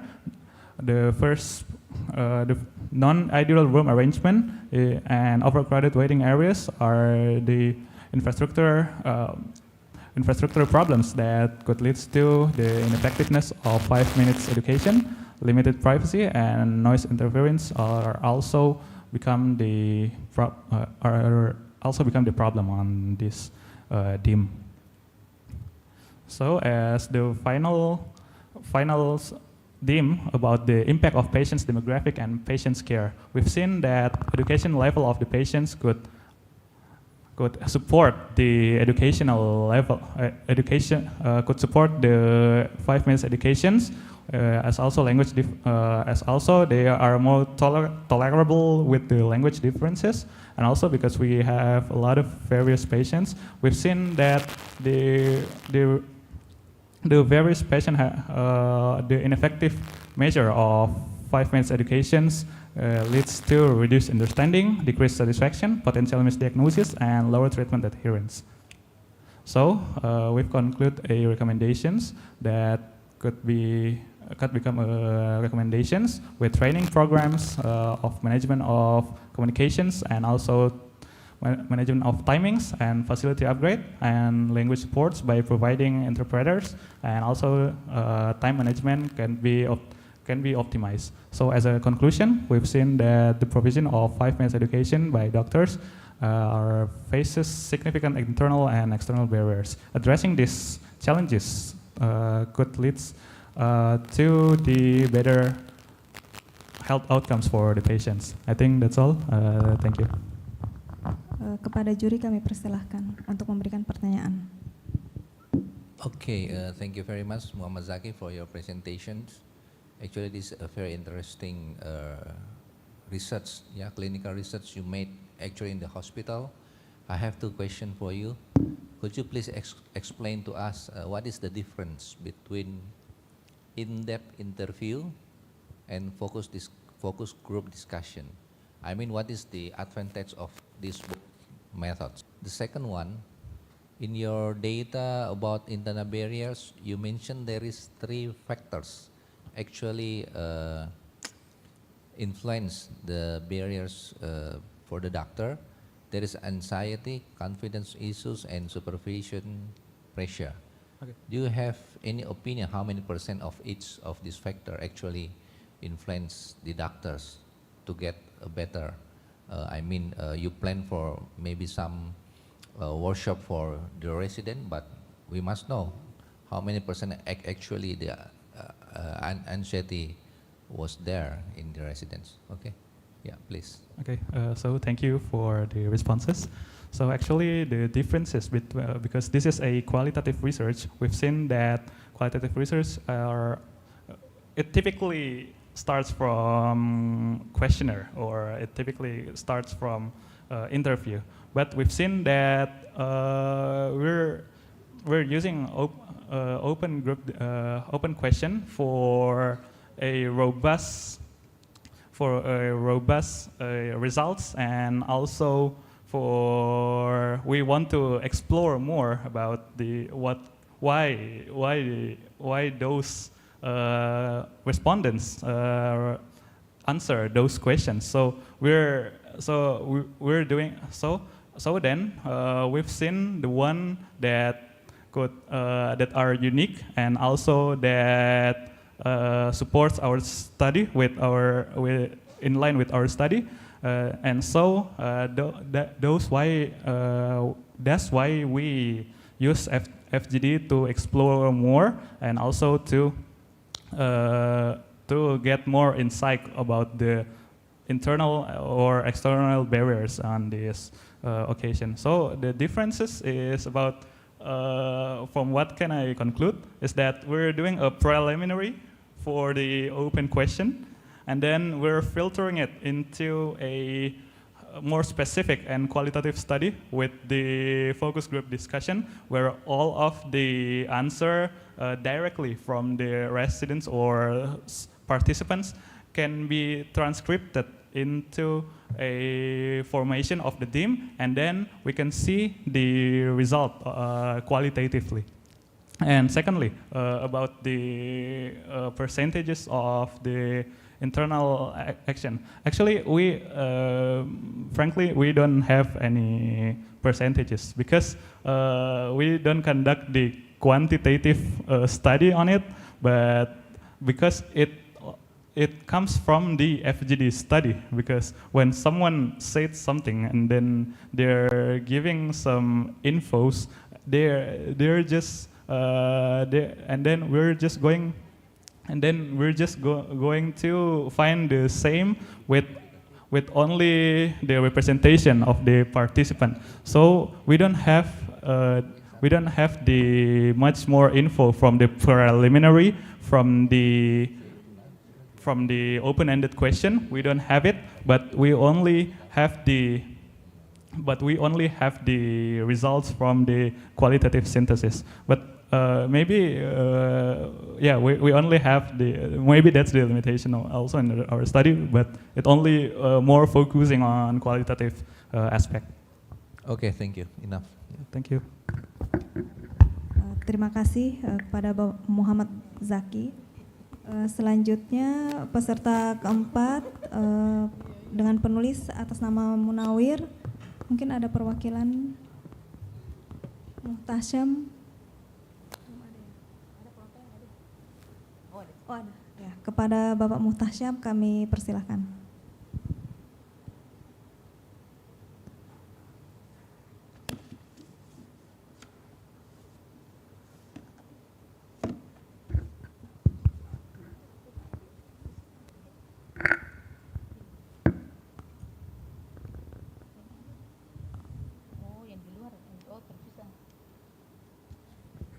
Assalamualaikum warahmatullahi wabarakatuh. Ladies and gentlemen, thank you for the opportunity, commit an audience. I'm here to represent Dr. Munawir, who could not attend today. Our title research is a review of use of restrictive antibiotic in one of the teaching hospital in Indonesia. This is my team.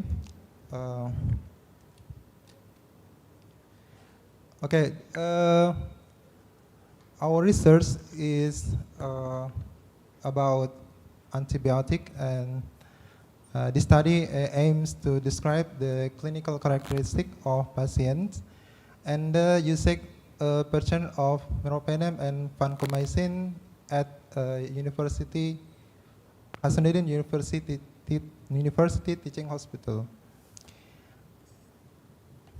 Background, because use of antibiotic is one of important aspect in management of bacterial infection, and meropenem and vancomycin is one of type of antibiotics who classified as restrictive antibiotic. And these antibiotics are specifically used to treat serious infection caused of bacteria and resistant to many other antibiotics. Research method study design is retrospective, and place and type of research is at Hasanuddin University Hospital for 4 months from June to December 2004, and data collection using meropenem and vancomycin will trace based on antibiotic restricting request form, followed by a data on the electronic medical record and collected into worksheet. Population consists all of patients using antibiotic, meropenem and vancomycin. And data analysis, they collected data analysis using univariate and bivariate analysis. Result and about at table 1, the demographic characteristic of patient using restricted antibiotic.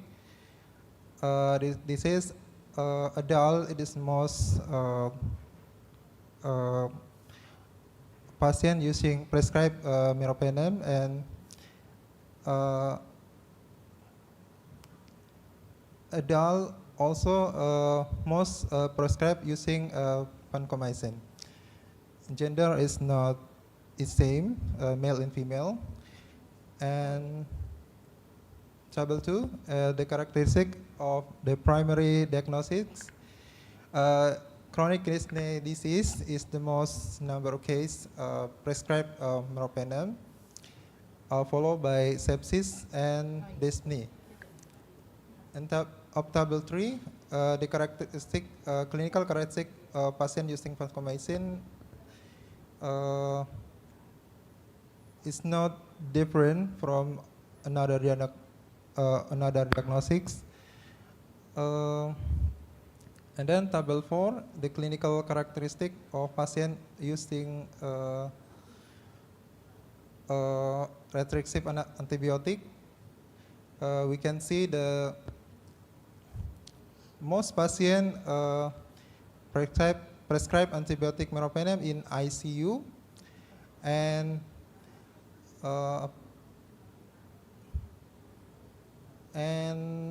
patient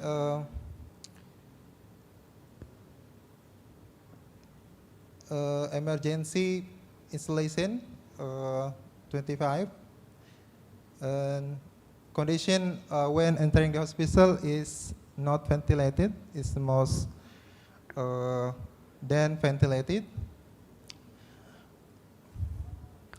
The result of bacteria culture, Escherichia coli is the most number of finding bacteria, followed by Acinetobacter baumannii, and other no microorganism culture tests were performed. The result of the bacterial culture examination of patient using vancomycin, most is Staphylococcus aureus, 30%. And then medication characteristic, most of antibiotic restrictive used for empirical goal of treatment, and there is no manifesting of drug side effect, only one from 80 patient. And the conclusion, the majority meropenem user for adult and elderly, while vancomycin is most commonly used for adult patient. In meropenem patient, the primary diagnosis were chronic kidney disease and sepsis, whereas vancomycin was used for phlebitis and thrombophlebitis. Therapy outcomes indicate that 50% of meropenem patient improved, but 45.25% died, while 60% of vancomycin patient improved. Meropenem is generally for empirical therapy. 45.75 over 1 to 14 days, while vancomycin is predominantly used for definitive therapy, 80%, with a more varied duration, including more 4 days or 20%. Side effects were reported as minimal, with 1 case for meropenem and none for vancomycin. The study emphasis is more important of rational antibiotic use, monitoring to prevent resistance and improve therapy effective in hospital. Thank you. Terima kasih. Kami persilakan kepada juri untuk memberikan pertanyaan. Yeah, thank you very much for the presentation. This is very important, especially in the hospital, because we must use the antibiotic more rational. Yeah, because one questions I want to ask. Do you think, based on your research analysis, the use of antibiotics, especially in Hasanuddin University Hospital, is already rational or irrational? What is your comment? Based on your research analysis. I think based on the data, antibiotic use is rational, and we can conclude that is it not irrational or not, because many factors to analyze the antibiotic. But there is one important thing, because when I saw your data, there are list like confirmed from the lab, for example, the culture, because there are some cases that it is very important, you must confirm to the lab before you give the patients, for example, meropenem or vancomycin, because this is very crucial, because if you just give to the patients without doing the lab confirmation, it will make the patient resistant to the antibiotic. Maybe for now it's not, but for example, if the patient come again, yeah, it will be resistant. So why it's only 10 culture in your data from most of the patients that given vancomycin or meropenem, but only 10 data that doing the lab culture? What do you think like that? I think based on our hospital regulation, meropenem and vancomycin is must be cultured before use it, but any condition we can see like sepsis. Sepsis is one of indication of use antibiotic that we can use restrictive antibiotic without culture before, but then we must culture for definitive antibiotic. Maybe we must repair our regulation for next regulation. Sorry. Yeah, that's a good answers. But I think your research is very important, because this is the basic data that you can promote or prove to the hospital regulation, maybe that maybe we must find one methods that can give us quickly result for the bacterial identification, because I know your problem is the long time result for culture. That's why most of the doctor don't want to culture, they just directly give the antibiotic. But based on your research, you can propose to the hospital regulations maybe to find a new methods, for example, molecular biology detection that, for example, in Japan, they only do 30 minutes to get the bacterial culture result using the PCR test. So you can use your data and propose to the hospital regulation. Yeah, this is a very important research. Okay, thank you. Thank you.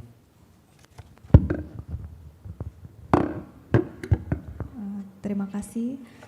Selanjutnya,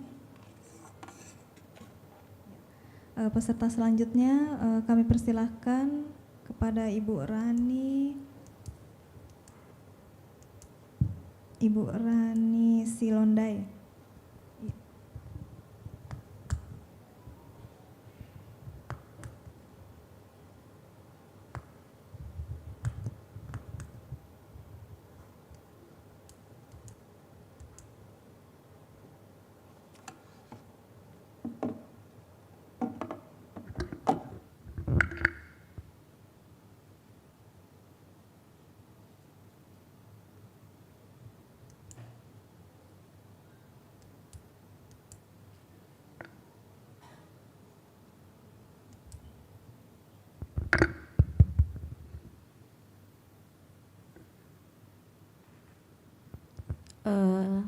Bismillahirrahmanirrahim. Assalamualaikum warahmatullahi wabarakatuh. Terima kasih kepada para juri yang telah memberikan kesempatan saya untuk memberikan mempresentasikan suatu topik. Mungkin saya pakai bahasa Indonesia aja, Dok. Bahasa Indonesia, Dok.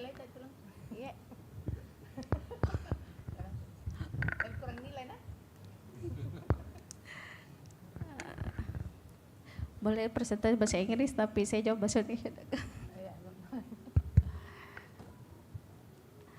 Mungkin saya akan presentasikan menggunakan bahasa Indonesia. Tapi kali ini saya bersama dengan guru saya, Prof. Dr. Rahmawati bin Hajat, SPPD Kahom, mungkin tidak bisa hadir oleh karena beliau lagi sakit. Sementara saya menggantikan. Nah, topik pada siang hari ini yang akan saya bawakan mengenai understanding and managing sepsis in neutropenic cancer patient. Sebagai latar belakang, kita tahu bahwa sepsis itu adalah suatu kondisi kritis yang memang ditandai dengan adanya disfungsi daripada slide.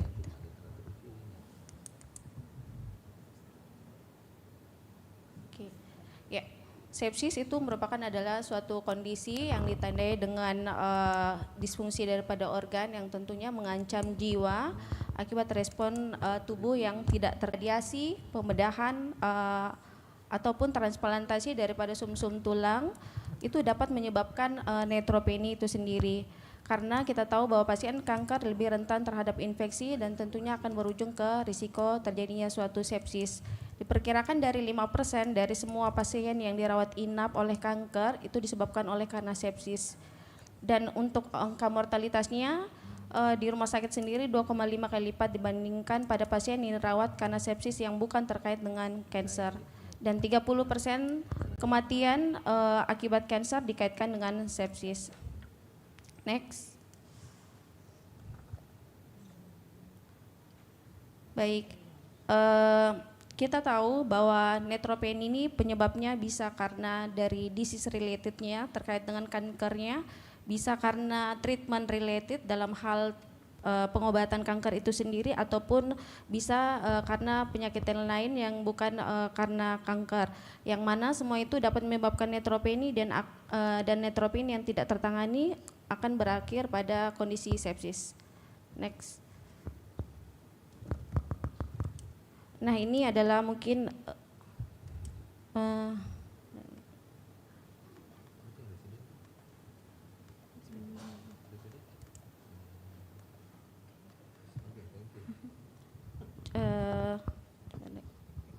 next. Ya. Next. Nah, ini ya. Oke, ya. Ini adalah beberapa penyebab daripada neutropenia, mekanismenya. Jadi neutropenia itu ada yang sifatnya primary, secondary, ataupun bisa disebabkan karena kelainan pada sumsum tulang. Pada sumsum tulang yang normal itu mekanisme terjadi neutropenia bisa karena inefektif daripada ineffective trafficking, kemudian akibat destruksi daripada mikroba, kemudian ada destruksi akibat daripada respon imun dan konsumsi yang meningkat.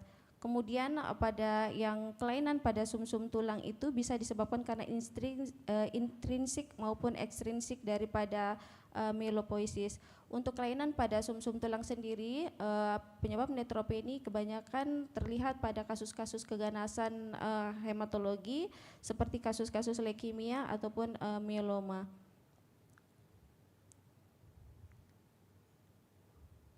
Kemudian ini adalah patogomekanisme sepsis. Pada kondisi sepsis di mana terjadi infeksi mikroba yang dapat menyebabkan pembentukan daripada granulosit di sumsum tulang sehingga membuat neutrofil itu akan keluar secara imatur dan matur, dan kondisi ini menyebabkan gangguan pada aktivitas daripada antimikrobial itu sendiri, terjadi migrasi disregulasi, kemudian neutrophil endocellular trap itu akan menginduksi terjadinya suatu koagulasi yang berlebihan dan tentunya akan menyebabkan kerusakan pada jaringan, dan ini juga akan menyebabkan terjadinya supresi imun adaptif.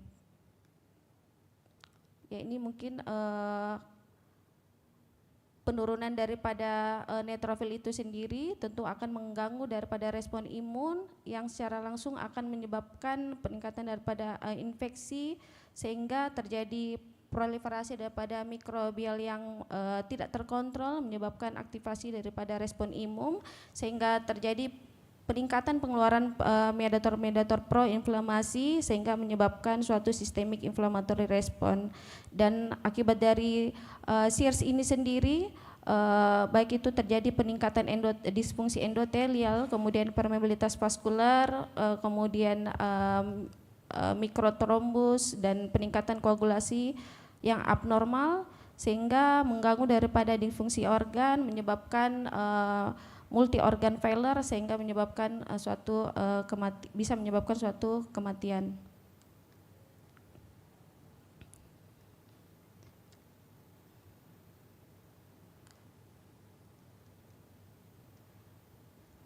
Nah, ini adalah neutropenia yang disebabkan oleh kemoterapi.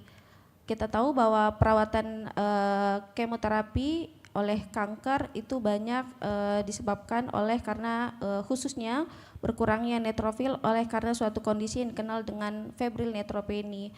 Nah, neutropenia sendiri ini dianggap suatu efek samping yang serius yang dikaitkan dengan pengobatan kanker, dalam hal ini adalah kemoterapi. Menurut ESMO, jadi febrile neutropenia itu didefinisikan sebagai suatu kondisi di mana dilakukan pengukuran suhu oral lebih dari 38,5 derajat selama 2 kali pembacaan berturut-turut 2 jam, kemudian diikuti dengan peningkatan jumlah neutrofil ANC-nya itu penurunan dari ANC itu kurang dari 0,5 kali 10 pangkat 9. Dan neutrofil ini sendiri kita tahu merupakan suatu pertahanan terhadap kuman patogen yang menyerang dalam tubuh, sehingga penurunan ANC ini sendiri dapat menyebabkan kecenderungan untuk terjadi infeksi yang disebabkan oleh bakteri dan jamur.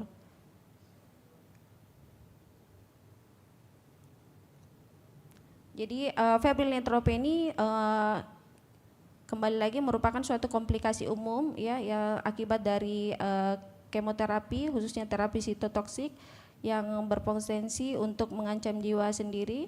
Kemudian pola infeksinya itu berubah dari sebelumnya di mana didominasi oleh kuman gram negatif, kemudian bisa disebabkan oleh kuman gram positif, dan dalam sebagian besar kasus itu juga bisa oleh karena ditambah dengan infeksi jamur.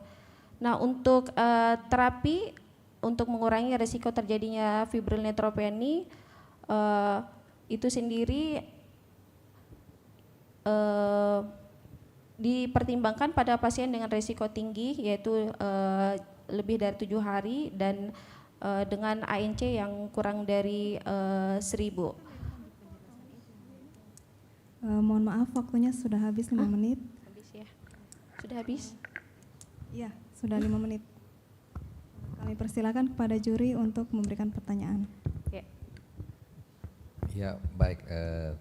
Terima kasih Dok untuk presentasinya. Ya, izin saya menggunakan bahasa juga ya. Ya, baik Dr. Rani, mewakili Prof. Emma ya. Ya, mungkin pertanyaannya sederhana Dok ya. Dari judulnya kan mengenai sepsis pada neutropenic cancer patient.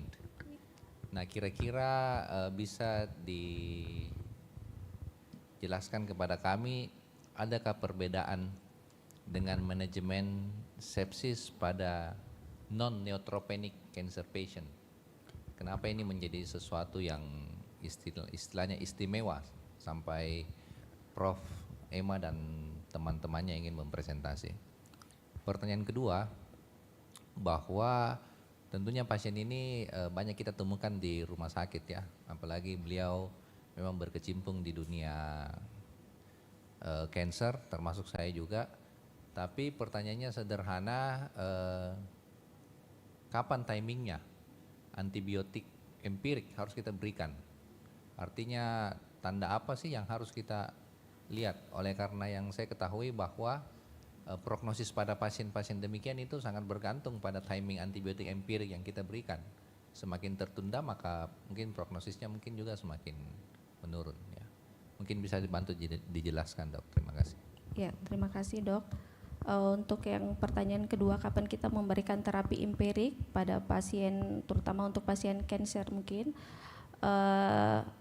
Kalau untuk pemberian terapi empirik bisa kita berikan misalnya pada pasien-pasien kanker yang sudah menjalani kemoterapi beberapa kali, dan tentunya kita tetap memperhitungkan klinis pasien itu sendiri, Dok. Kembali kepada klinis pasien, ditandai apakah ada suatu demam sering, kemudian dari hasil pemeriksaan laboratorium kita melihat absolute neutrophil count-nya itu sendiri, apalagi mereka yang sudah menjalani pengobatan kemoterapi, tentu kita bisa melihat leukositnya, mungkin sel darah putihnya, leukosit dan ANC yang sudah mulai turun. Karena kita tahu kalau neutropil itu kan ada neutropil yang mild neutropenia, yang moderate dan severe neutropenia. Di konsensus dikatakan bahwa pemberian terapi empirik untuk pada mereka pasien kanker yang kecurigaan sudah mulai masuk ke neutropenia mungkin dipertimbangkan untuk diberikan, Dok. Apalagi sudah dengan misalnya ANC-nya sudah 1000. Apalagi ditambah dengan klinis, kita selalu melihat dulu klinis pasien, kemudian baru kita lihat ke laboratorium. Mungkin itu, Dok, dari saya. Misalnya kalau dia sudah jatuh ke arah febrile neutropenia, baru kita mungkin pertimbangkan untuk tata laksana pemberian antibiotik. Namun harus ditunjang dengan pemeriksaan darah seperti prokalsitonin untuk membedakan dia apakah infeksi bakteri. Kemudian kita perhitungkan juga untuk febrile neutropenia rentan untuk terkena infeksi jamur. Jadi bila diberikan pemberian antibiotik yang sesuai dengan pemberian empirik, kemudian ANC-nya turun, kemudian bisa kita pertimbangkan untuk pemberian memang tata laksana febrile neutropenia sambil kita memeriksakan prokalsitoninnya yang untuk melihat kuman yang sesuai dengan yang ada, Dok, untuk mencegah resistensi tentunya. Yang kedua untuk sepsisnya, kapan kita membedakan sepsis ini apakah karena netrogenik ataupun neutropenia ataupun non neutropenia. Tentu kita melihat untuk terkait dengan pasien, khusus pasien kanker, jadi neutropenia itu bukan hanya pasien kanker, bisa terjadi pada kondisi-kondisi tertentu, misalnya neutropenia yang idiopatik, ya, yang bukan karena kanker, belum pernah terpapar dengan bahan kemoterapi, obat-obat kemoterapi, tentu dengan adanya kondisi neutropenia, yang kita tahu bahwa neutropenia itu memang merupakan suatu pertahanan dalam tubuh kita, ya, kemudian dia infeksi, mungkin kita berpikir itu suatu yang non neutropenia. Beda halnya kalau misalnya, dan apalagi pasien-pasien yang terutama pasien kanker, untuk kemungkinan untuk terjadi neutropenia besar, sehingga kita berpikir kemungkinan ya mungkin ini suatu sepsis. Kalau misalnya dia ke arah sepsis, tentunya kita berpikir ini mungkin sepsis akibat itu neutropenia. Mungkin itu saja, Dokter. Terus. Baik, terima kasih, Dok. Terima kasih kepada Ibu Rani atas presentasinya. Selanjutnya kami mempersilahkan kepada peserta nomor 6 atas nama Andi Ilman Agrabudi.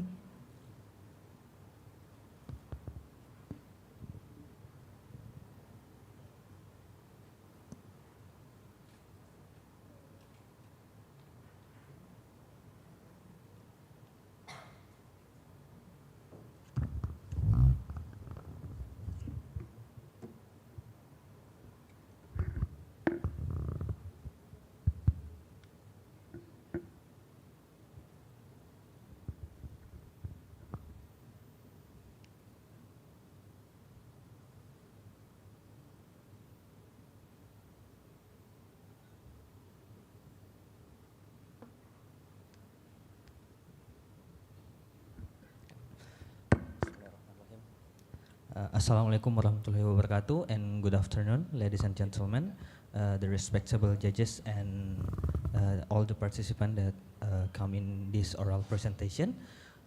In this happy occasion, I will present our study about extracurricular activity in medical students' curriculum and their impact on stress and dysmenorrhea. So, dysmenorrhea is defined as a painful menstrual cramps of uterine origin. It is the most common gynecological disorder among women of reproductive age.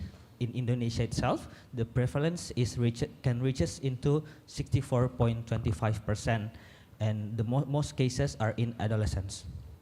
The etiology of dysmenorrhea is multifactorial, not only causing physical pain, it can also disturb concentration, daily activity, and sleep quality, and it results into the disturbance in quality of life, which in medical student itself can ultimately decline academic performance. Stress is one of the things that causes dysmenorrhea commonly experienced by medical students due to academic and non-academic pressure. In non-academic pressures, there is an extracurricular activities.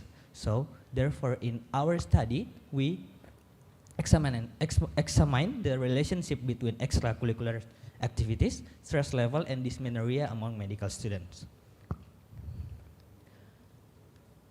Our study is a cross-sectional study that conducted on Hasanuddin University medical students who participated in extracurricular activities and did not have gynecological disorders.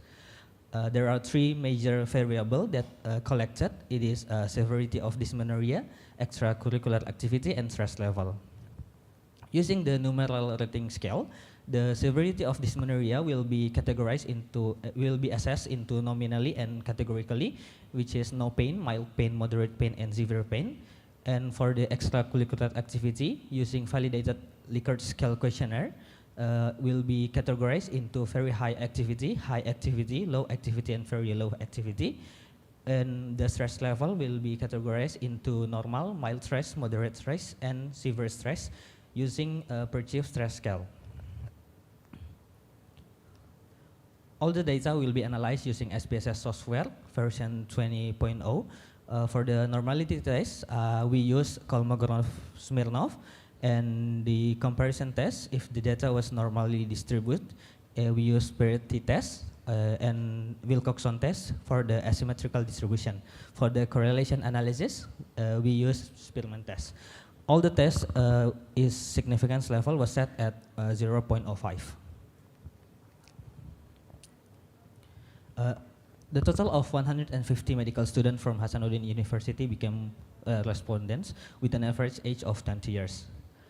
For the extracurricular activity, most of the student was highly active, which is 60% of the total respondent.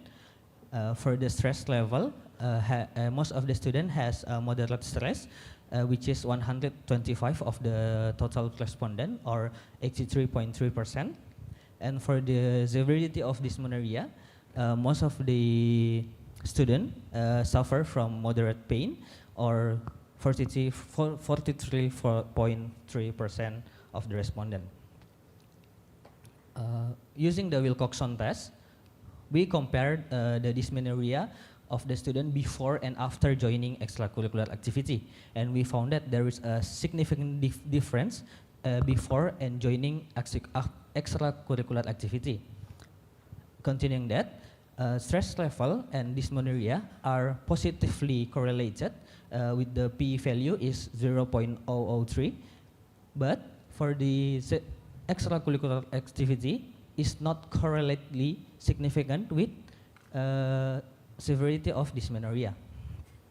However, we found that extracurricular activity and stress level are positively correlated with the p-value is of 0.02.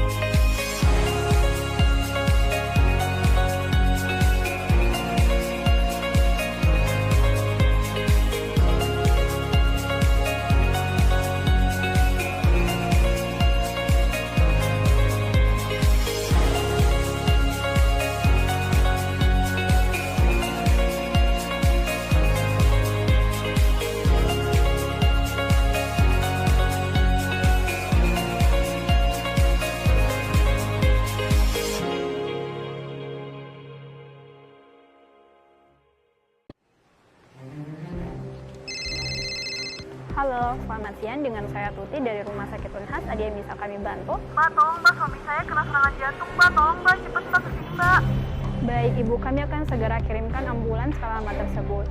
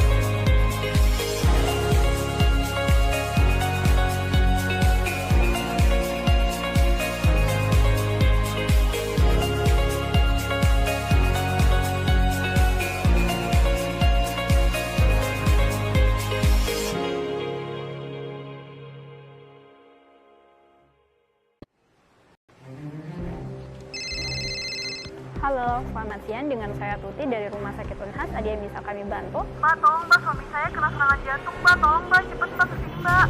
Baik, Ibu, kami akan segera kirimkan ambulans ke alamat tersebut. Para medis akan segera tiba, kurang lebih 10 menit, mohon ditunggu.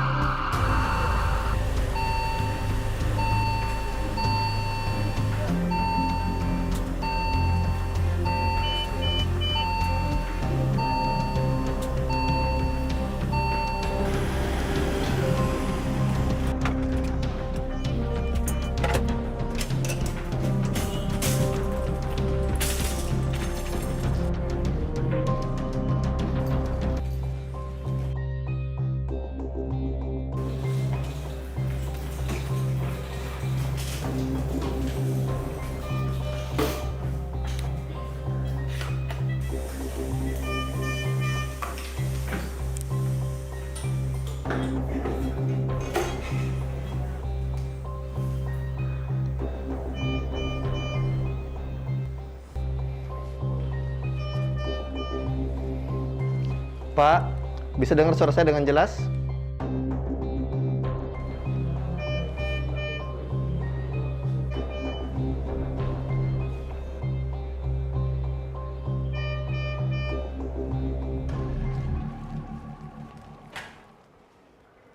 Suster Ayu. Iya dok. Kayaknya saya pernah ketemu sama pasien ini. Saya tensi dulu ya Pak. Iya dok.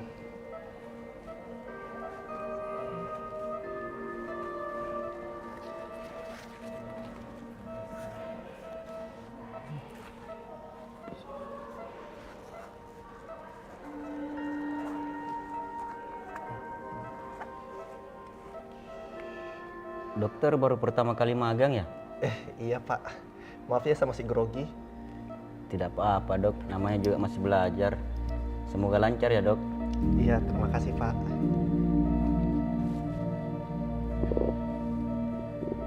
Loh, lapar ya dok? Ini ada makanan dok. Tidak usah Pak, tidak usah. Ambil aja dok. Terima kasih banyak ya Pak. Ambil aja dok.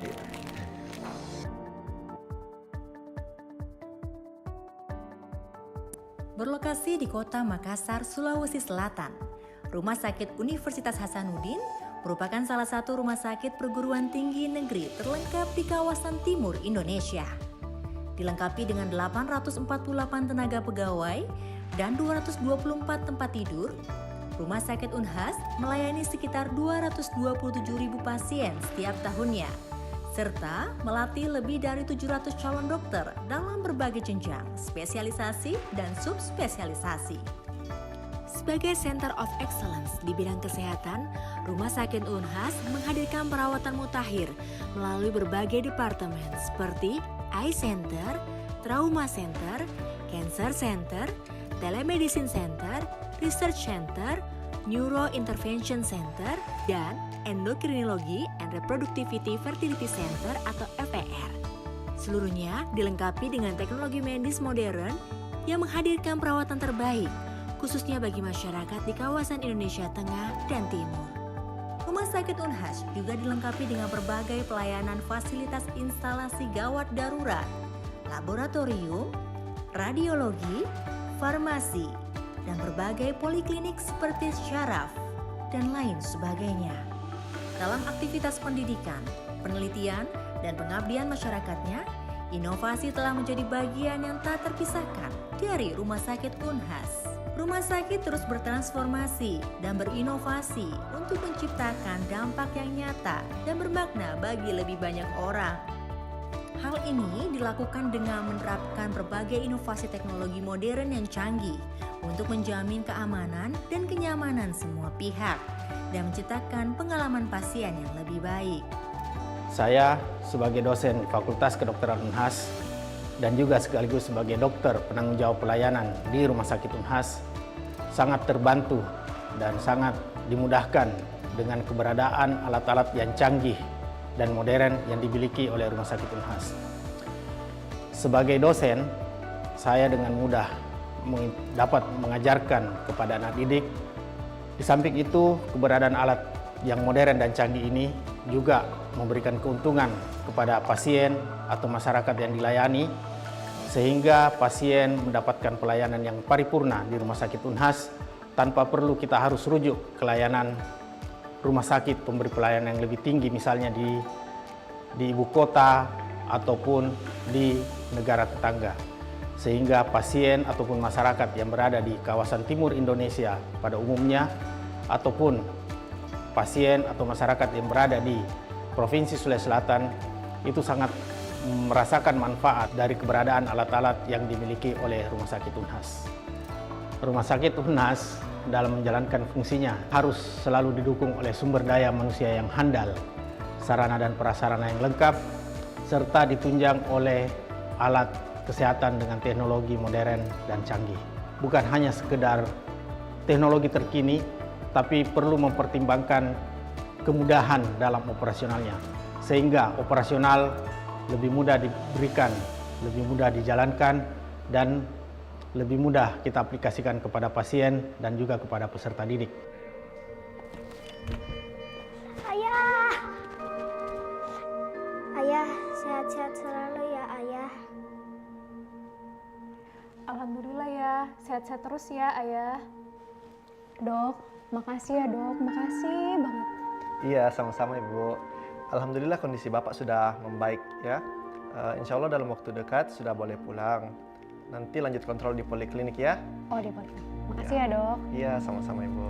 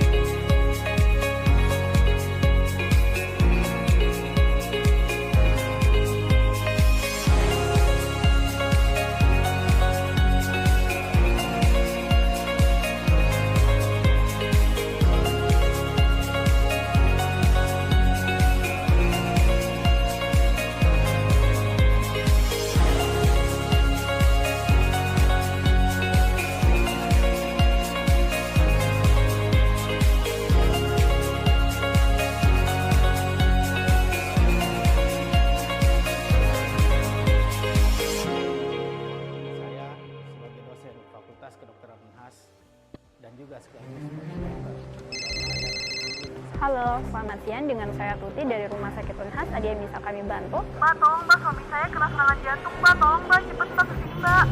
Baik, Ibu, kami akan segera kirimkan ambulans ke alamat tersebut. Para medis akan segera tiba, kurang lebih 10 menit, mohon ditunggu.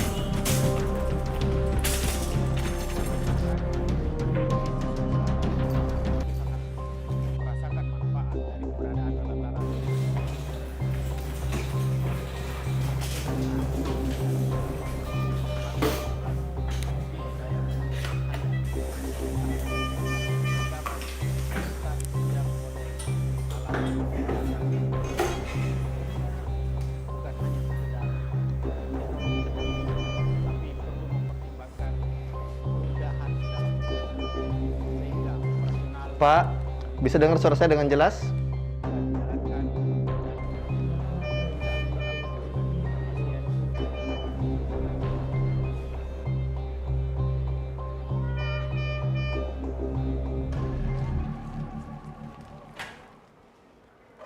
Suster Ayu. Iya dok. Kayaknya saya pernah ketemu sama pasien ini. Saya tensi dulu ya Pak. Iya dok.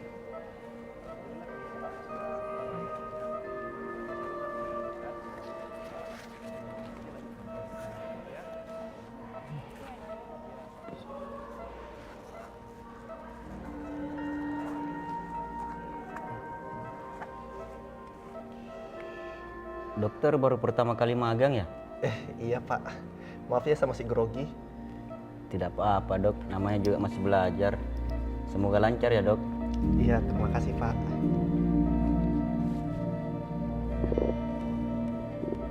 Loh, lapar ya dok? Ini ada makanan dok. Tidak usah Pak, tidak usah. Ambil aja dok. Terima kasih banyak ya Pak. Ambil aja dok.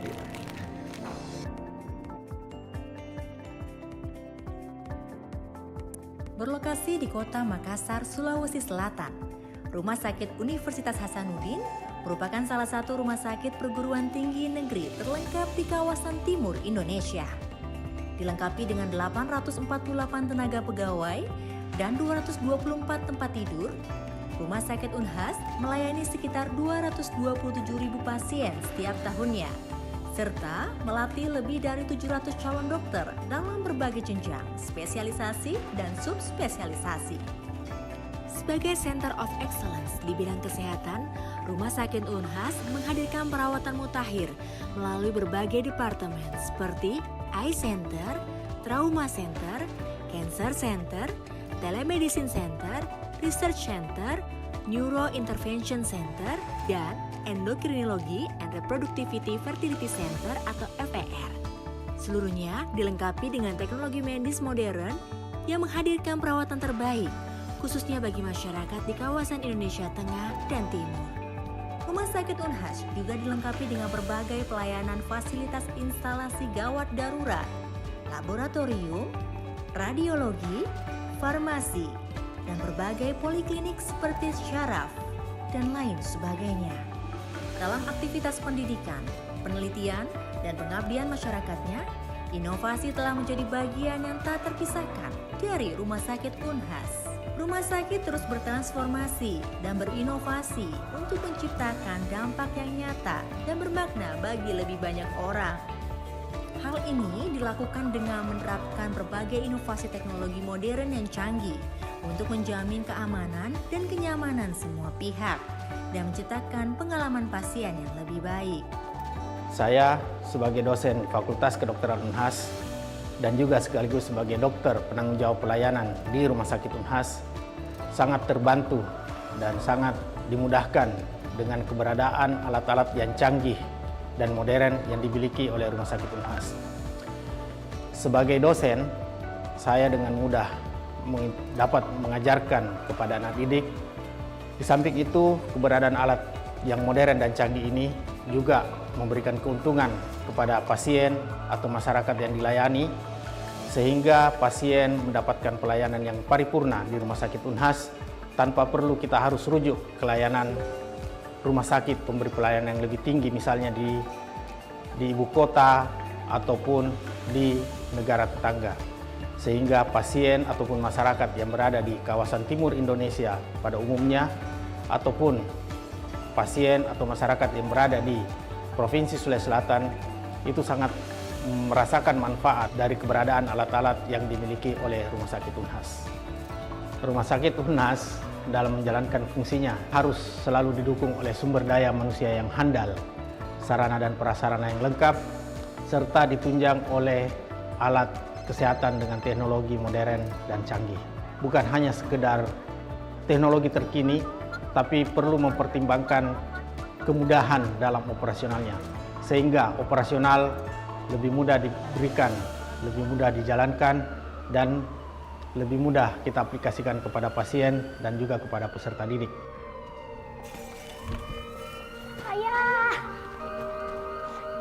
Ayah, Sehat-sehat selalu ya Ayah.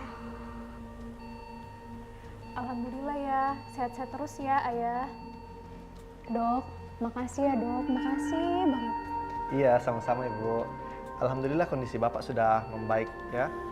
Insya Allah dalam waktu dekat sudah boleh pulang. Nanti lanjut kontrol di poliklinik ya. Oh di poliklinik. Makasih ya dok. Iya, sama-sama Ibu.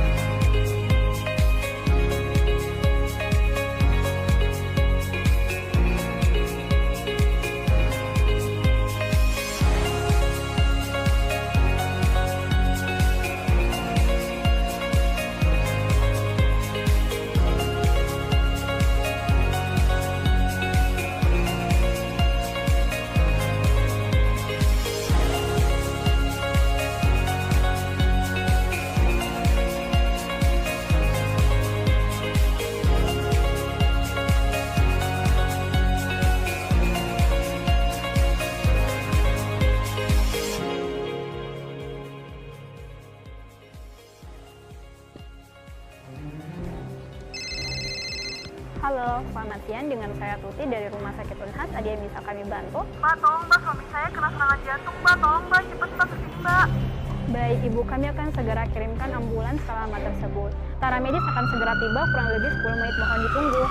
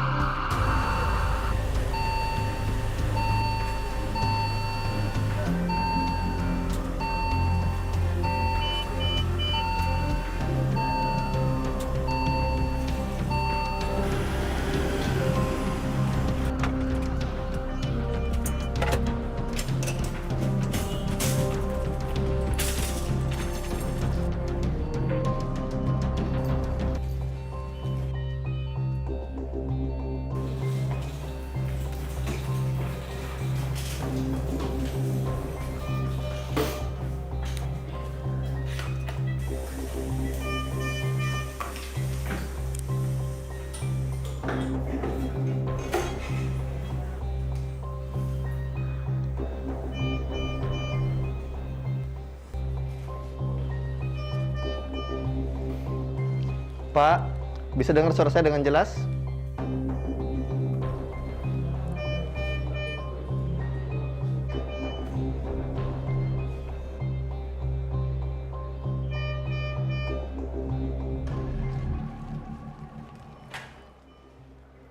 Suster, ayo. Iya, Dok. Kayaknya saya pernah ketemu sama pasien ini. Saya tensi dulu ya, Pak. Iya, Dok.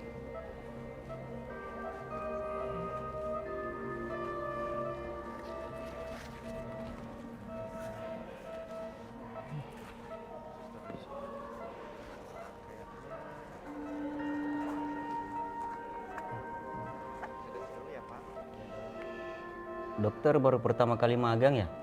Iya, Pak. Maaf ya, saya masih grogi. Tidak apa-apa, Dok. Namanya juga masih belajar. Semoga lancar ya, Dok. Iya, terima kasih, Pak.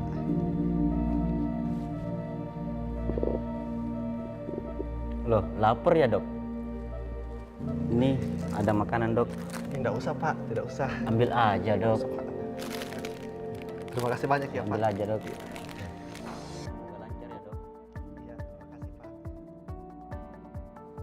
Berlokasi di kota Makassar, Sulawesi Selatan, Rumah Sakit Universitas Hasanuddin merupakan salah satu rumah sakit perguruan tinggi negeri terlengkap di kawasan timur Indonesia. Dilengkapi dengan 848 tenaga pegawai dan 224 tempat tidur, Rumah Sakit Unhas melayani sekitar 227.000 pasien setiap tahunnya, serta melatih lebih dari 700 calon dokter dalam berbagai jenjang, spesialisasi, dan subspesialisasi. Sebagai Center of Excellence di bidang kesehatan, Rumah Sakit Unhas menghadirkan perawatan mutakhir melalui berbagai departemen seperti Eye Center, Trauma Center, Cancer Center, Telemedicine Center, Research Center, Neuro Intervention Center, dan Endokrinologi and Reproductivity Fertility Center atau FER. Seluruhnya dilengkapi dengan teknologi medis modern yang menghadirkan perawatan terbaik, khususnya bagi masyarakat di kawasan Indonesia Tengah dan Timur.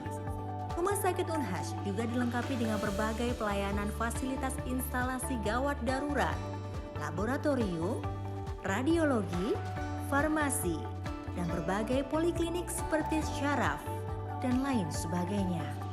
Dalam aktivitas pendidikan, penelitian, dan pengabdian masyarakatnya, inovasi telah menjadi bagian yang tak terpisahkan dari Rumah Sakit Unhas. Rumah sakit terus bertransformasi dan berinovasi untuk menciptakan dampak yang nyata dan bermakna bagi lebih banyak orang. Hal ini dilakukan dengan menerapkan berbagai inovasi teknologi modern yang canggih untuk menjamin keamanan dan kenyamanan semua pihak dan menciptakan pengalaman pasien yang lebih baik. Saya sebagai dosen Fakultas Kedokteran Unhas dan juga sekaligus sebagai dokter penanggung jawab pelayanan di Rumah Sakit Unhas sangat terbantu dan sangat dimudahkan dengan keberadaan alat-alat yang canggih dan modern yang dimiliki oleh Rumah Sakit Unhas. Sebagai dosen, saya dengan mudah dapat mengajarkan kepada anak didik. Di samping itu, keberadaan alat yang modern dan canggih ini juga memberikan keuntungan kepada pasien atau masyarakat yang dilayani, sehingga pasien mendapatkan pelayanan yang paripurna di Rumah Sakit Unhas tanpa perlu kita harus rujuk ke layanan rumah sakit pemberi pelayanan yang lebih tinggi, misalnya di ibu kota ataupun di negara tetangga. Sehingga pasien ataupun masyarakat yang berada di kawasan timur Indonesia pada umumnya ataupun pasien atau masyarakat yang berada di Provinsi Sulawesi Selatan itu sangat merasakan manfaat dari keberadaan alat-alat yang dimiliki oleh Rumah Sakit Unhas. Rumah Sakit Unhas dalam menjalankan fungsinya harus selalu didukung oleh sumber daya manusia yang handal, sarana dan prasarana yang lengkap, serta ditunjang oleh alat kesehatan dengan teknologi modern dan canggih. Bukan hanya sekedar teknologi terkini, tapi perlu mempertimbangkan kemudahan dalam operasionalnya, sehingga operasional lebih mudah diberikan, lebih mudah dijalankan, dan lebih mudah kita aplikasikan kepada pasien dan juga kepada peserta didik. Ayah! Ayah, sehat-sehat selalu. Alhamdulillah ya, sehat-sehat terus ya ayah. Jalankan dan Dok, makasih ya dok, makasih banget. Iya, sama-sama Ibu. Alhamdulillah kondisi Bapak sudah membaik ya. Insya Allah dalam waktu dekat sudah boleh pulang. Nanti lanjut kontrol di poliklinik ya. Oh di poliklinik. Makasih ya dok. Iya, sama-sama Ibu.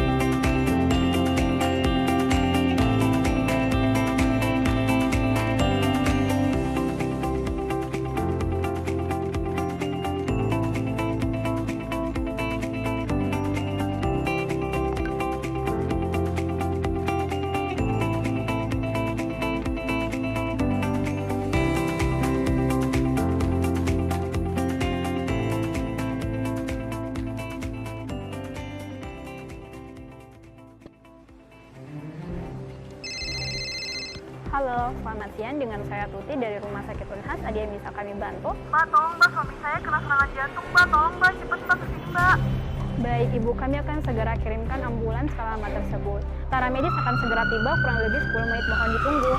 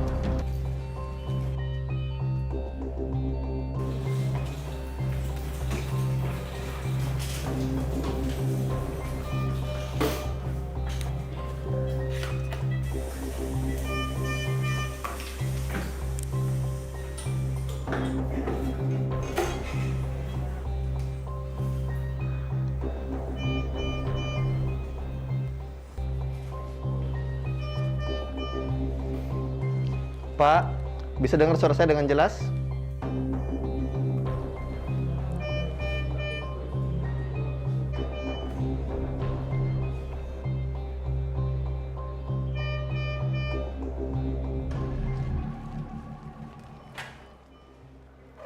Suster Ayu, Iya, Dok. kayaknya saya pernah ketemu sama pasien ini. Saya tensi dulu ya, Pak. Iya, Dok.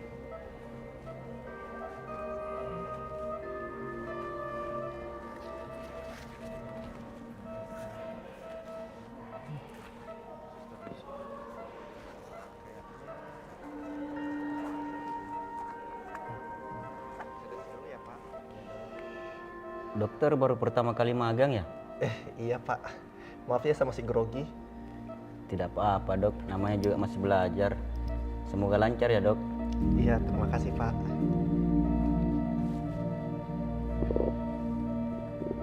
Loh, lapar ya dok? Ini ada makanan dok. Tidak usah Pak, tidak usah. Ambil aja dok.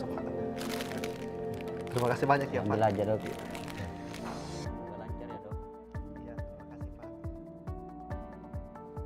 Berlokasi di kota Makassar, Sulawesi Selatan, Rumah Sakit Universitas Hasanuddin merupakan salah satu rumah sakit perguruan tinggi negeri terlengkap di kawasan timur Indonesia. Dilengkapi dengan 848 tenaga pegawai dan 224 tempat tidur, Rumah Sakit Unhas melayani sekitar 227.000 pasien setiap tahunnya, serta melatih lebih dari 700 calon dokter dalam berbagai jenjang, spesialisasi, dan subspesialisasi. Sebagai Center of Excellence di bidang kesehatan, Rumah Sakit Unhas menghadirkan perawatan mutakhir melalui berbagai departemen seperti Eye Center, Trauma Center, Cancer Center, Telemedicine Center, Research Center, Neuro Intervention Center, dan Endokrinologi and Reproductivity Fertility Center atau FER. Seluruhnya dilengkapi dengan teknologi medis modern yang menghadirkan perawatan terbaik, khususnya bagi masyarakat di kawasan Indonesia Tengah dan Timur. Rumah Sakit Unhas juga dilengkapi dengan berbagai pelayanan fasilitas instalasi gawat darurat, laboratorium, radiologi, farmasi, dan berbagai poliklinik seperti syaraf dan lain sebagainya.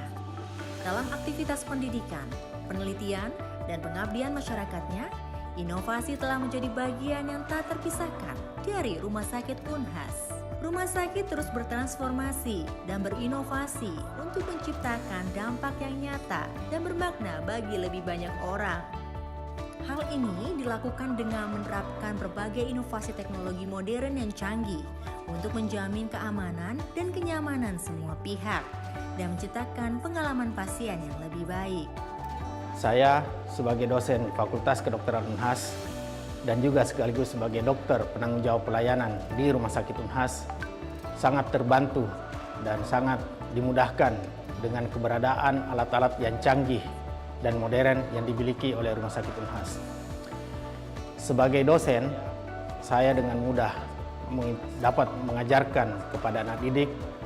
Di samping itu, keberadaan alat yang modern dan canggih ini juga memberikan keuntungan kepada pasien atau masyarakat yang dilayani, sehingga pasien mendapatkan pelayanan yang paripurna di Rumah Sakit Unhas tanpa perlu kita harus rujuk ke layanan rumah sakit pemberi pelayanan yang lebih tinggi, misalnya di ibu kota ataupun di negara tetangga.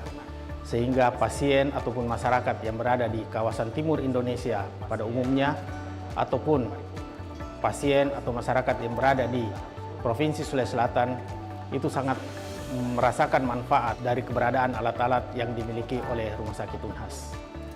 Rumah Sakit Unhas dalam menjalankan fungsinya harus selalu didukung oleh sumber daya manusia yang handal, sarana dan prasarana yang lengkap, serta ditunjang oleh alat kesehatan dengan teknologi modern dan canggih. Bukan hanya sekedar teknologi terkini, tapi perlu mempertimbangkan kemudahan dalam operasionalnya, sehingga operasional lebih mudah diberikan, lebih mudah dijalankan, dan lebih mudah kita aplikasikan kepada pasien dan juga kepada peserta didik. Ayah! Ayah, sehat-sehat selalu ya ayah. Sehingga operasional Alhamdulillah ya, sehat-sehat terus ya ayah. Dok, makasih ya dok, makasih banget. Iya, sama-sama Ibu. Alhamdulillah kondisi Bapak sudah membaik ya. Insya Allah dalam waktu dekat sudah boleh pulang. Nanti lanjut kontrol di poliklinik ya. Oh di poliklinik. Makasih ya dok. Iya, sama-sama Ibu.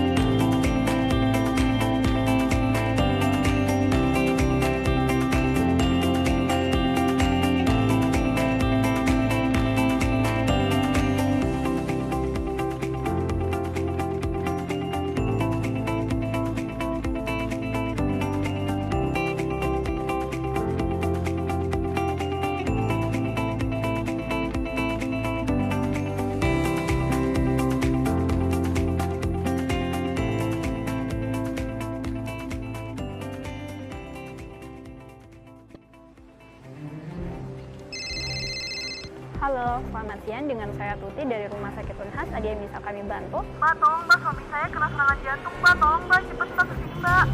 Baik, Ibu, kami akan segera kirimkan ambulans ke alamat tersebut.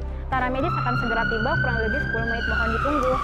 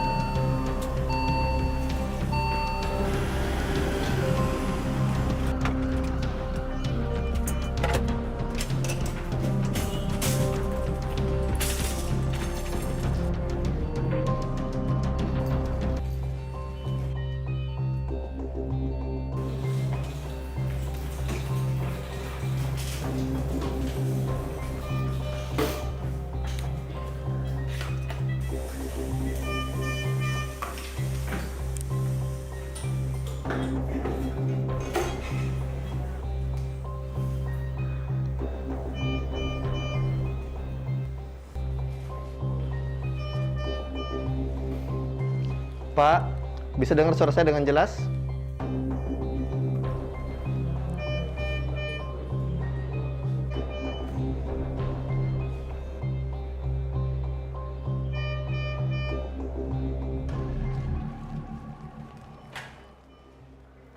Suster, ayo. Iya, Dok. Kayaknya saya pernah ketemu sama pasien ini. Saya tensi dulu ya, Pak. Iya, Dok.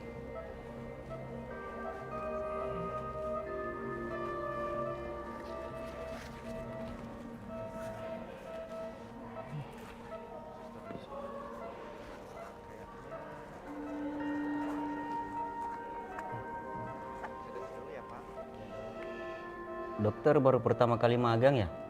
Iya Pak, maaf ya saya masih grogi. Tidak apa-apa Dok, namanya juga masih belajar. Semoga lancar ya Dok. Iya, terima kasih Pak.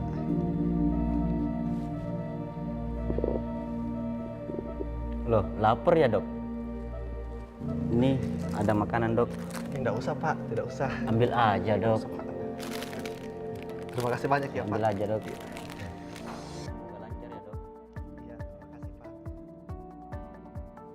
Berlokasi di kota Makassar, Sulawesi Selatan, Rumah Sakit Universitas Hasanuddin merupakan salah satu rumah sakit perguruan tinggi negeri terlengkap di kawasan timur Indonesia.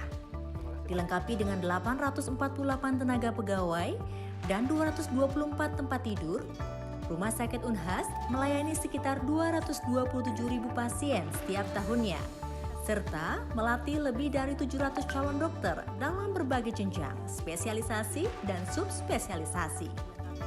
Sebagai Center of Excellence di bidang kesehatan, Rumah Sakit Unhas menghadirkan perawatan mutakhir melalui berbagai departemen seperti Eye Center, Trauma Center, Cancer Center, Telemedicine Center, Research Center, Neuro Intervention Center, dan Endokrinologi and Reproductivity Fertility Center atau FER.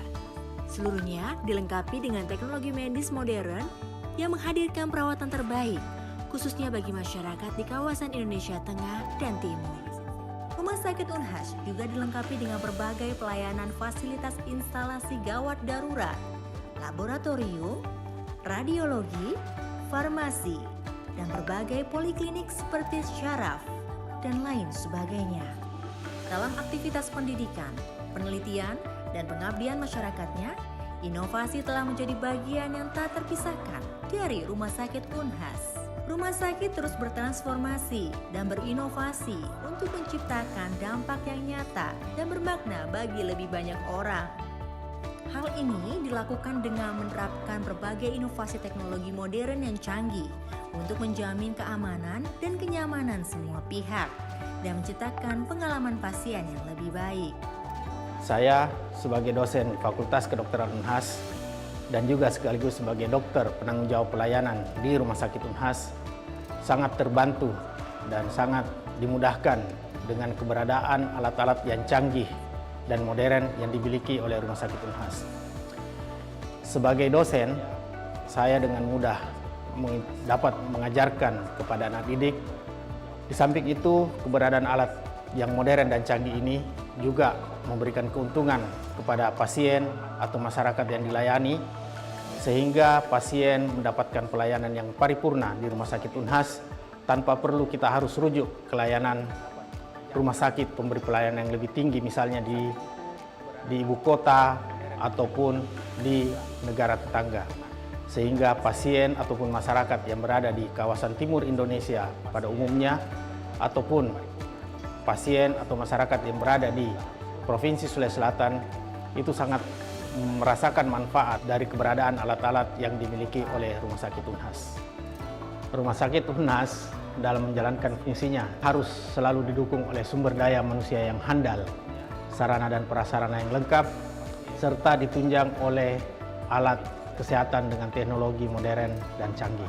Bukan hanya sekedar teknologi terkini, tapi perlu mempertimbangkan kemudahan dalam operasionalnya, sehingga operasional lebih mudah diberikan, lebih mudah dijalankan, dan lebih mudah kita aplikasikan kepada pasien dan juga kepada peserta didik.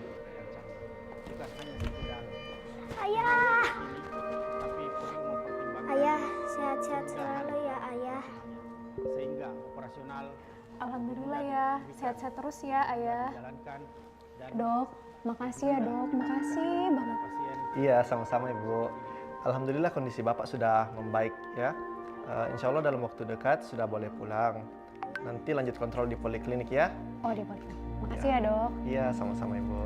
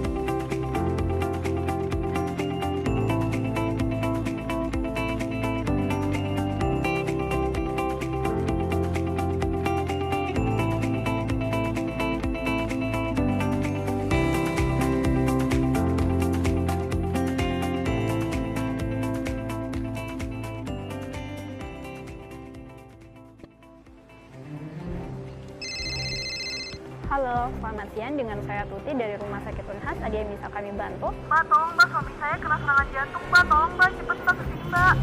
Baik, Ibu, kami akan segera kirimkan ambulans ke alamat tersebut. Para medis akan segera tiba, kurang lebih 10 menit, mohon ditunggu.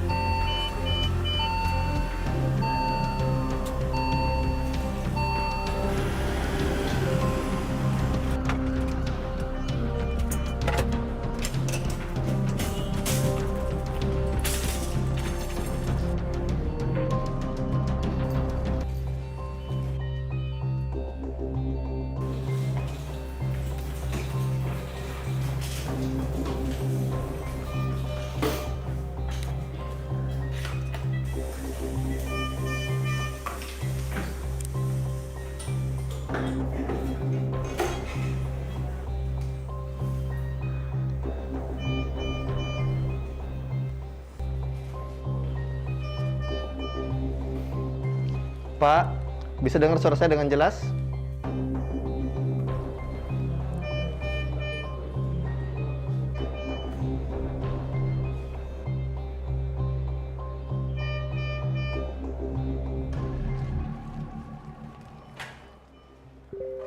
Suster Ayu, Iya, Dok.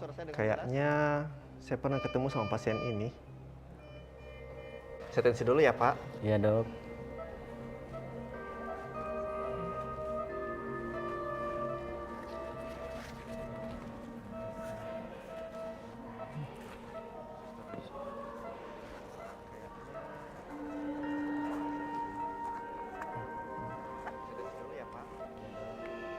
Dokter baru pertama kali magang ya? Iya Pak, maaf ya saya masih grogi. Tidak apa-apa Dok, namanya juga masih belajar. Semoga lancar ya Dok. Iya, terima kasih Pak.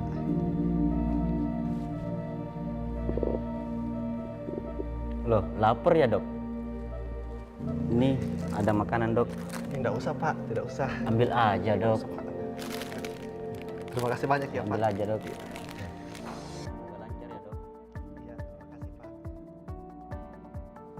Berlokasi di kota Makassar, Sulawesi Selatan, Rumah Sakit Universitas Hasanuddin merupakan salah satu rumah sakit perguruan tinggi negeri terlengkap di kawasan timur Indonesia. Dilengkapi dengan 848 tenaga pegawai dan 224 tempat tidur, Rumah Sakit Unhas melayani sekitar 227.000 pasien setiap tahunnya, serta melatih lebih dari 700 calon dokter dalam berbagai jenjang, spesialisasi, dan subspesialisasi.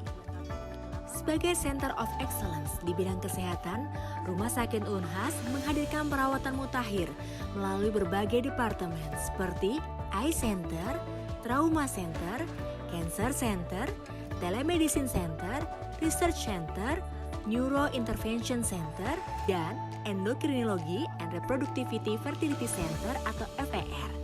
Seluruhnya dilengkapi dengan teknologi medis modern yang menghadirkan perawatan terbaik, khususnya bagi masyarakat di kawasan Indonesia Tengah dan Timur. Rumah Sakit Unhas juga dilengkapi dengan berbagai pelayanan fasilitas instalasi gawat darurat, laboratorium, radiologi, farmasi, dan berbagai poliklinik seperti syaraf, dan lain sebagainya. Dalam aktivitas pendidikan, penelitian, dan pengabdian masyarakatnya, inovasi telah menjadi bagian yang tak terpisahkan dari Rumah Sakit Unhas. Rumah sakit terus bertransformasi dan berinovasi untuk menciptakan dampak yang nyata dan bermakna bagi lebih banyak orang. Hal ini dilakukan dengan menerapkan berbagai inovasi teknologi modern yang canggih untuk menjamin keamanan dan kenyamanan semua pihak dan menciptakan pengalaman pasien yang lebih baik. Saya sebagai dosen Fakultas Kedokteran Unhas dan juga sekaligus sebagai dokter penanggung jawab pelayanan di Rumah Sakit Unhas sangat terbantu dan sangat dimudahkan dengan keberadaan alat-alat yang canggih dan modern yang dimiliki oleh Rumah Sakit Unhas. Sebagai dosen, saya dengan mudah dapat mengajarkan kepada anak didik. Di samping itu, keberadaan alat yang modern dan canggih ini juga memberikan keuntungan kepada pasien atau masyarakat yang dilayani, sehingga pasien mendapatkan pelayanan yang paripurna di Rumah Sakit Unhas tanpa perlu kita harus rujuk ke layanan rumah sakit pemberi pelayanan yang lebih tinggi, misalnya di ibu kota ataupun di negara tetangga. Sehingga pasien ataupun masyarakat yang berada di kawasan timur Indonesia pada umumnya, ataupun pasien atau masyarakat yang berada di Provinsi Sulawesi Selatan itu sangat merasakan manfaat dari keberadaan alat-alat yang dimiliki oleh Rumah Sakit Unhas.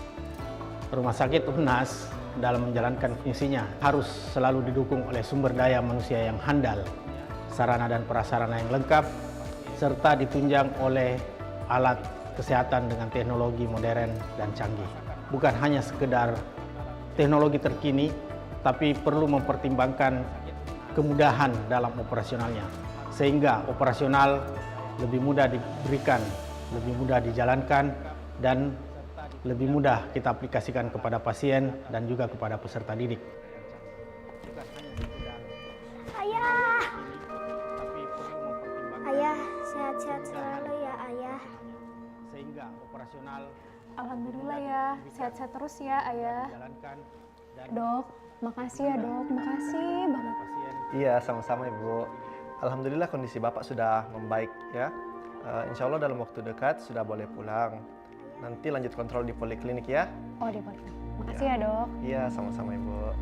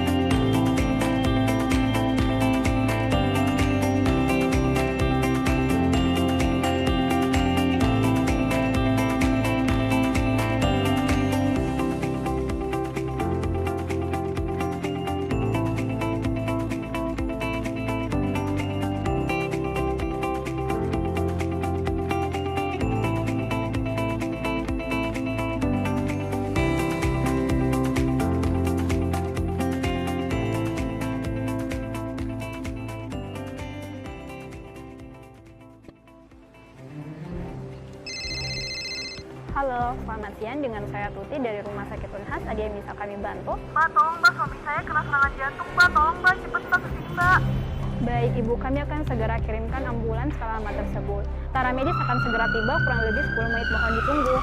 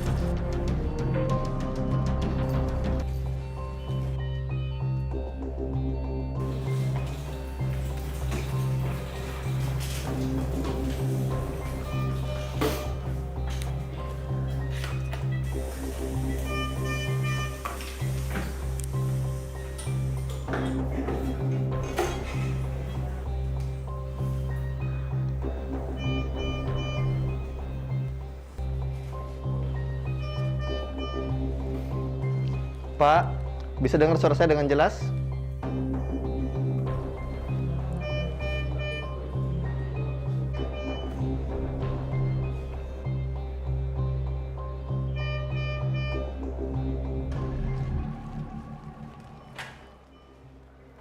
Suster, ayo. Pak, bisa dengar suara saya dengan kayaknya saya pernah ketemu sama pasien ini. Saya tensi dulu ya, Pak. Iya, Dok.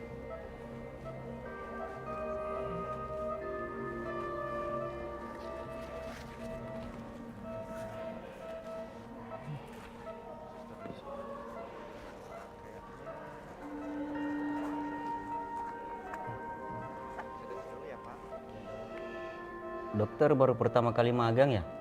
Iya Pak, maaf ya saya masih grogi. Tidak apa-apa Dok, namanya juga masih belajar. Semoga lancar ya Dok. Iya, terima kasih Pak.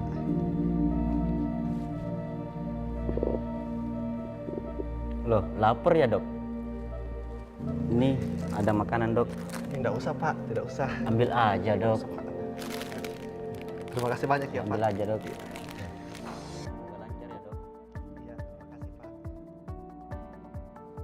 Berlokasi di kota Makassar, Sulawesi Selatan, Rumah Sakit Universitas Hasanuddin merupakan salah satu rumah sakit perguruan tinggi negeri terlengkap di kawasan timur Indonesia. Dilengkapi dengan 848 tenaga pegawai dan 224 tempat tidur, Rumah Sakit Unhas melayani sekitar 227.000 pasien setiap tahunnya, serta melatih lebih dari 700 calon dokter dalam berbagai jenjang, spesialisasi, dan subspesialisasi. Sebagai Center of Excellence di bidang kesehatan, Rumah Sakit Unhas menghadirkan perawatan mutakhir melalui berbagai departemen seperti Eye Center, Trauma Center, Cancer Center, Telemedicine Center, Research Center, Neuro Intervention Center, dan Endokrinologi and Reproductivity Fertility Center atau FER. Seluruhnya dilengkapi dengan teknologi medis modern yang menghadirkan perawatan terbaik, khususnya bagi masyarakat di kawasan Indonesia Tengah dan Timur. Rumah Sakit Unhas juga dilengkapi dengan berbagai pelayanan fasilitas instalasi gawat darurat, laboratorium, radiologi, farmasi, dan berbagai poliklinik seperti syaraf dan lain sebagainya. Dalam aktivitas pendidikan, penelitian, dan pengabdian masyarakatnya, inovasi telah menjadi bagian yang tak terpisahkan dari Rumah Sakit Unhas. Rumah sakit terus bertransformasi dan berinovasi untuk menciptakan dampak yang nyata dan bermakna bagi lebih banyak orang. Hal ini dilakukan dengan menerapkan berbagai inovasi teknologi modern yang canggih untuk menjamin keamanan dan kenyamanan semua pihak dan menciptakan pengalaman pasien yang lebih baik.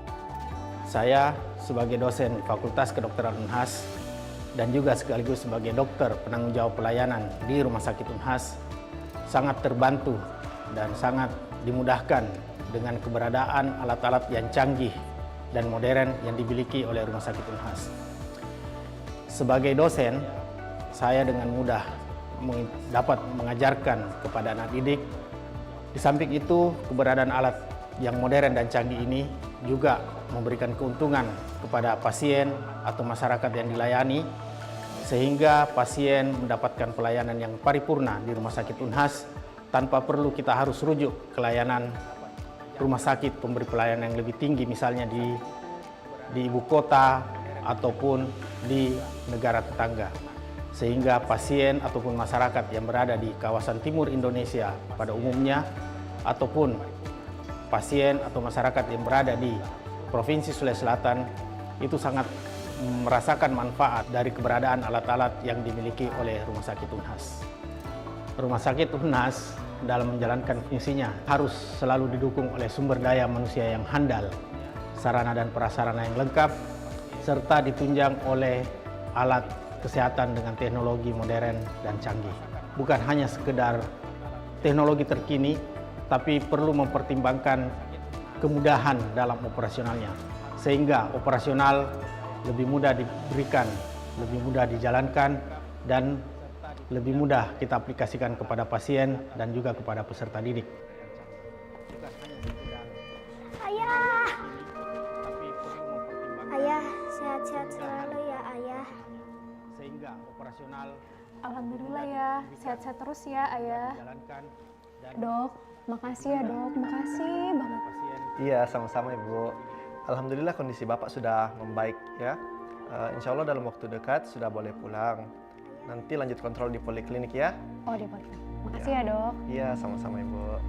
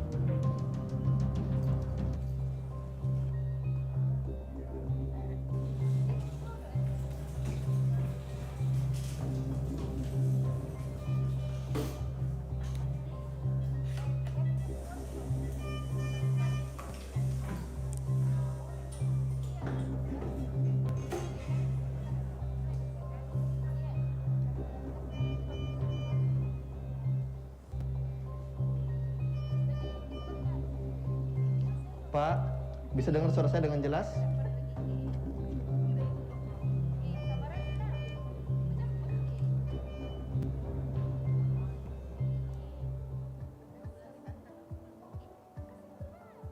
Berlokasi di kota Makassar, Sulawesi Selatan, Rumah Sakit Universitas Hasanuddin merupakan salah satu rumah sakit perguruan tinggi negeri terlengkap di kawasan timur Indonesia. Dilengkapi dengan 848 tenaga pegawai dan 224 tempat tidur, Rumah Sakit Unhas melayani sekitar 227.000 pasien setiap tahunnya, serta melatih lebih dari 700 calon dokter dalam berbagai jenjang, spesialisasi, dan subspesialisasi. Sebagai Center of Excellence di bidang kesehatan, Rumah Sakit Unhas menghadirkan perawatan mutakhir melalui berbagai departemen seperti Eye Center, Trauma Center, Cancer Center, Telemedicine Center, Research Center, Neuro Intervention Center, dan Endokrinologi and Reproductivity Fertility Center atau FER. Seluruhnya dilengkapi dengan teknologi medis modern yang menghadirkan perawatan terbaik, khususnya bagi masyarakat di kawasan Indonesia Tengah dan Timur. Rumah Sakit Unhas juga dilengkapi dengan berbagai pelayanan fasilitas instalasi gawat darurat, laboratorium, radiologi, farmasi, dan berbagai poliklinik seperti syaraf, dan lain sebagainya. Dalam aktivitas pendidikan, penelitian, dan pengabdian masyarakatnya, inovasi telah menjadi bagian yang tak terpisahkan dari Rumah Sakit Unhas. Rumah sakit terus bertransformasi dan berinovasi untuk menciptakan dampak yang nyata dan bermakna bagi lebih banyak orang. Hal ini dilakukan dengan menerapkan berbagai inovasi teknologi modern yang canggih untuk menjamin keamanan dan kenyamanan semua pihak dan menciptakan pengalaman pasien yang lebih baik. Saya sebagai dosen Fakultas Kedokteran Unhas dan juga sekaligus sebagai dokter penanggung jawab pelayanan di Rumah Sakit Unhas sangat terbantu dan sangat dimudahkan dengan keberadaan alat-alat yang canggih dan modern yang dimiliki oleh Rumah Sakit Unhas. Sebagai dosen, saya dengan mudah dapat mengajarkan kepada anak didik. Di samping itu, keberadaan alat yang modern dan canggih ini juga memberikan keuntungan kepada pasien atau masyarakat yang dilayani, sehingga pasien mendapatkan pelayanan yang paripurna di Rumah Sakit Unhas tanpa perlu kita harus rujuk ke layanan rumah sakit pemberi pelayanan yang lebih tinggi, misalnya di ibu kota ataupun di negara tetangga. Sehingga pasien ataupun masyarakat yang berada di kawasan timur Indonesia pada umumnya ataupun pasien atau masyarakat yang berada di Provinsi Sulawesi Selatan itu sangat merasakan manfaat dari keberadaan alat-alat yang dimiliki oleh Rumah Sakit Unhas. Rumah Sakit Unhas dalam menjalankan fungsinya harus selalu didukung oleh sumber daya manusia yang handal, sarana dan prasarana yang lengkap, serta ditunjang oleh alat kesehatan dengan teknologi modern dan canggih. Bukan hanya sekedar teknologi terkini, tapi perlu mempertimbangkan kemudahan dalam operasionalnya, sehingga operasional lebih mudah diberikan, lebih mudah dijalankan, dan lebih mudah kita aplikasikan kepada pasien dan juga kepada peserta didik. Ayah! Ayah, sehat-sehat selalu ya ayah. Alhamdulillah ya, sehat-sehat terus ya ayah. Dok, makasih ya dok, makasih banget. Iya, sama-sama Ibu. Alhamdulillah kondisi Bapak sudah membaik ya. Insya Allah dalam waktu dekat sudah boleh pulang. Nanti lanjut kontrol di poliklinik ya. Oh, di poliklinik. Makasih ya dok. Iya, sama-sama Ibu.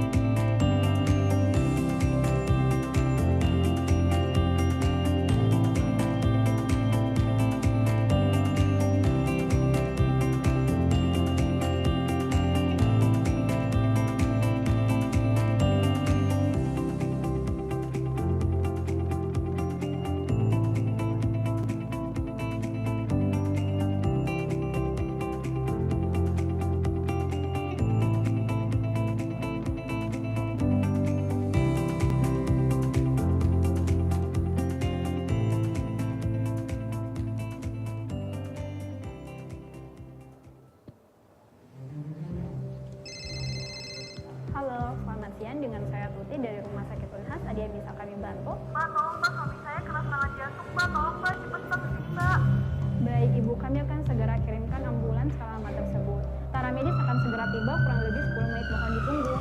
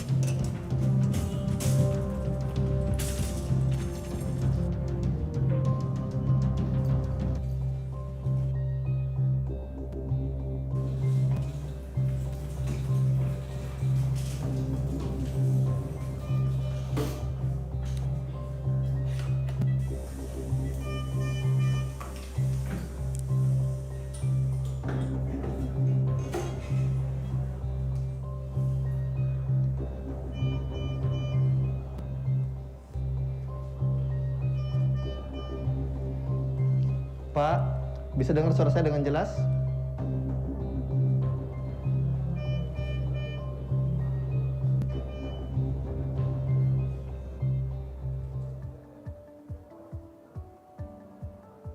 Berlokasi di kota Makassar, Sulawesi Selatan, Rumah Sakit Universitas Hasanuddin merupakan salah satu rumah sakit perguruan tinggi negeri terlengkap di kawasan timur Indonesia. Dilengkapi dengan 848 tenaga pegawai dan 224 tempat tidur, Rumah Sakit Unhas melayani sekitar 227.000 pasien setiap tahunnya, serta melatih lebih dari 700 calon dokter dalam berbagai jenjang, spesialisasi, dan subspesialisasi. Sebagai Center of Excellence di bidang kesehatan, Rumah Sakit Unhas menghadirkan perawatan mutakhir melalui berbagai departemen seperti Eye Center, Trauma Center, Cancer Center, Telemedicine Center, Research Center, Neuro Intervention Center, dan Endokrinologi and Reproductivity Fertility Center atau FER. Seluruhnya dilengkapi dengan teknologi medis modern yang menghadirkan perawatan terbaik, khususnya bagi masyarakat di kawasan Indonesia Tengah dan Timur. Rumah Sakit Unhas juga dilengkapi dengan berbagai pelayanan fasilitas instalasi gawat darurat, laboratorium, radiologi, farmasi, dan berbagai poliklinik seperti syaraf dan lain sebagainya. Dalam aktivitas pendidikan, penelitian, dan pengabdian masyarakatnya, inovasi telah menjadi bagian yang tak terpisahkan dari Rumah Sakit Unhas. Rumah sakit terus bertransformasi dan berinovasi untuk menciptakan dampak yang nyata dan bermakna bagi lebih banyak orang. Hal ini dilakukan dengan menerapkan berbagai inovasi teknologi modern yang canggih untuk menjamin keamanan dan kenyamanan semua pihak dan menciptakan pengalaman pasien yang lebih baik. Saya sebagai dosen Fakultas Kedokteran Unhas dan juga sekaligus sebagai dokter penanggung jawab pelayanan di Rumah Sakit Unhas sangat terbantu dan sangat dimudahkan dengan keberadaan alat-alat yang canggih dan modern yang dimiliki oleh Rumah Sakit Unhas.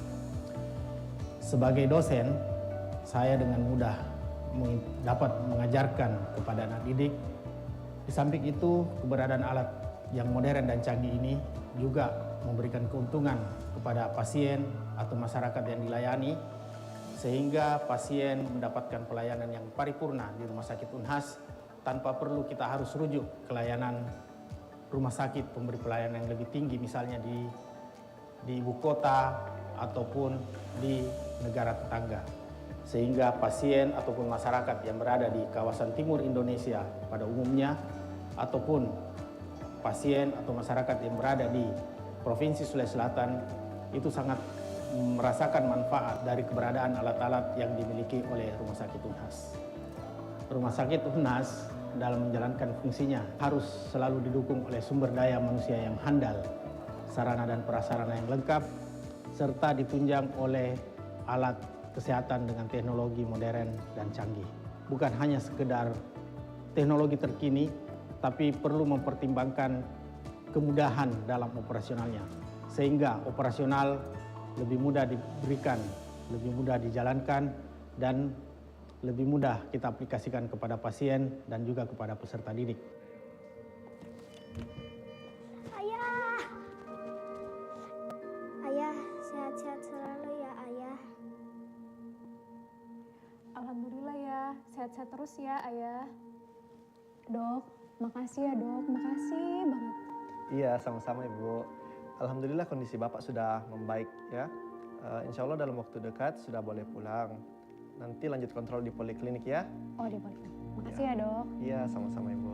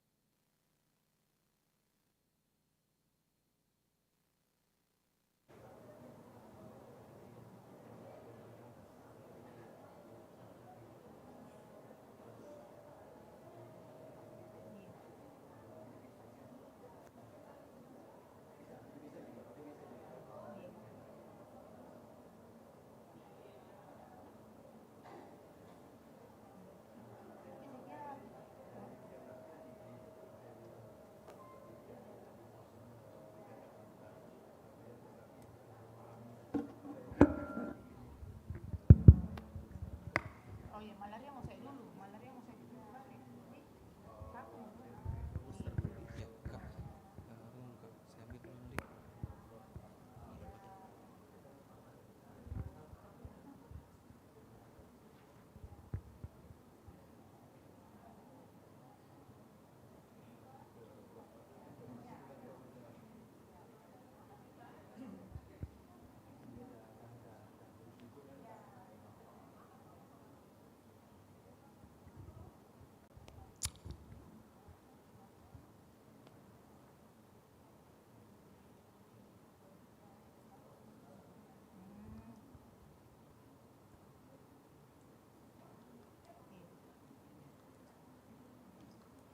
Mungkin saya hitung paling dulu dok, karena kalau kayak yang ditarik terus kita memparut itu, tapi kamu saya hitung dulu, dok, itu dulu baik-baik.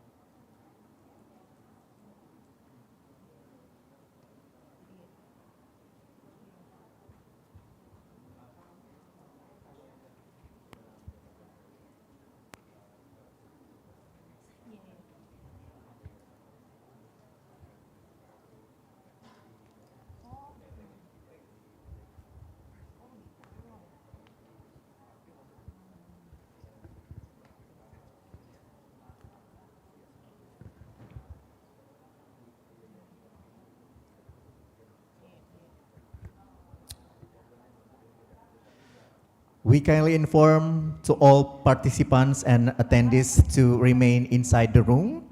Those outside, please come in, as we will soon announce the winner of the oral and poster presentations, followed by closing ceremony.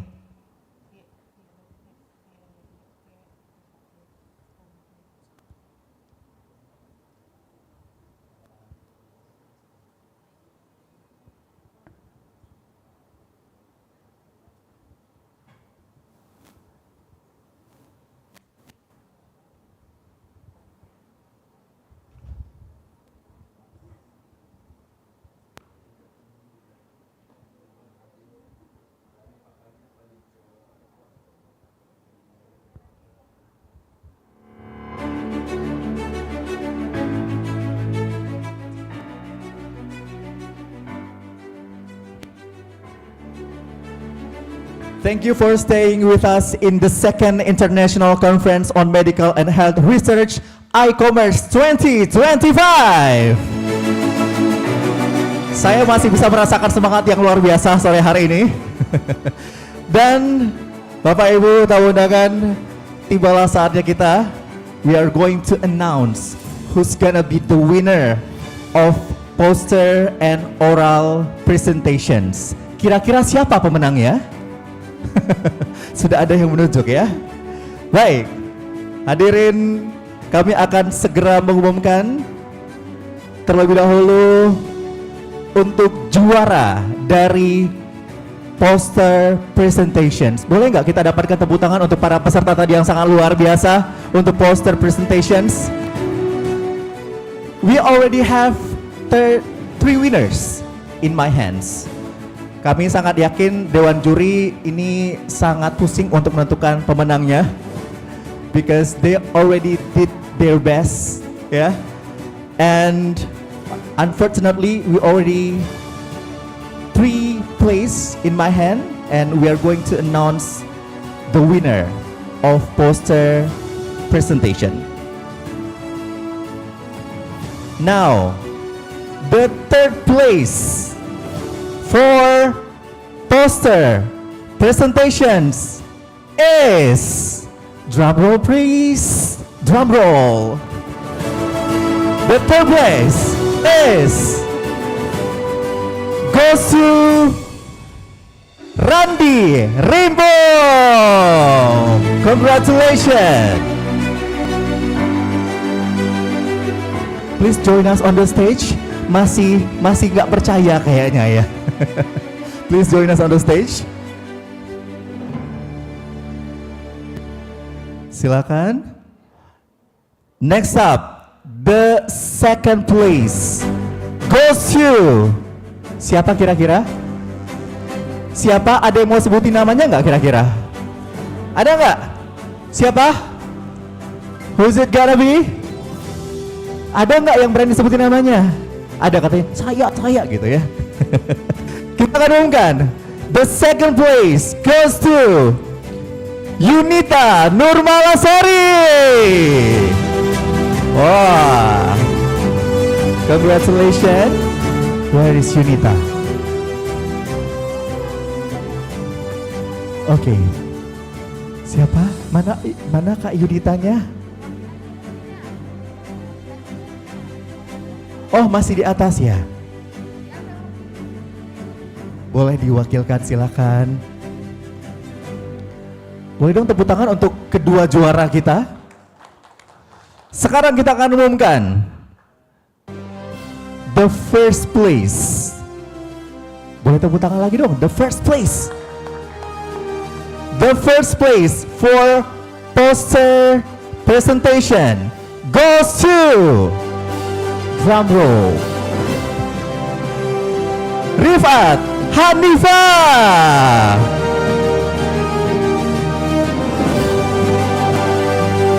Congratulations for our first place.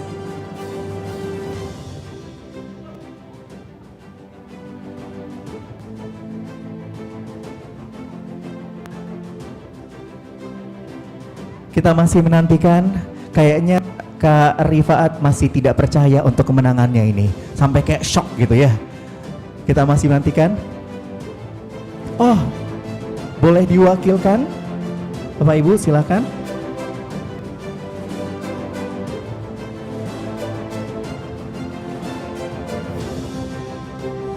Inilah ketiga pemenang kita pada hari ini.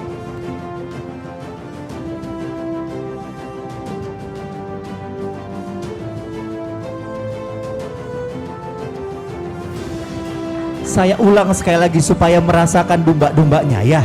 The first winner goes to Rifat Hanifah.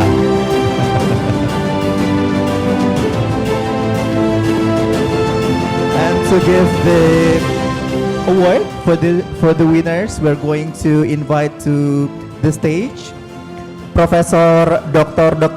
Andi Indahwati AS Esket MHSM. Please join us to the stage to give a reward for all the winners for poster presentations.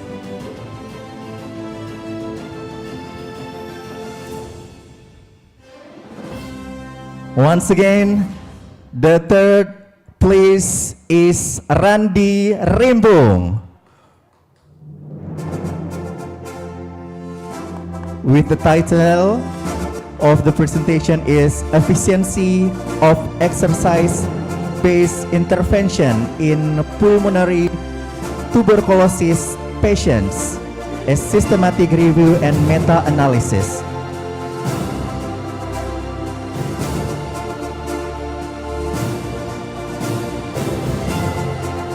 Seluruh pemenang tentunya mendapatkan hadiah berupa uang tunai.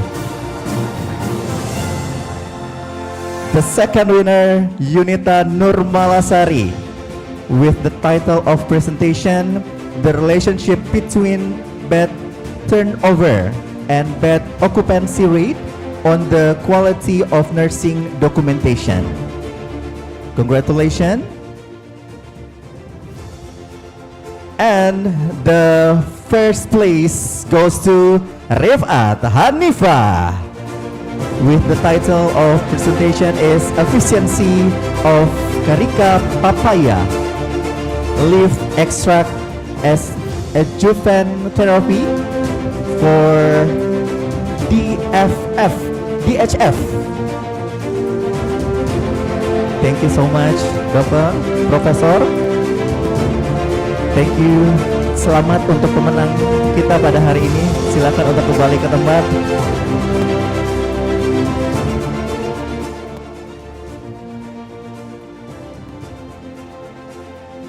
Boleh kita berikan tepuk tangan dong untuk para pemenang kita di poster presentations.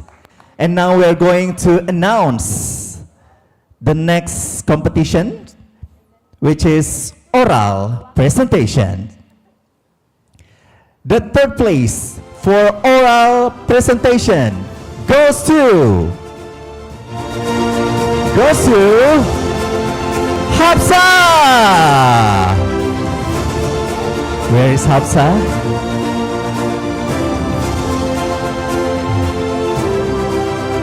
Kakak Hafsa.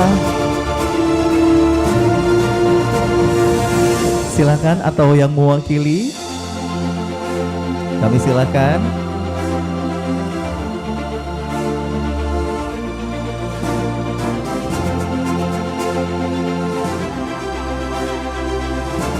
We already have the third place. Now we are going to announce the second place goes to Priscilia Putri Maharani Putru.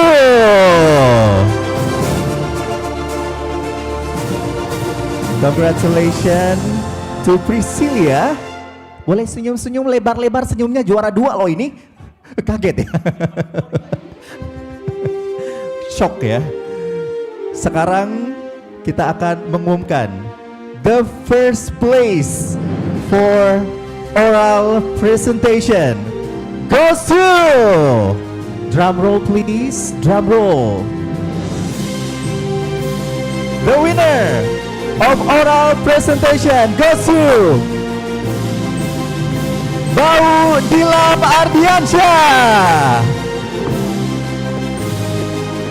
Please join us on the stage. Masih gak percaya juga ternyata ya.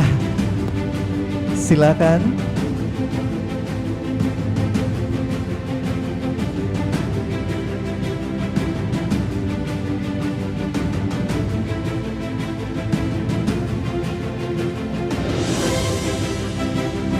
Congratulations. And now we would like to invite Dr. Rasida Arafa Escapers. I'm sorry. We would like to invite Dr. Rusdina Binti Laju PhD to join us on the stage.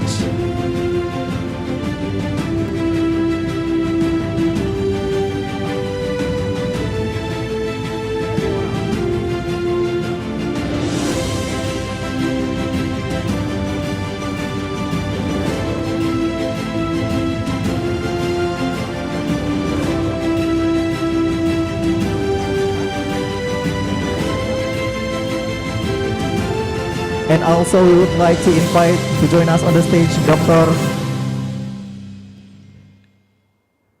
Congratulations for the winner of oral presentation.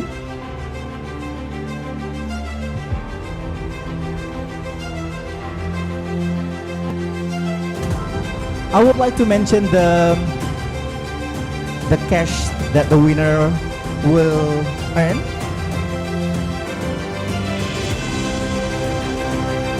The third place for poster presentation will get, thank you so much. The third place for poster presentation will get 1 million rupiah. The second place will get, ini luar biasa nominalnya, 1.250.000 rupiah. The third place, 1.500.000 rupiah. Wow.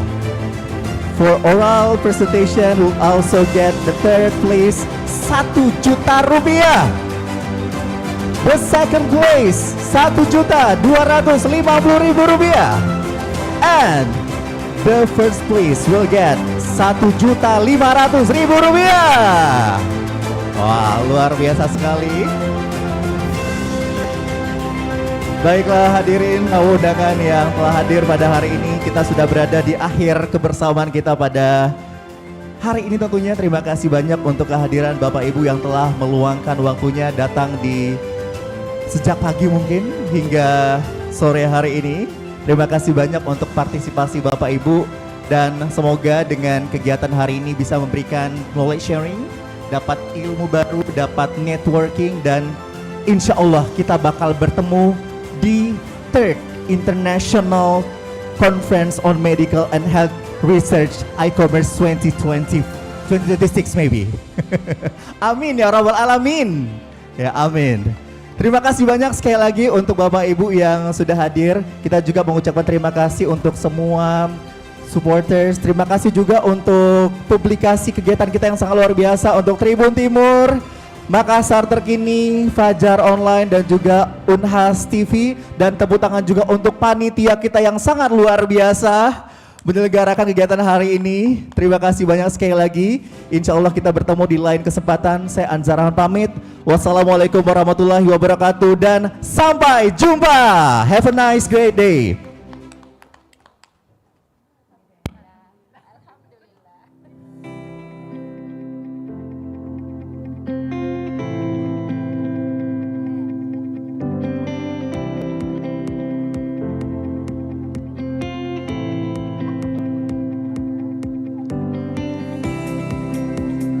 Prof, Tabe, katanya tadi foto bersama Prof.